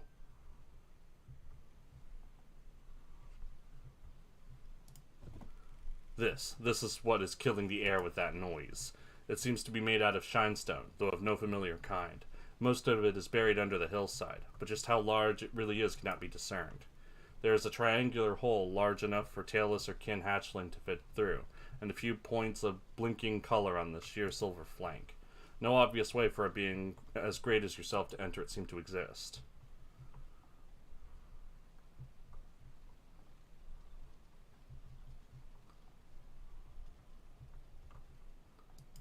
Squeeze! That hole is simply too small for an adult kin. Or is it? You are strong in the way of the water. Your body is more fluid and flexible than most. It requires you to dislocate certain joints and to bend in ways few would believe possible, but you are equal to the task. Soon you have passed through the guts of whatever this is and emerge into the strange core. Oh, it's nifty. Though you may outlive Earth herself, you would not be able to properly describe this place to one who had not smelled it for themselves. Light, shape, and texture are fornicating brazenly everywhere you look. Those shapes are doing it! The sense here have no analog of which you are aware. Only one thing is certain. You are absolutely not meant to find this. The thought is both chilling and electrifying. Put the rod into one of the openings! With just a little pressure, the hole swallows the rod completely. Just when you were thinking you may have lost a perfectly good artifact of curiosity, it pops back out again. It is somehow different than before. Jagged light now dances along its length. Alright, that should unlock the wisdom ending. The silver rod is now awake and babbling circuloid luminosities. Let's look. Any attempt to break this riot against normalcy into something sensible is just that, an attempt. Color and light are shunted and pooled here, and there is a variety of shapes and blisters. Some move or detach at a light touch, while some resist any and all force. The horrid, keening noise is gone, replaced by something less atrocious, though no more recognizable in its meaning or purpose. Some of the surfaces, if one may call them such, have circular holes in them, deeper than a claw but less deep than your tongue. any treasures. A few small objects can be detached and are rare and beautiful enough to be added to your trove on their own merits. In the process of determining which can and cannot be separated, you accidentally activate some kind of mechanism and trigger a shinefall of small golden discs. They're spraying everywhere. What are they? They have small holes in the center and reflect rainbow colors. In any case, they constitute a mountain of treasure and smell perfectly amazing. The discovery alone has made the risk more than worthwhile. Oh, that's a lot of rocks. We got rocks, baby. We got lots of rocks. Indeed, your mind is hungry for something it can actually comprehend. The gentle order of the Great Green is a relief after such an experience.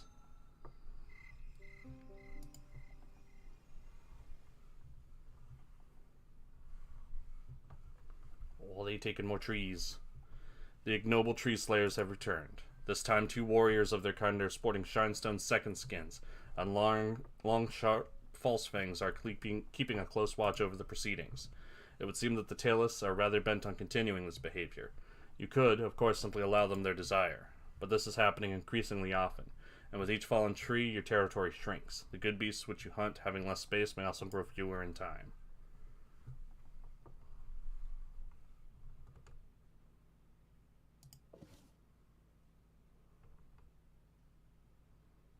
Yeah, it's not a skill check.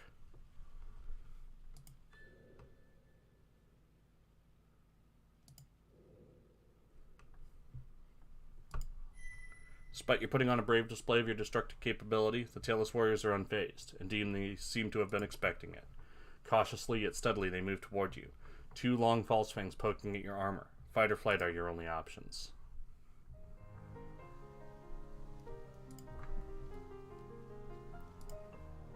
Okay.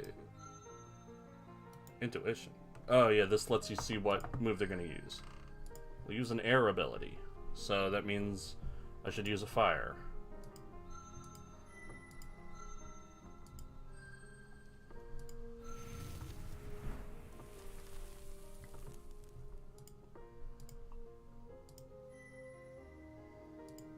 Ah, that uses energy. We'll use an earth. Okay.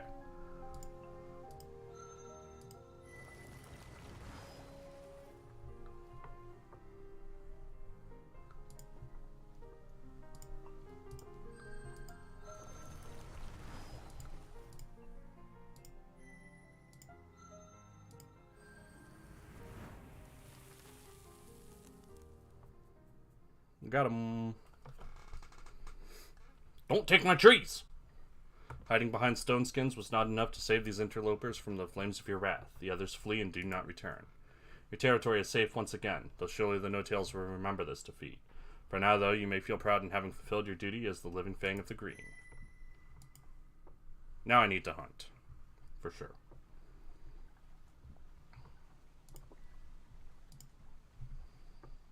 I need to hunt something big.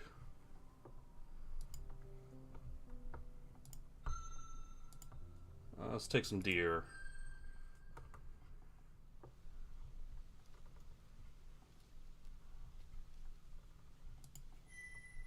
Start with just a deer.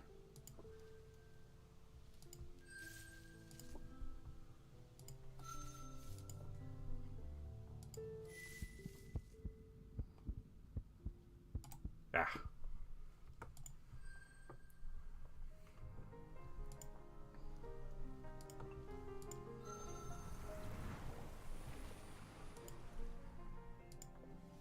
Oh. Oof, ouch, my fire.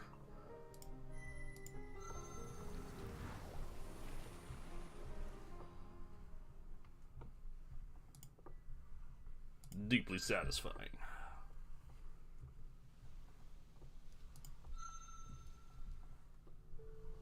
Pupper. Yeah, my fire's back to being good.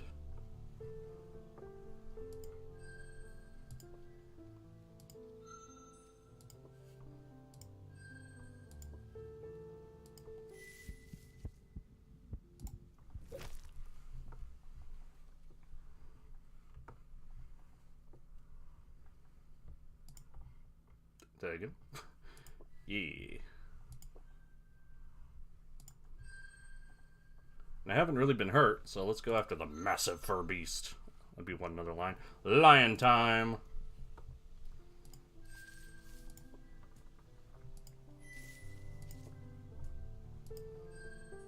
Take a couple of observations.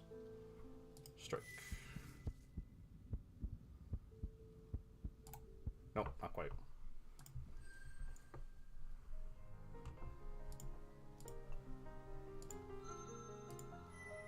We'll use an air ability. So I will use charge. Massive damage to the Slide Claw.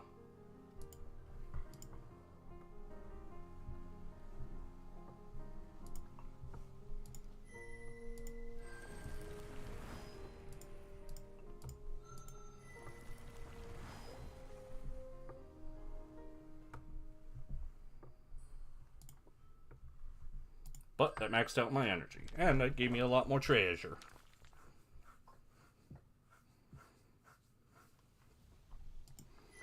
It was a good hunt. We are the people of the far-telling song, who sing our great secret to those who would hear. To be alone is to be weak, to be together is strength. One love for each other is our true fur, our true fang. Only with others can one hunt great prey, and the greatest of prey is the knowledge of self. We are all pups of the great den mother. Drinking her milk, we grow strong. Her milk, streaming bright across the night sky. This is our way, the good way of the clan singers. Got more knowledge.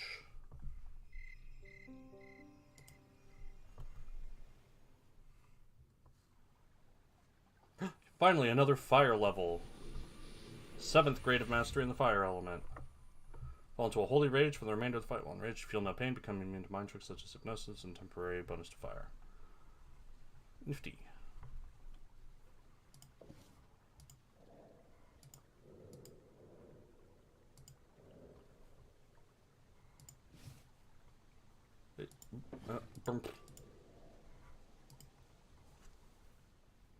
Okay, but there's still more to learn about peeps.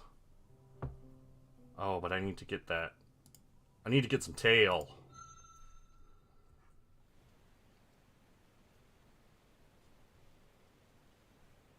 A long feathered kin has appeared at the edge of your territory. It calls out to you urgently and passionately, as if it is in pain every moment it is separated from you, though you have not seen it before. I am the singer of songs, the weaver of tales, and shatterer of hollow traditions. I am the bringer of new truths, the one who dares, the far-reaching voice. From the stars' deep sky, I tumble, drawn inexorably down. By one whose beauty has ensnared my soul, arrested my essence. Unbidden, all my songs turn to cries of longing for you. All my sacred stories to tales of passion. For you were already within me, calling me, dominating me. I can stand it no longer. I am your territory, and my heart is your domain. Coming on a little strong. Let us become one in truth. I see your body, I smell your delicious fragrance, and I am bound, yes, even I, most free of the kin, and become your property. Do not torture me, my destiny, let us dance. I promise you a dance which you shall sing of for 1,000 turnings. For to create with one such as you is beyond all petty things which the kin long for. More than glory and fame, yes, even treasure. You are the true golden treasure.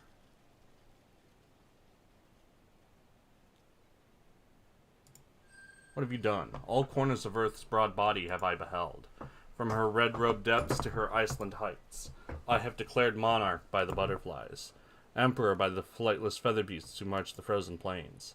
I have saved entire peoples by preserving their songs, singing them after silence. And I have doomed others by changing or erasing their sacred tales. In the dreaming I inhabit a blue crystal layer, like unto many mountains melted together. Am I not worthy, mighty keeper of the spirit? Sure, let's do it. As you move into accept, Bard leaps at you. It is an energetic yet gentle dancer, even allowing you to be dominant without issue. Indeed, it is a dance which you shall never forget.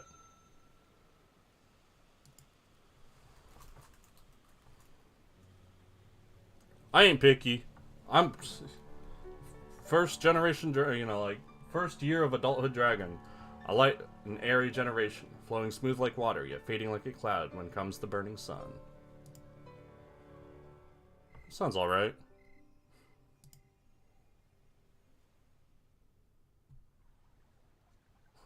Yeah, that's good enough for me.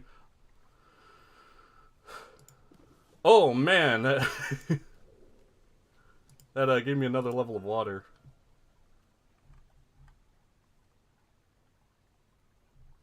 recently enjoyed a dance with Bard, increasing your air and water. Yeah, sure. You got it, boss.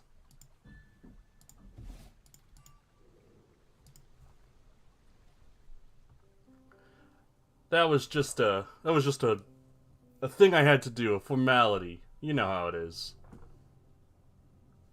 I feel like I should beat up at least one of the Drac, right?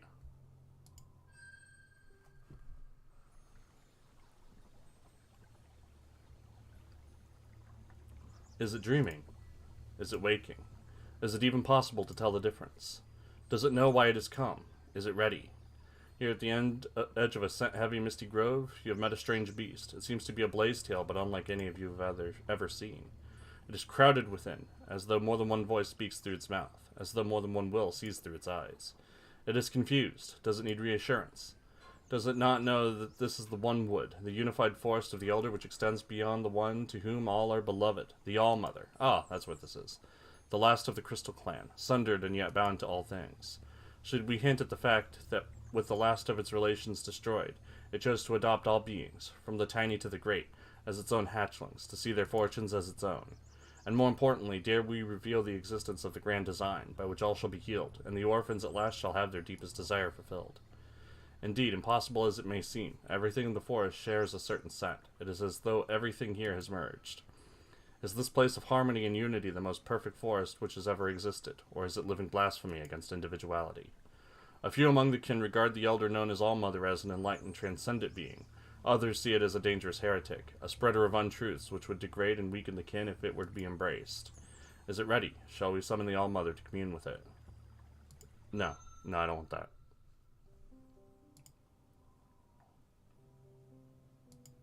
Alright, let's try Tempest. Hey, Tempest, what up? I gained a lot of air and water. The Empire of Reeds. Water's blessing lie heavy here, and life abounds in diverse forms. Feather beast and waterbound alike hunt and are hunted in the endless round among the whispering reeds, who protect all without design. They whisper as air sweeps over them, and the thousand surface pools shiver in the wind. As you fly over it, taking the grays, greens, and blues into your eyes, a delicious aroma rises up of fertility and decay. You can bear it no longer and cry out a challenge. O Tempest, Lord of the Reedlands, your empire is fraught with life. It calls to me. Surrender to me its cold-word horizon, and all that lies within sight or scent of the spirit wood, for I name it unto myself. The warm, cool waters, the savory flesh of those who dwell neither in the green nor the blue, but both and neither. I have grown mighty indeed. Behold, I cover the sky. But put not your teeth against mine, or this sun you shall dine upon your own essence. Every sway of the reeds, every ripple of the marsh could be the first sign of your foe. You spot a sudden turbulence in one of the deep pools below and prepare to tuck in your wings and dive for an assault. Oof! You barely sense it in time. Something is just above you. Twisting, you narrowly avoid Tempest's poison fangs, shoving its head away as it wraps its body around you. Somehow Tempest was able to blend with the sky itself, which you did not even think possible. If you were not so flexible and attuned to your deep senses, you would likely be poisoned and already losing the fight.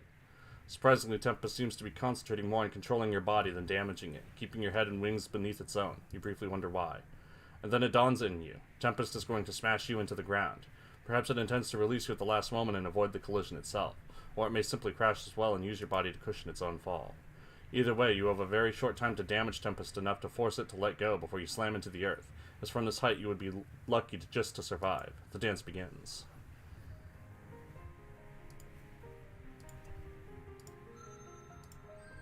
We'll use an earth ability. In that case, I will Venomous Bite.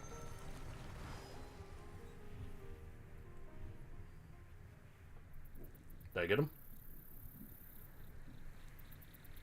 Fighting savagely, you manage to pry Tempest's claws and teeth off of you, then slap its head away with your tail. You have just enough time to right yourself and slow your fall. You are still alive, but you can barely see through the murky water, and your sense of taste and smell are useless.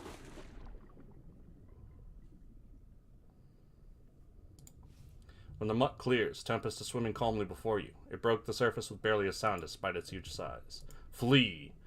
Its calm, unworried eyes are like a golden void. You are now in Tempest's world. Underwater, your fiery breath is useless, while its lightning shocks are deadly. Dare you continue the fight?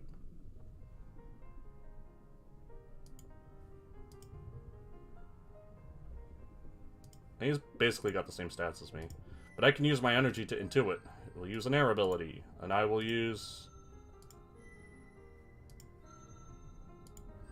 charge. Massive damage to Tempest. We'll use another air ability, so I just gotta use Earth this time, because oh no I didn't. Power Strike. Completely overcome your opponent's defenses.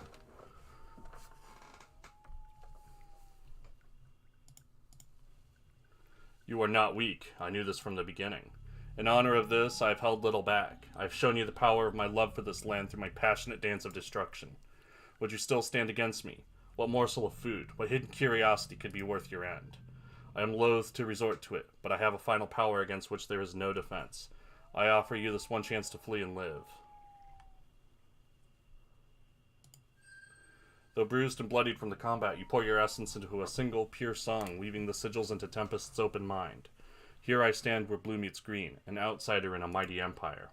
Though I am yet young and dry, I have tasted its joy, felt its honor in these wounds I bear. I am smitten with desire for it, to know it as you have known it. As your own feathers, so shall be each of the countless reeds. As my own essence, so shall be its streams and tarns. With a gentle claw, and with gratitude shall I harvest its good beasts, taking them inside and becoming one with them. So shall my actions be, if it is not so. May my body drown in these waters, so at least in destruction I should become one with this good and fertile land. Tempest replies with a single glowing sigil. I surrender. If you sing of my land with such passion, then I acknowledge your love for it. Take from it as you desire, but if you dare to abuse it, I shall become its vengeance. So it was that you came into possession of the cold-war expanse of the Empire of Reeds. Never again did you put yourself against Tempest the Reed Lord. What a dweeb lord. Neither of you were in doubt about what could have occurred had you done so. A new hunting ground has become yours, and your renown among your people has grown. A new encounter awaits with the potential to change the fate of the kin. Even so, this is still the Empire of Reeds, and the Reed Lord remains its true sovereign. Perhaps the time will come when you could challenge Tempest for it in its entirety. But for a reason even you do not fully understand, you have little desire to. Nice. I got another tarot card from that. The Emperor. Blessed are those who guard and protect, for their blood shall not be shed in vain. Permanent bonus to Earth.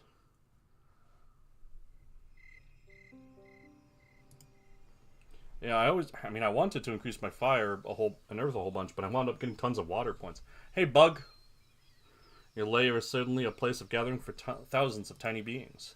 These have only just become great enough to create, and many are actively engaged in their intricate dances thereof, and yet you notice that many are already going quiet, their miniature perfect essences fading away into death soon after completing their creative mission.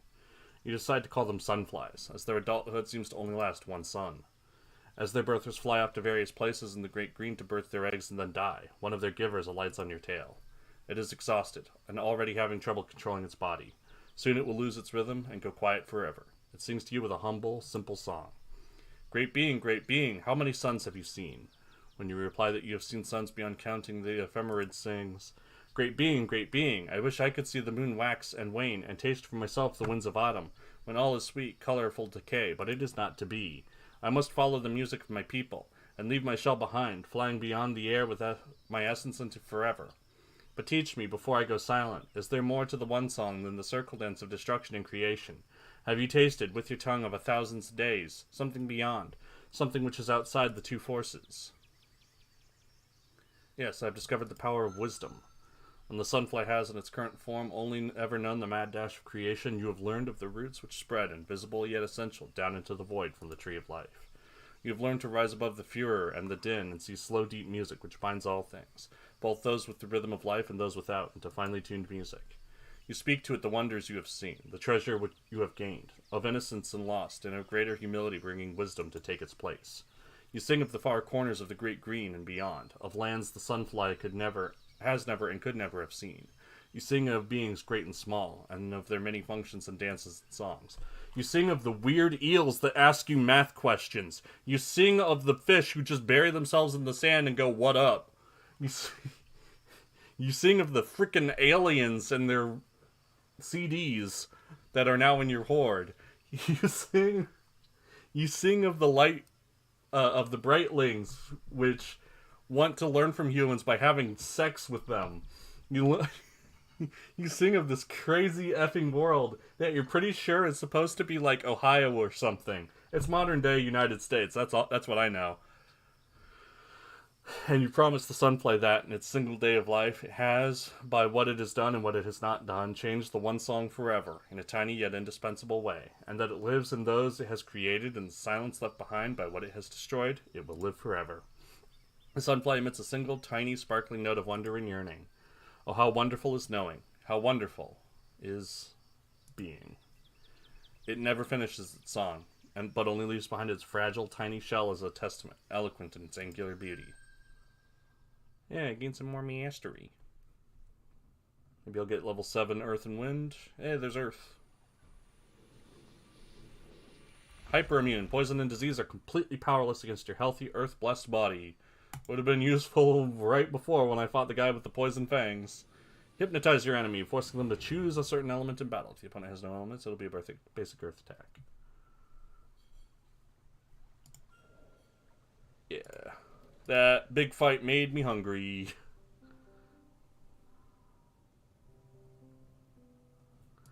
Let's eat some Piggly Wigglies.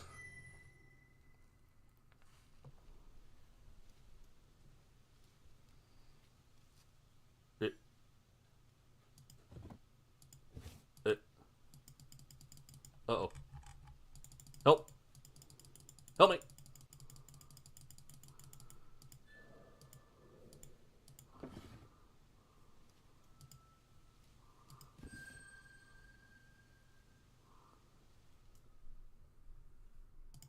That better not soft lock me. Oh, okay, good. Whew.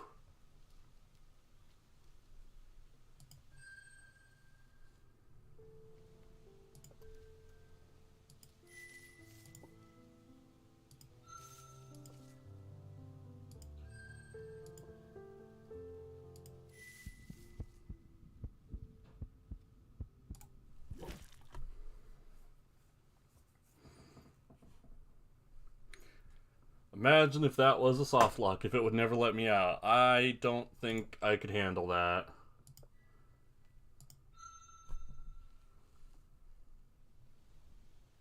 A large fur beast or a large fur beast?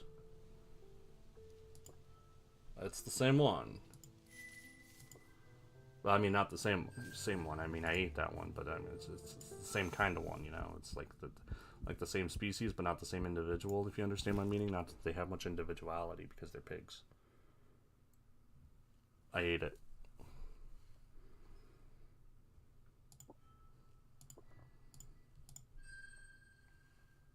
I guess I'll just, like, look at this last one and then leave.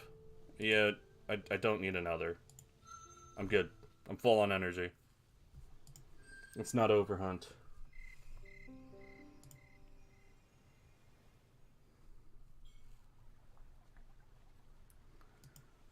Okay. Let's look at some more humans. I'm nearing the end. I've only got like a fourth of the time left, if that. More like a fifth. Sun bleeds into the darkening hills. You're about to take flight for home when you catch the scent of several no-tails.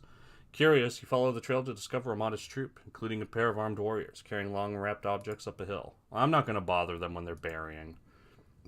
When near the summit, they lay down the bundle and unwrap it to reveal the quiet body of one of their own kind. It seems to have recently been destroyed. The scent of decay is not yet strong. As you watch, the no-tails lower the empty body into a long hole in the ground. Carefully, very carefully, as though it is merely asleep and they do not wish to wake it. Why be so gentle with an empty body? It does not feel pain, being devoid of mind. And why put it inside earth? It is a waste of perfectly good flesh to bury it where none can consume it. Even more shockingly, they then proceed to put more things into the hole. Glittering stones, pieces of amber cunningly strung together. I'm not taking it. A figurine of what looks like a lumberer out of bone. Even one of the shinestone false fangs which they use as weapons. Sometimes they murmur to one another in low tones or lightly hold each other close. A few are emitting muffled cries rhythmically while emitting salt water from their eyes.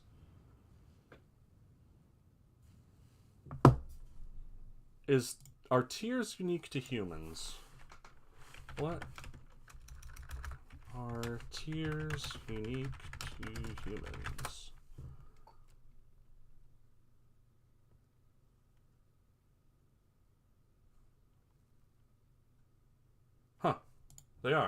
I didn't. I didn't think about that. I know, like, not many animals sweat, which is a similar system, because fur gets in the way of sweat, and that's one of the advantages humans have. Like, pigs can sweat, cats can sweat out of their paws, a little bit, but full body sweating is pretty uniquely human. Or no, pigs can't sweat, can they? That's why they roll in mud. But yeah, tears. I guess I just didn't think about it. Sometimes they murmur to each other in low tones as the salty warm drops continue to fall. As the setward's glow dwindles, they gather together, grasping each other's paws, and then lift their voices in song. Is this a true song? It evokes something within you, a feeling of despair, as though sun has perished forever and will never return. But also hope, as though the light will somehow come again, if only from within. You have heard many voiced songs before. The clan singers, for example, all sing together. But each one is careful to make a different sound from all the others, to clash, showing diversity and strength in numbers. This tailless song, however, takes all the voices and makes them one. It is as though they are all briefly becoming the very same being, feeling the same emotions. They all seem to know just which tone comes next, how long each should be. It is deeply intentional and fixed, and yet also flowing and emotive.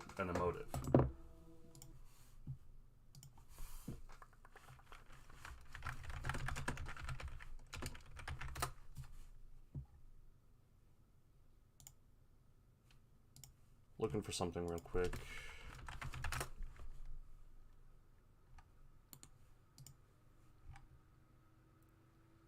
Come on.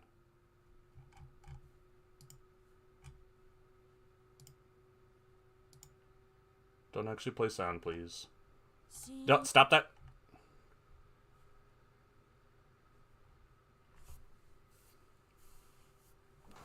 Shinai-san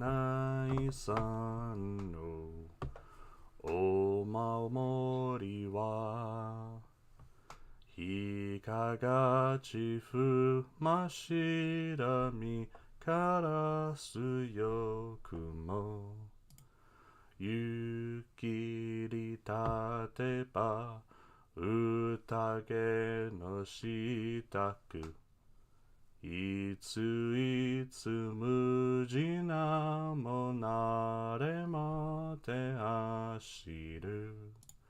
In the game Raging Loop, which is a really super good visual novel, part of it is that it is essentially a visual novel version of the game Werewolf, a hidden role game. Unlike, say, Genosha, you don't actually play the detective part out. It's just how it's written. Like, someone observed a game of Werewolf and wrote a story around it. And part of it is whenever someone is selected to be hanged, selected as the werewolf, as they're being taken to the hanging tree, the whole village starts singing the prayer to Shinai. It's so good. It's such a great anchor point for what is always going to be an emotional part of the story. Because in some cases, you know whether they're right or not, but in some cases, you don't. And you'll only find out later.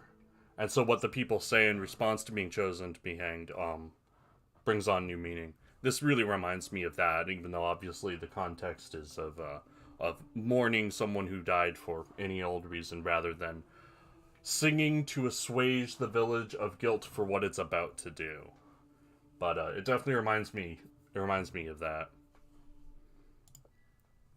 When finished, they fill up the hole together, enclosing everything, body and treasures, in the Great Mother's flesh. They stick a few broad, flat stones together atop the mound and depart one by one, leaving the two warriors to stand amidst the trampled grass and drying tears. You have never heard of anything like this. When any good beast dies, its kin simply leave it, or even consume it. That's not true. Animals mourning their dead. Elephants do, right? Elephants, monkeys, dolphins, giraffes, and dogs. I suppose by dogs, do you mean only domesticated dogs?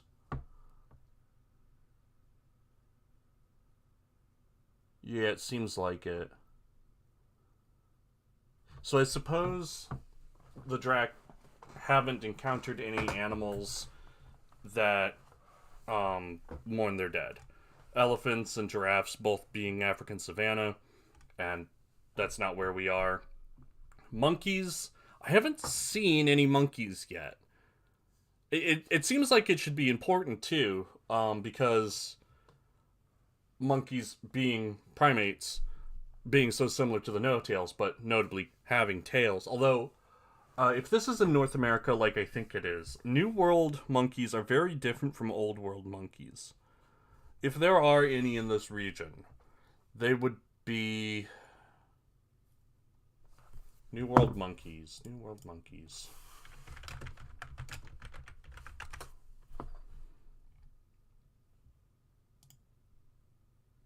New World monkeys are 5 families of primates that are found in the tropical regions of Mexico, Central, South America. I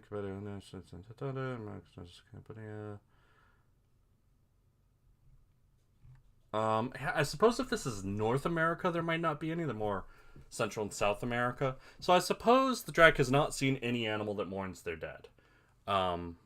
If there are dolphins nearby, which I doubt there are, because I think we're inland, and any of the water is a lake. You know, I think the Great Blue is actually Lake Michigan or Lake Superior. He doesn't know saltwater, I think. So yeah, he hasn't seen any animals that mourn their dead. But they are out there. They do exist. Of course, he has seen domesticated dogs, but hasn't observed them long enough to know that they mourn the tailless. A body without rhythm is just a shell, devoid of life forevermore. But these no-tails, they are different. They made a special place on earth for their quiet, sang to its deaf ears, put gifts into its cold paws. Why would they put such valuable things under earth, never to retrieve them? The only explanation would be that they believe the quiet can still appreciate and use such gifts, but they cannot. Why waste that which would be much greater use to the living? But most mysteriously, all of the living tailless gathered here were in pain. Deep pain, you could hear it in their song.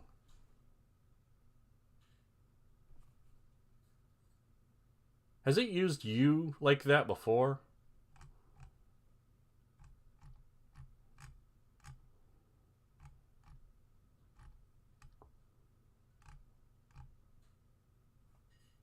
It uses you to mean the Spirit Wood Keeper. But I don't think it's ever used you as to mean one could hear it. You know, the second person. Now, I suppose that's still referring to the Spirit Keeper. Okay. And their song, and their cries, and their very breathing. Yet they were all uninjured. Was this the phantom pain? They played us like a damned fiddle! MGS5 memes.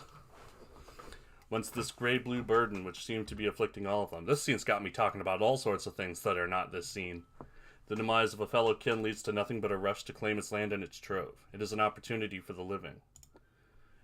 Why trade happiness and gain for sorrow and loss? It seems mad. Well, obviously because humans are pack animals. You should know that. You could at least observe wolves and how they feel about members of their clan being killed. Something is tickling at your mind. You shake your head to clear it. An opportunity lies before you. I ain't taking it.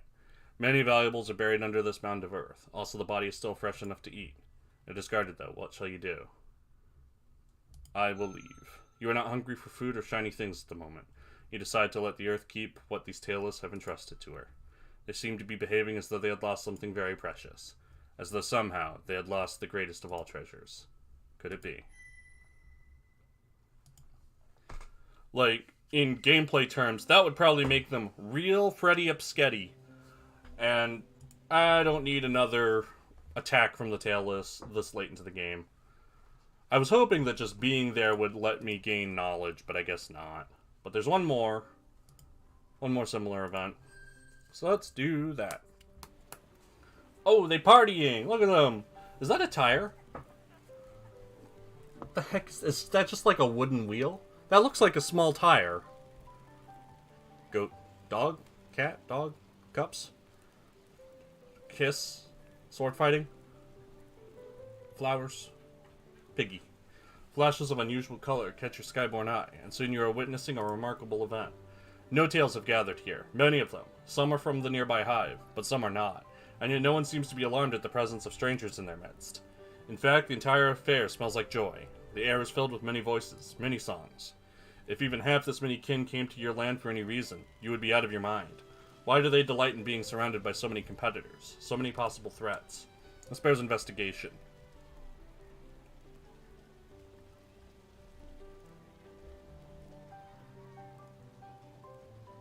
Observe the courting pair. A physically mature but still young giver and birther are standing close, singing to each other softly. The birther's hands are gently touching the giver's arms, perhaps attempting to judge its strength. The giver is paying special attention to the birther's chest for some reason. Titties! My man up here looking at some titties! You can smell their arousal from here. Both of their bodies are practically screaming to become one, to do the dance of creation. You wonder why they don't just do it. Come to think of it, you wonder why none of the tailless are mating, happy and well-fed as they are. Most of the birthers smell like they are in season. This must be some kind of tradition, some kind of lesser law, forbidding them from performing the dance of creation, at least at the moment. You cannot imagine why. Such urges come from pure nature, and echo Earth's dance with the sun. Could any form of life be ashamed of how it was created? Somehow, though, despite a certain level of obvious physical need, there is more to what is going on between the young giver and the young birther. More than each other's bodies, they are lost in each other's eyes. It is as though they find each other's minds most attractive. As you observe, each places a circle of flowers on its partner's head. In such a way, they bless the other and give them power. Their very spirits are touching. The sheer will of the tailless, denying their own sacred instincts despite being in season, is impressive. But even more so is the way this pair, and others here, are forming bonds which go deeper than the body, deeper than the mind. Could even the eternal void sunder such bonds between birther and giver? This is pretty profitable. Let's look at their teaching. A wizened birther croons to a small brood of hatchlings who have gathered on the grass. It demonstrates how to entangle the torn-off reproductive organs of plants into simple shapes, with which the hatchlings adorn their bodies. Some of the hatchlings are far more skilled than others at the task. One in particular seems to lack the necessary coordination or mental acuity, or perhaps both. You expect it to be struck or at least shamed for its ineptitude. But shockingly, the elder does not punish it. Instead, it puts the hatchling in its lap and shows it the process yet again, more slowly and with even more care and encouragement. When the hatchling finally succeeds, they both celebrate. As a lone hunter, you are no great expert in the behavior of social animals, but in your observations of those among beastkind, there is little pity or patience for laggards. There is a type of wild dog who very separately from wolves will give the first dibs on prey to its weaker members. Wolves, the strongest, take the most meat, and then it goes down the line, until the laggards, the smallest and weakest members, die of starvation. That's their means of encouraging a strong pack. But there's a type of wild dog, I don't know what they're called, I don't remember what they're called, but who do the opposite, who ensure larger and more cohesive members by encouraging the growth of those who are falling behind. And they're actually quite a lot more successful than wolves. Wolves so frequently are endangered species and have difficulty surviving. But these dogs, where they live, they're just everywhere. They're downright a pest because they're so successful. Showing that sort of compassion, what we might think of as compassion, is present in the animal world and is successful. It's not uniquely human. Underperforming hatchlings must be motivated by pain, and if that fails, abandoned or consumed. Otherwise, they may become a burden to their people. But even from what you just saw, you are certain that this particular elder, at least, would never abandon a hatchling. Not ever. You can smell it on her soul. Fighting adolescents. That'll probably give me fire mastery. Walk, crack, clack. So this is how the tailless learn to fight with their not bodies. With not their bodies. Shining with sweat, a spicy ooze which forms on overheated tailless. These moderately sized flat faces strike at each other with stripped tree limbs. As I mentioned before, sweat is pretty close to uniquely human. It's one of man's biggest advantages outside of our intelligence. Sweat is like a really good cooling mechanism. I'm sure it doesn't feel like it when you're overheated and you're sweating a whole bunch and you're still overheated. Like, that sucks. But remember that we're really big and we move around a lot even in the heat. And we manage. And, like, modern humans who live in the luxury of society are not going to be generally as fit, obviously. And that's what's going to cause a lot of issues with heating. But basically, if instead of sweat, the same people had some other method like panting, we would be much worse at keeping ourselves cool, and heat would be much more of a significant issue. Anyway, sweat talk is over. They seem to be enjoying the activity immensely, emitting excited yelps and the occasional ha ha ha sound. They use the weapons for both attack and defense. Sometimes they knock an incoming blow aside and follow up with an attack of their own, while their opponent is off balance. Clever. By doing the dance of destruction with not their bodies, they are extending their reach and leverage. Their faces and vulnerable parts are kept safely out of the way, the dead weapons receiving the vast majority of the punishment. You wonder what it is like, not using one's face as one's primary weapon. Though the utility of this can't be disputed, the dance of destruction is sacred, and this feels like cheating. What about crab with its pincers? Pinch. When one of them scores a blow, you expect the loser to be cross, but instead victories and defeats both seem only to increase their respect for each other. This dance of destruction is actually creating strong bonds between them. Danger! Dratkin! Wild! Destroyer! Danger! It seems like you were a little too close. A slave clan singer has scented you and is shouting again and again to attract the attention of its tailless masters. If you just fly away now, you would surely be seen. Perhaps there is a way to avoid discovery, however. You could also simply charge in and attack this gathering. Few seem to have any substantial means of defense, and some of the objects being traded would look fine in your trove.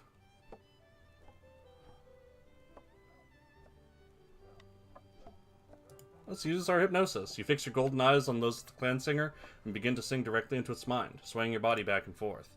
O lost shadow of the proud clan singer people, you have forgotten who the true lords of this world are. Behold, I am the crowning glory of earth and sun. I bring sacred destruction to all. If you draw the tailless to me, I will make you watch as I slaughter and feast on them all. And then I will tear you apart and give the shreds to true clan singers, who still lift their praise to earth and the great green.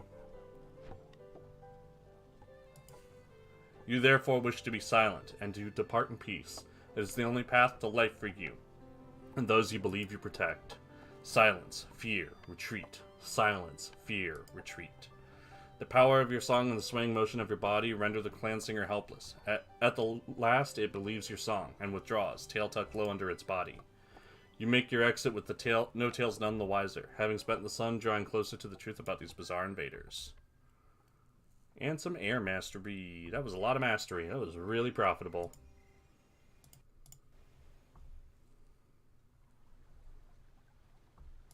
Didn't get any levels, though. Halfway, about a third, about half. A little bit. Yeah, it wasn't much, I guess. I'm vicious, and also put the needs of others before my own.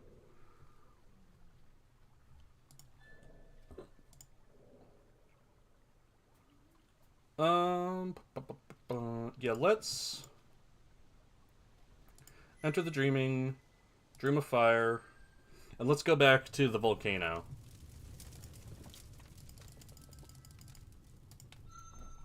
With, like, maxed out fire.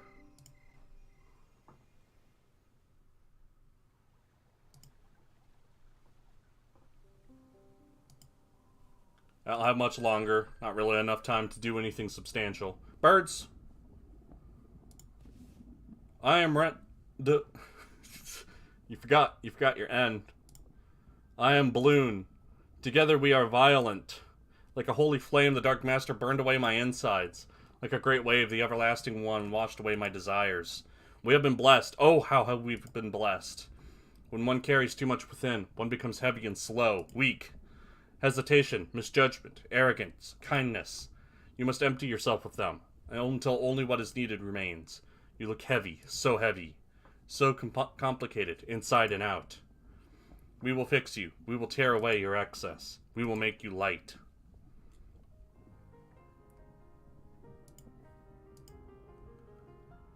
So they are pretty strong, but I'm, like, better in everything.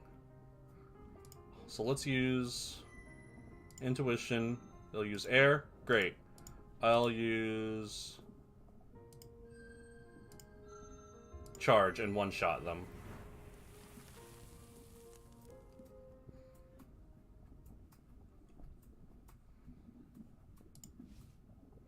You are less burdened than you appeared. So little hesitation, so few contradictions. You are clean, you are light. You have proven yourself to the Guardians, who now roost protectively on a small collection of shinestone and gems of various kinds. There are more than you have teeth. Leave them to their trove. Did you understand, great kin? One may be two, and two may be one. We carry many burdens within ourselves. A few we need, or we would come apart. But most clutter and cloud the water pool of the mind, the body. If there is something weighing you down, leave it behind. Then all of your dances shall be light and graceful, true, final. Come, the next of the held awaits your generous attention. I will close your gaps if you will seize the moment. Never ever clambers up your body and licks your injuries. Its saliva burns like sun, but amazingly your wounds begin to close. Ew. That's a bear. Who walks like a man and has porcupine essence. I smell. We must not, but it hurts. The pain we feel, total. Agony. No, go away. You do not want what you think you want. This was never a blessing. Curse, it was always a curse. I should never have come here. Never should have asked. I have become a curse. The master is a curse upon. You do not want this. It is not too late for you. Flee away, far away now. Go away. Named Agony. Yeah, that's what I thought.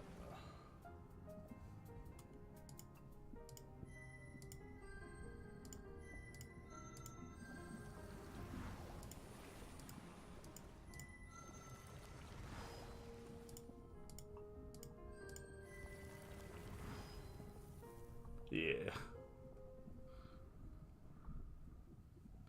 You know, you get a feel for it. Big animals will use a lot of fire.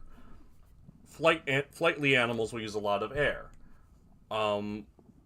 Sneaky, quick animals will use a lot of water, and so you can take advantage of that. No, not another one, please. You don't deserve, nothing deserves to become this. Beg I end me and fly away. Not too late for you. The anguish, torment, only wanted to be strong. Unlike the previous members of the Beholden, Agony does not seem to have a pile of treasures to call its own. A few scraps of shinestone are scattered on the floor near the bars. It seems that it has thrown away its trove. The shinestone band on its leg, however, smells very interesting. Alright. Thank you. Please, do not stop. Do not stop until... We shall go again. Oh, he's big.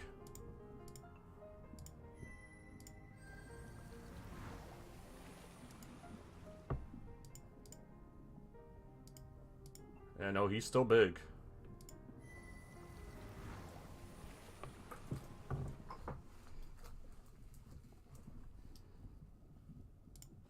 Please save me from this.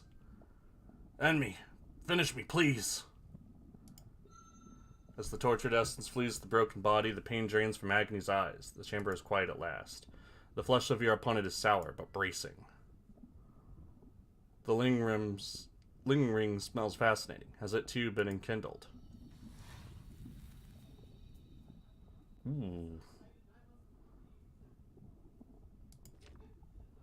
Shall I tell an interesting story as we descend further, O guest? Once there was a lumberer who was small and weak, and as its kind reckoned such things, its prey was often stolen by others. It was never chosen as a creation partner, and it rarely knew peace. It learned to achieve victory by unorthodox means, but it continued to envy the strong, the seemingly safe, those chosen to create. And so it made the journey here. Employing all of its resources, it defeated the Beholden and arrived before the Great Master itself. There it expressed its wish to be the very strongest of its kind. The Undying One generously granted its request, enkindling it to make it more fearsome and deadly than any other. As a final gift, the lumberer was granted the Painkiller, a shinestone brace which, when affixed, grants immense strength at the low, reasonable cost of constant pain. Despite the fact that the lumberer had specifically stated that it would pay any price to have its wish fulfilled, the pain was too much for its weak mind to cope with. It insisted on meeting the Overlord once more, this time to request that the brace be removed and its body restored to its original state. The impertinence of such an ungrateful request. Still, it was judged that the Great One would grant it another audience if it were to serve and survive as one of the Beholden, and so it was confined to the chamber. Its mind, however, continued to deteriorate under the strain of constant anguish. Eventually, everything else was burned, melted away until only the agony was left. An amusing story, is it not? I have no doubt that a kin such as yourself would understand the lesson to be learned from it. Shall we proceed? I'm still in fine condition. Sure, let's dance again. Now forever clambers up your body, licks your injuries. Time to face the next challenge. Your descent is progressing. It seems as though you are near the bottom of the caldera. Even before you enter the next chamber, however, you are struck by a strange odor. It reminds you of the tailless, but it is not nearly as noisome. It might be compared to salt water on a gray cold slate which has been trod upon by many no-tail feet. This being seems to not have a tail, but it is completely different. Let me try that again. This being seems not to have a tail, but it is definitely of a completely different kind from the common tailless which you have known. It is larger, stronger, boobier, purer. Its mind song is slightly veiled behind a layer of mental deference, but what you can understand of its sigils it is not without a certain beauty. O past enthroned encompasser of sky and ground, openly, I recognize your puissance. I am known as last. As yours, my species has similarly been disenfranchised by tragedy. However, even the storied skyfall was anemic in comparison to the living tide which drowned my compatriots, such that solitude alone is my companion. There is no destitution, no poverty like that of mine, for the very future has been shorn away. Though I carry the sacred potential of nascent life within my form, there are none to awaken it. Know therefore that I have no fragility, no feebleness, none can be afforded. The grand survivor below represents the final hope of my entire genotype. Allow me to display the martial prowess for which the enforcers were engendered. She's like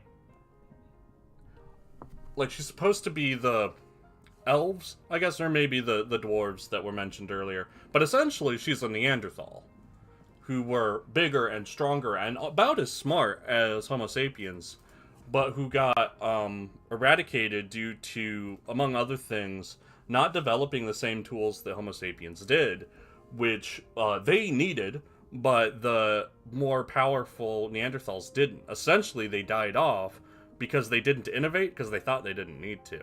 And then as situations grew worse, things got worse beyond the Neanderthals' ability to cope with their strength, and they didn't have time to think enough to create better tools to be able to survive it, whereas the Homo sapiens did. And in fights, Homo sapiens largely outnumbered Neanderthals and beat them with numbers and with tactics. And that's why the Neanderthals died out. And some joined Homo sapiens. We're the same species. We can breed with each other. And there is evidence of Neanderthal DNA still being in the human genotype today. But otherwise, they completely died off. It's an interesting thought experiment to think of if two different, really, breeds of human-like things, if Homo sapiens and Neanderthals still existed today, what the world would be like. Definitely racism would be even worse. Holy Christ, would racism be even worse if they weren't completely wiped out due to it. Whichever one ended up being the minority, Its precious essence at stake, last now faces you in the dance of destruction. Definitely going to use intuition. It will use an earth ability. Not useful.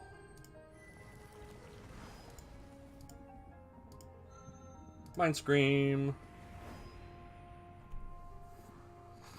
I'm pretty strong as it happens.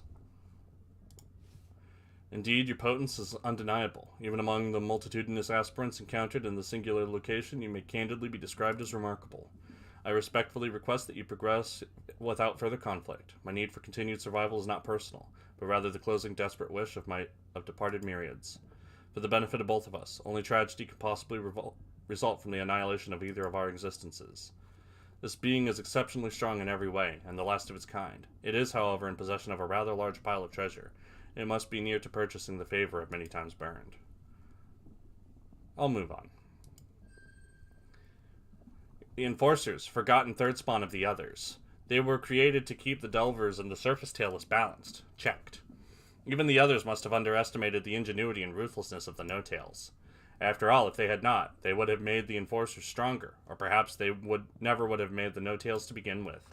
How different Earth's body would be now. I was just talking about that. How different Earth would be now if Neanderthals were still among us.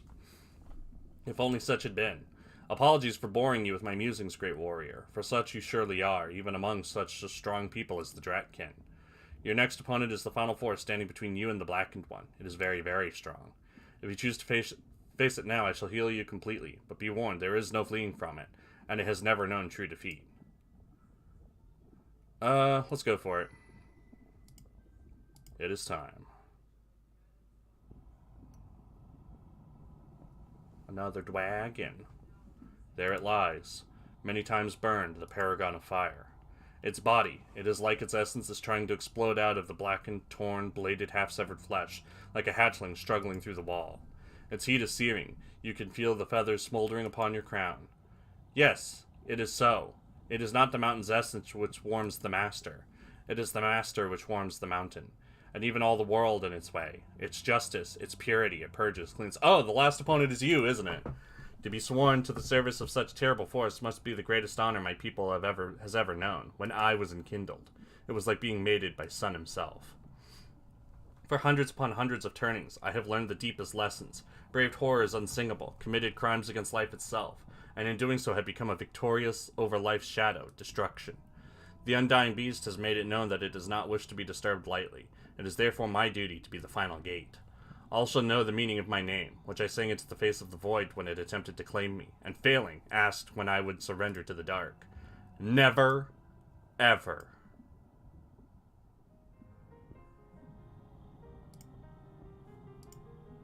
Holy jeebus, it's got max stats. This rat is maximum. Alright, I need to use...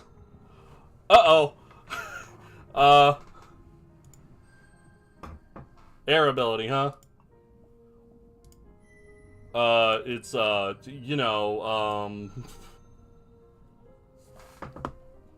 Incinerate.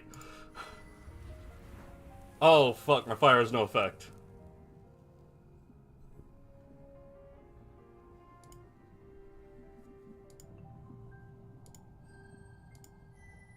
I'll use fire. And I will use venom. What the heck?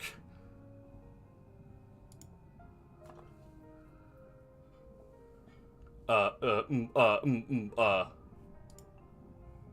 that's fire. Don't disconnect! Okay, we're still good? I hope I didn't lose too much of it. I'm getting my ass whooped. That's what's happening.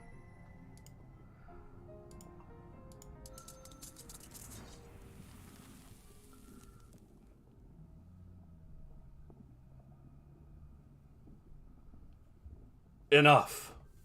You, warrior of my people. I have dreamed a dream. Dream a dream. My body is crippled. A nightmare. I have torn open time and tasted its viscera. Behold, this is the future of Earth, should the Tailless prevail. Oh, that's modern day, baby. Thin shinestone mountains shall crowd together, greed hives for a people blind to the glow of essence. Our green-blue world shall be trapped, tangled in weaver webs which enslave lightning and force it to labor for those who do not even know they are alive. Air itself shall be smothered by dark clouds vomited forth from narrow mouths. The great blue shall drown in waste. There is a lot of plastic in the ocean. A black rainbow outrage poured upon its surface, barren silt swallowing the last memories below. Our people, the true children of above and below, shall become gone, and worse than gone. We shall become fantasies for the no-tails to prove their power to themselves. And the immortal spirit of the green, which should rightfully outlast us, shall die. I alone stand before the oncoming storm. I, and the warriors who will join with me to wipe out the seed of the others and all of their works. The green has taught you well. You are strong. You are a warrior. But strength alone shall not deliver us. Only by being as fierce and bright as great sun and as cold as dark, and as the infinite void may we endure. Agony, the one who witnessed its greatest wish come true and became strong, stronger than any lumberer. Could there ever be a greater curse than to outlive one's own delusions? To find at the end that one dearest wish was not at all what one thought to be. One should wish only for life, only to be. Any other wish carries the seeds of one's own undoing. That is echoed in Madoka, in Polymagi Madoka Magica. any wish that you ask Cube for will go wrong, not because he'll make it wrong, but because you didn't actually want it. So only by making a selfless wish doesn't help, because you'll find you didn't want that either. You basically have to wish for nothing, or for everything.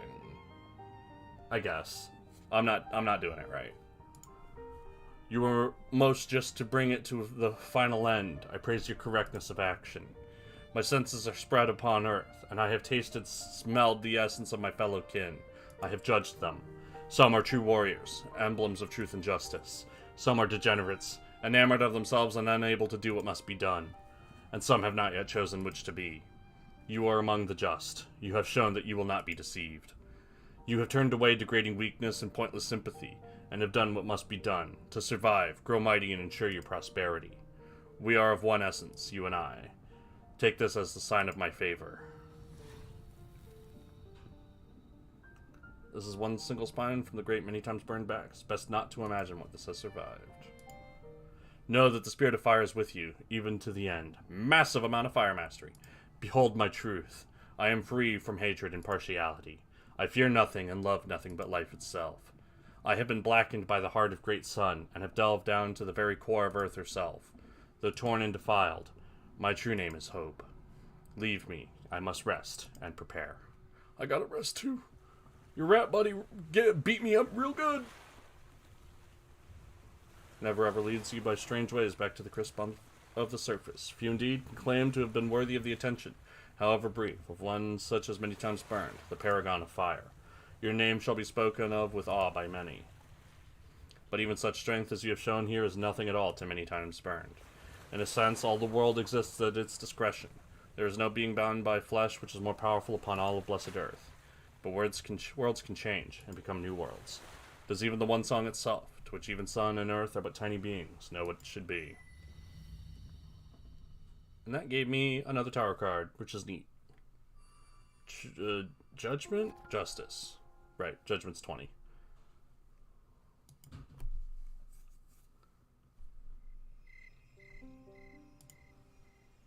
Now it's time to rest up for the endgame. The time of creation comes to an end. The heat in your core burns low and flickers out. The terrible pangs of desire cease tormenting you. You were not tortured in vain, however. You succeeded in performing the sacred dance of creation which summons life in your very first season. Whether you are a birther or a giver, whether you carried them inside yourself or simply seeded them, there are now new beings called into existence by you and another, new spirits pulled from the void and given reality. Encased in flesh stone, they wait, patiently or impatiently, to meet earth and sun, having been buried in various places near the edge of their birther parents' territory. Perhaps you visited them and sang to them the great laws, preparing them for being. Perhaps you left that to the other parent. In either case, you have created more of the blessed and perfect beings known as the Dratkin, and extended an echo of yourself into the future. The satisfaction runs deep.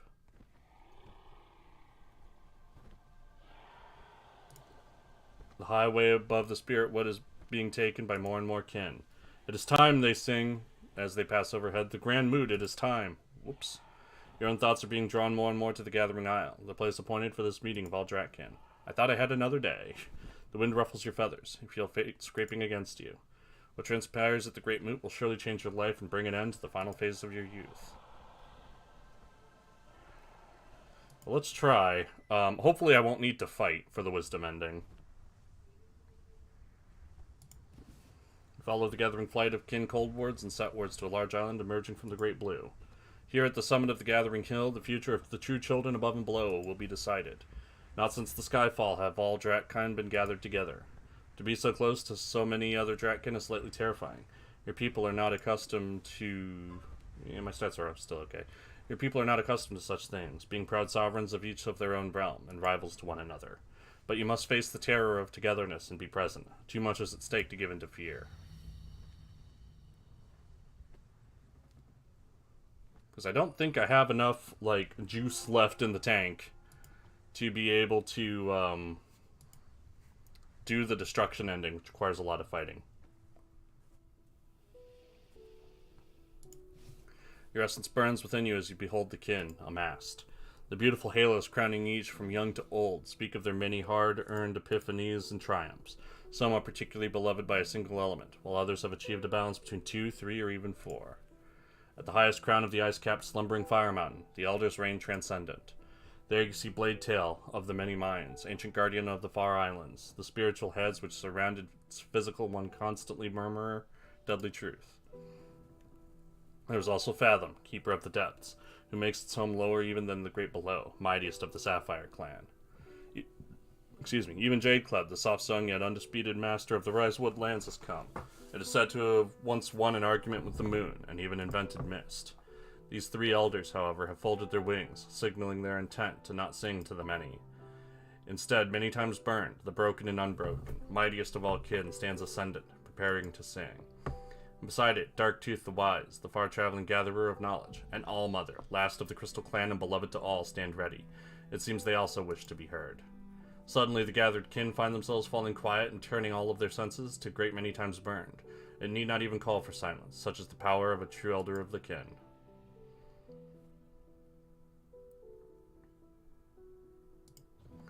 When the quiet is smooth and unbroken, it begins.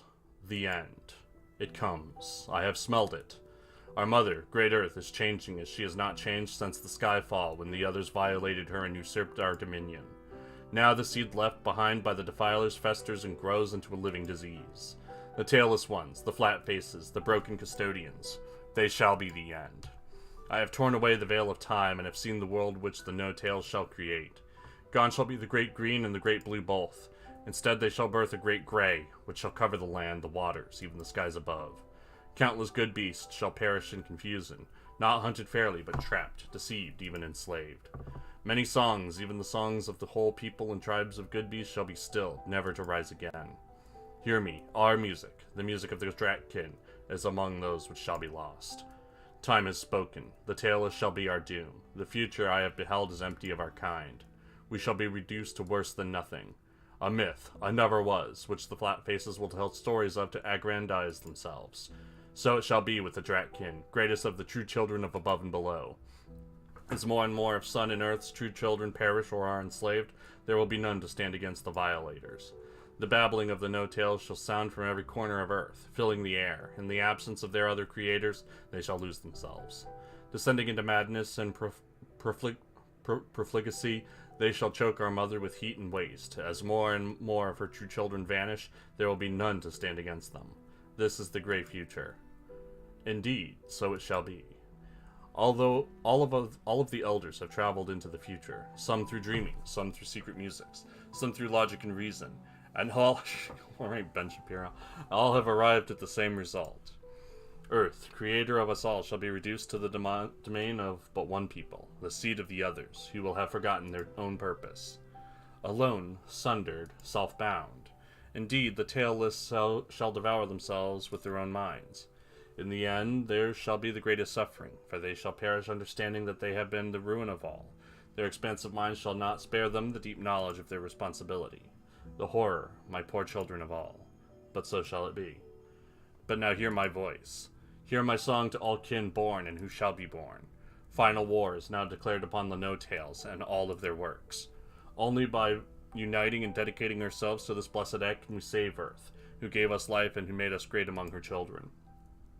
And only by bringing forth the spirit of fire hidden in us can we become Sun's instrument in cleansing the future from reality. The tailless are yet weak enough that we may extinguish the flame, but they multiply quickly. Soon the great gray will be too probable to be uncreated. Until Sun beholds Earth free from the taint of all other seed, we must become warriors all, and slay every tailless which draws breath, even to the last hatchling. No kin shall leave this gathering without swearing a binding oath. You shall not suffer a flat face to live, and shall never know peace until the threat is forever gone, and the shall be changed. Such as necessities demand, so it is and shall be. This sun, the great cleansing of Earth, begins. The accumulated Dratkin are astounded. Can the naked, spirit-blind tailless really be such a threat? What dreadful music could give them such power over reality? And to intentionally hunt a species to final destruction. Such has never been done. I mean, lots of species have gone extinct. Probably hunting had a part of that. Such has never been done, nor has an elder forced its way upon another kin since the rise of the Ruiner Empress. But if the other elders offer no challenge to this revelation, then it must be true. In the glances, the shivering of tails and rising of feathers, you can sense the immense disquiet of the kin. Wait, my kin, there is a second way. Though the elders have all seen the same great future, and all agree that action must be taken, not all believe that the path of fire, the way of destruction, shall avail us. Behold, I bring you a vision. Deep, deep in the star-pierced void, there is another sun, and another earth. There, good beasts unlike any known to us dance and sing. The air is sweet, prey is plentiful, and treasures unimaginable are forged. I have been there. I have tasted its flesh, smelled its skin. I have named this world New Home. Across the turnings by thousands, I have solved the mystery of how to walk among the stars, to fly in the company of sons brethren. To those with the worth to seed a new world and the wisdom to turn away from the path of destruction, I offer this alternative. A world new to our kind, with vast lands and deep seas, new secrets, new truths, new songs, new music. A world free from the fell others, and clean of their seed. For new discoveries, my mind, even my essence, have long hungered. If the unknown calls to any of the great kin before me, come away with me. We shall endure, and our people shall have a new beginning, and new pleasures and pains both in abundance. We shall grow mightier than we once imagined. It will take much shinestone, and many new knowledges, and paths must be undertaken, but we shall endure, far beyond the reach of the tailless. The dark-toothed far scholar would abandon Earth in her time of greatest need. I am not interested in stopping its egress. Destroying the tailless will be easier in its absence. Let it chase its desire for novelty into the void and be gone, but any who dare follow will face my wrath. Every claw, every fang of our people will be needed for the great cleansing. We stand against time itself. This is no time for shallow fantasies. My way is neither shallow nor fantastical. With enough shinestone, a great container to carry us to New Home can be built, so I swear. And it is the only path which ensures that even if Earth falls, our people and our music shall not perish from the one song. Despite your mighty will, deep flame, honored rival, despite your resolution to destroy the tailless, the future we elders see does not change. It may even be that your great cleansing shall hasten the annihilation of the kin as a race. You dare. In this I echo mighty many times burned, wise Dracktooth. Such an action is a desertion of loving Mother Earth, and our many relations which feed from her. There are those of us who love Earth and Sun such that none of their infinite siblings would bring peace to our souls. To look up into the great above and see a blazing glory that is not He who has watched over us for all time. Can such a thing be endured? Are not our very essences bound to the green, the blue, the above and the below of this world? Indeed, in the spirit world, the world of essence, invisible to the no-tails, our true salvation may lie. Like Darktooth, I question whether the great cleansing will have the power to change time itself. And like many times burned, I love my true mother, Earth, with all my mind and all my core and all my essence, and will not abandon her, not ever. I therefore offer a third way. The tailless can be redeemed. Beyond the great to come, the great green and the great blue can rise again. Nothing can stop the desolation. Fate is fixed and immutable, but we can join with the tailless, teach them, guide them. We can do this only one way, by becoming them. Unrest, confusion. All know that it is impossible for one kind of being to become another. If one has truly great strength of essence and deeply desires it, we can merge with humanity. It's the H word. They haven't said that like all game. If we can invest them with parts of our souls, as we have done with many good beasts over time. Due to their alien nature, a simple fragment will not suffice. But if we embrace the coming destruction with compassion and truth, if we abandon these mighty forms, but sing true through the inward ways, and commune to love, in the far future no tales may be born, with Drakkin souls capable of singing with our voices, seeing with our eyes. Those tailless Drakkin of the future are the greatest hope of salvation for Earth and all who live upon her. We, shall guide them from the gray to the blue and the green, and the new dawn against the twilight. To make this a reality, I shall soon leave this body and invest my essence in the other seed. I shall perish, but my essence will be reborn, to guide the tailless orphans to lasting peace and the music of the spheres. Will none of you join me on this third way, the way of compassion? Will none of you embrace the coming darkness to bring a final light? You ask if a true and noble kin will join you in perishing in the hope that they will somehow be reborn as a flat face in a gray world without the kin. In all the lore of our people, no two peoples have ever united in such a way. Drak essences for Drak flesh. Could a tailless body even contain it? This is a very low chance of success. Logic sings plainly on this matter. But if others join with me, the chances will increase. And I have come to love the tailless orphans. Many cannot help but ruffle their feathers at this. Some shake their heads as if to scatter water away, despite the disrespect to an elder this implies. But the idea, love, is known to be extremely dangerous, a conceit of lesser beings, to console them in their base need for each other to survive, and to express any kind of affection for a people who are only half from this world, the produce of others, sworn enemies of the Drac, those who do not even have tails. For our kin to beg, especially an elder, for anything at all, it is unimaginable. Judge as you wish, I shall soon be gone. This body shall perish, and I shall voluntarily cast my spirit away in ahead. If there are any of you who have discovered the greatest secret of the one song, that all beings, even the tailless, are one, and share the same ultimate destiny. If any of you have looked into their minds and seen the incredible wonders of which they are capable, and if any of you understand that to be Drac is not a state of body, but a state of essence, I beg of you, join me. Save the orphans, and our world along with them. Blasphemy. Madness. Ugh. Your strategy assumes the failure of the Great Cleansing and joins with us the most ruinous and degenerate entity ever to appear on our mother's holy body. No true kin would want such a thing, let alone embrace certain destruction for it. The orphans, the no-tails, did not choose to be created. They are lost and confused, half other, half good beast. Their deepest wish is not to destroy us and taint this world, but only to be loved, to know their true purpose, their true identity as children of the stars. They are deserving of our pity, and our compassion more than any good beast whose way is straight and sure and known. Nevertheless, I know much of dispersion and accumulation of essence, and the self-sacrifice you endorse is unwise.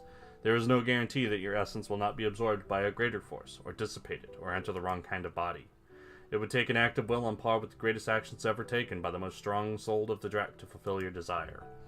Perhaps you, beloved of all, are mighty enough in spirit, but you are an elder. Younger Drac who follow you may well perish fruitlessly. True compassion is beyond all of your logic, wise one. I believe in the depths of my heart that we can merge our peoples and save all. There is more of our music, and that of the one song in the no tales than you know. Enough. I will not hear one song note more of this sedition. These two advocates escape, or joining with the enemy. These two advocate escape, or joining with the enemy. They are elders, strong in many paths. They shall do as they desire. But I will allow no other Dratkin to follow them into delusion. Earth needs the kin now as she has ever needed her children before. We must do as we were made to do. Destroy. With these claws, these fangs, this breath of fire which sun and earth have given us. We must stop the grey future from occurring. Join with me and save that which we love. Save our relations, the good beasts, who shall be victims of our inaction if we delay or recoil from this sacred duty. Let the blue be forever blue, the green forever green. The truth and the justice and the glory lie with me. We shall walk in crimson beauty along this path, or we shall perish. I have sung. So it is and shall be. Then let us ask one newly forged. You, keeper of the spirit wood. Suddenly you feel all the senses of the kin upon you. What has happened? Why have you been singled out? You are young, but you have lived closest to the spirit of the Great Green. Its wisdom is beyond all of ours. It has been since before the skyfall, before even the very first kin. Each action, each discovery, each sun has been a lesson to you from the spirit of the Great Green. Tell us, which path will you follow? To whom will you fasten your destiny? Spirit Keeper, rising flame, for one so young, show much strength, much promise. Sing then, sing true. Recall the beauty of the green, the wild, free, good beasts which have served you, nourished you, and know that only by choosing my path can they be saved. Even as you, I am one with the wild. I am one with this world. I have been melted in its core and folded and reforged many times. Join with me and become the salvation of the Great Green, the salvation of its spirit, before whom all, even I, bow in admitted inferiority. Keeper of the heart of the Great Green, my beloved child, who I haven't met yet, you have seen the truth of compassion. You must know that by now that destruction cannot save us. Destruction is wanton and only begets more of itself. Let us go together into a new future, new bodies, new voices. Together we can save the Dratkin, the orphans, and the great mother of all. The way has been long, but at last a young kin arrives at childhood's true end. It is an adult in body, but once a way has been chosen, then shall it be one in essence. True adults know that there is seldom a right answer, and yet we still must choose. We must move forward. This young kin has had many adventures, and tasted success more often than failure. It has shown respect to tradition, and yet has not feared to tread new paths as well. O my kin and my creation, the light of true wisdom shines in you. Bloody and passionate was the dance which created you. Whatever path you choose, I shall bless it. But my deepest wish is that you, my creation, will come with me to New Home. With such as you to discover its bounty, its mysteries, music may be woven to outlast even the stars themselves. All beings must ultimately leave the place of their birth and venture forward into the unknown. Your time is now. Darktooth. Do you truly wish to leave the earth and sun behind, journey to a new world, and there create a new legacy, new possibilities, to journey across the stars? Yay! And so the choice is made. Long have I watched, smelled this young kin, this keeper of the spirit wood. It was but a tiny hatchling when we first encountered each other. But with every sun, every turning, it has grown stronger, in mind, body, and even essence. To see my own seed, my half-creation, flourishing as it has done. To hear and taste of its great deeds as whispered by the winds and lesser good beasts. My core is alight with pride, and my mind dances and burns, awake to a new future. The one song is vast indeed, to all knowledge of its approaches null. However, there are few such as this young kin within it. A desire has awakened in my breast. A desire to bring this one to New Home. Its proven strength, its budding wisdom, its courage and skill. They shall ensure that the Draken shall thrive in a new world. I accept, together we shall defeat the void. Such is my song to a young kin. So deep were you in the ways of compassion, such care I have for you, so fervently I hoped you would follow me. And yet I find peace, knowing that at last you shall live on. Remember the lessons of compassion when you reach New Home. It has the power to save not only this world, but all worlds. May you be blessed. Hold. The Keeper shall not leave Earth. He has strength. All strong Drakkin shall be necessary for the great cleansing, for our world to be saved from the great future. Keeper of the Spirit Wood, you shall remain, and join us in eradicating the tailless disease. And so it shall be. No, it shall not. Oh, he said no! Suddenly there is a complete and utter silence. Every Drakkin gathered dares not move. You have contradicted and indirectly challenged one of the most powerful beings to ever exist on blessed Earth. Your feathers helplessly begin to rise in terror and arousal. You are now in greater danger than you have ever been in your existence.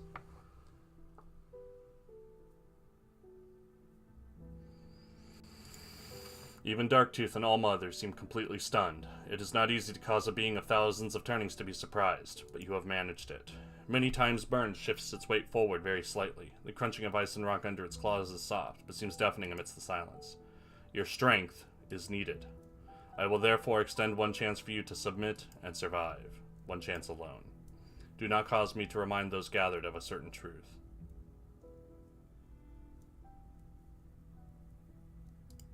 I offer you a gift. Rejected. There is nothing one so callow could offer to one such as I. This is no idle claim. Many times Burned has accumulated treasures surely beyond your wildest dreams. You offer my own substance. Rare and valuable in the extreme. Even I have no such thing.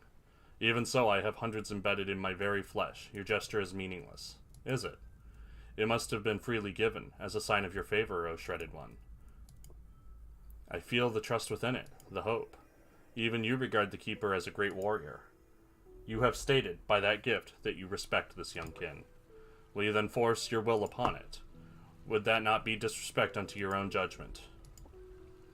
He's like, God, it was yesterday! He's still wounded from fighting my rat! Come on! Very well. I release my claim. But by your own choice, you are no longer welcome on this sphere, young kin. Move quickly into the unknown.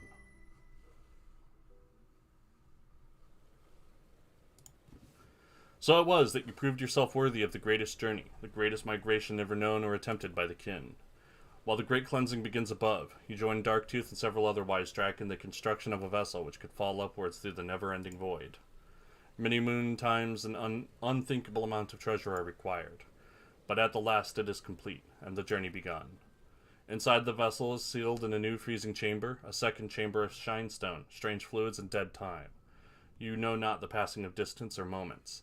It is another great sleep, a final hibernation, unexpected but necessary. And then at long last, heat and thought creeps back into your vast and perfect body.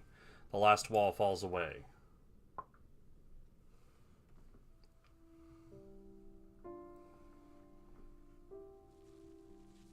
And you had arrived.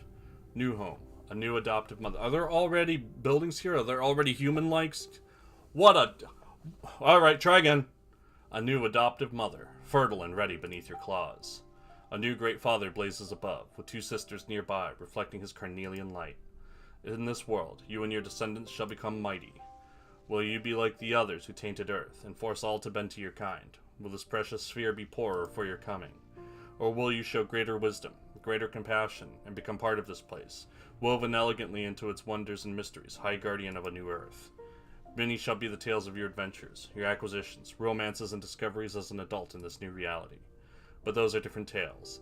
This story, the story of your childhood in the Great Green, is over. Perhaps you lived other childhoods, other lives as a Drac long ago. Perhaps one day you shall discover other truths, other endings to your beginning. Until then, may you be blessed.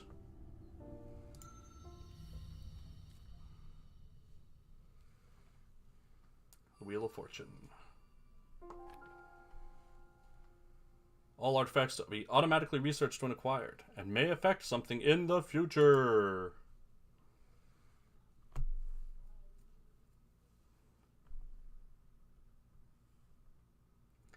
What a neat game, and a really good game, and my jaw is so sore. Ugh. Ugh.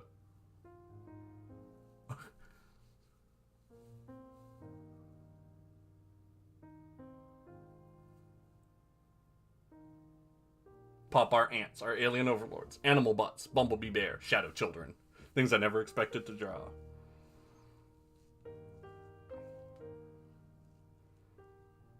Ugh, Stanley Parable fan. Ugh.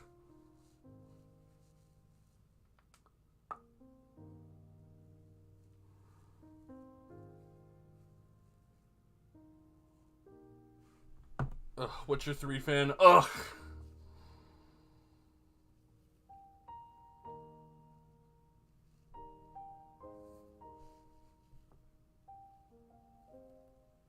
I have no problems with that guy. What animal butts? Space. Oh, I've got so many stretches to do.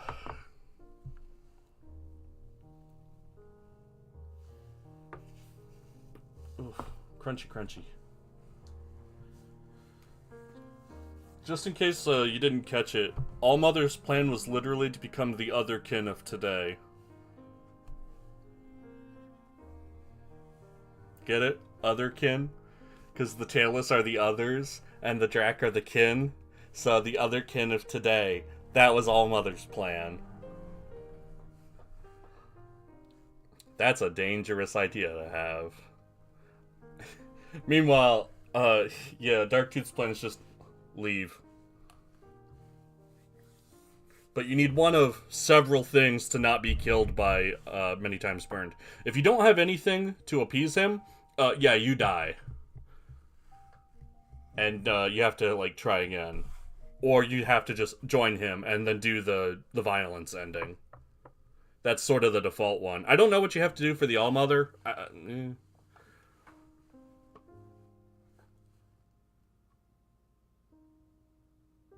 May you be blessed.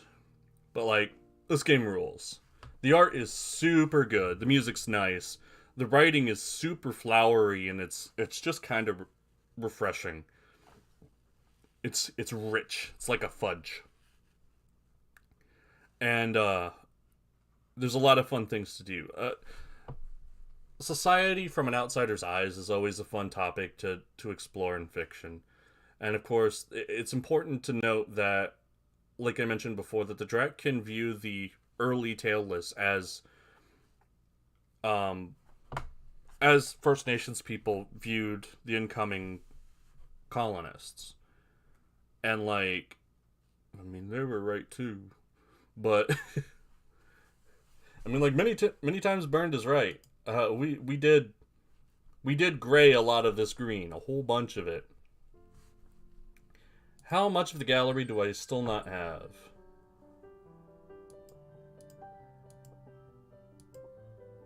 Oh.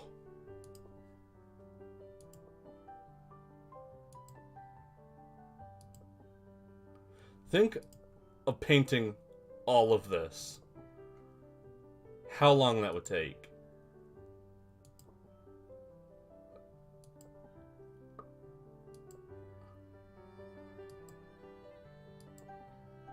That's a lot of paintings.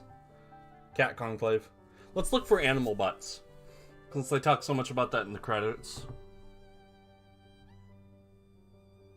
Spider.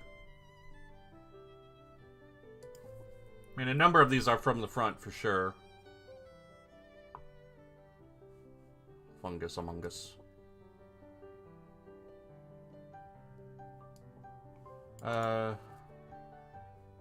His tail's down, or else we'd get a good shot of squirrel butt. There's also technically bird butt here, but it's covered. We can do better.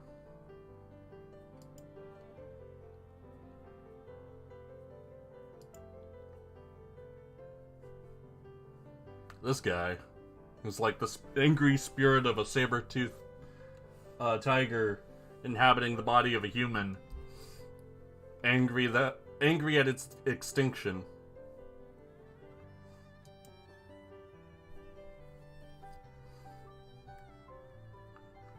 I'm not really seeing any animal butts.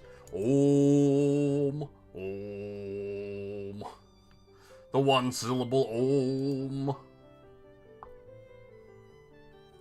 These guys. These joiks. I like that lobster, though. That's a chill lobster.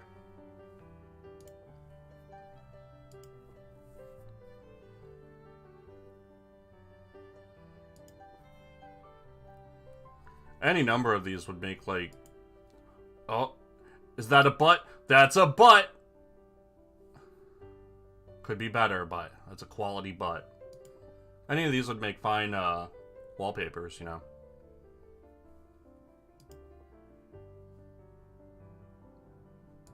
I did like the, really detailed sunfly. Really detailed mayfly. Poachers. I don't know that poacher is the right word. Because the technical definition of poacher, right, I mean, I guess, is someone hunting in land that they don't own, basically. That is owned by someone.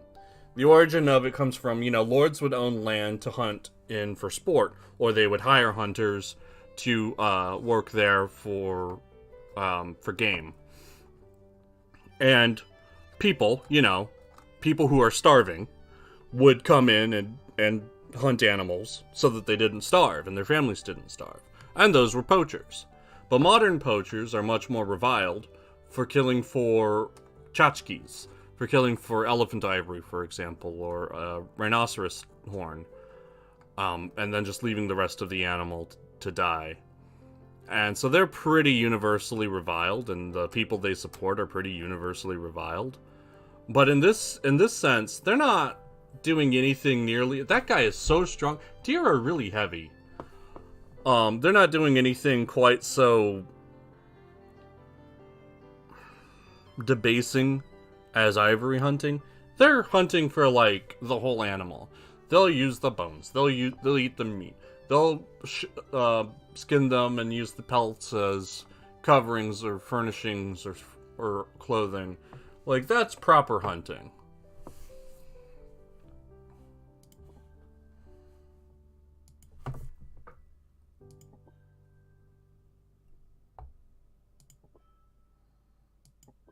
Ugh.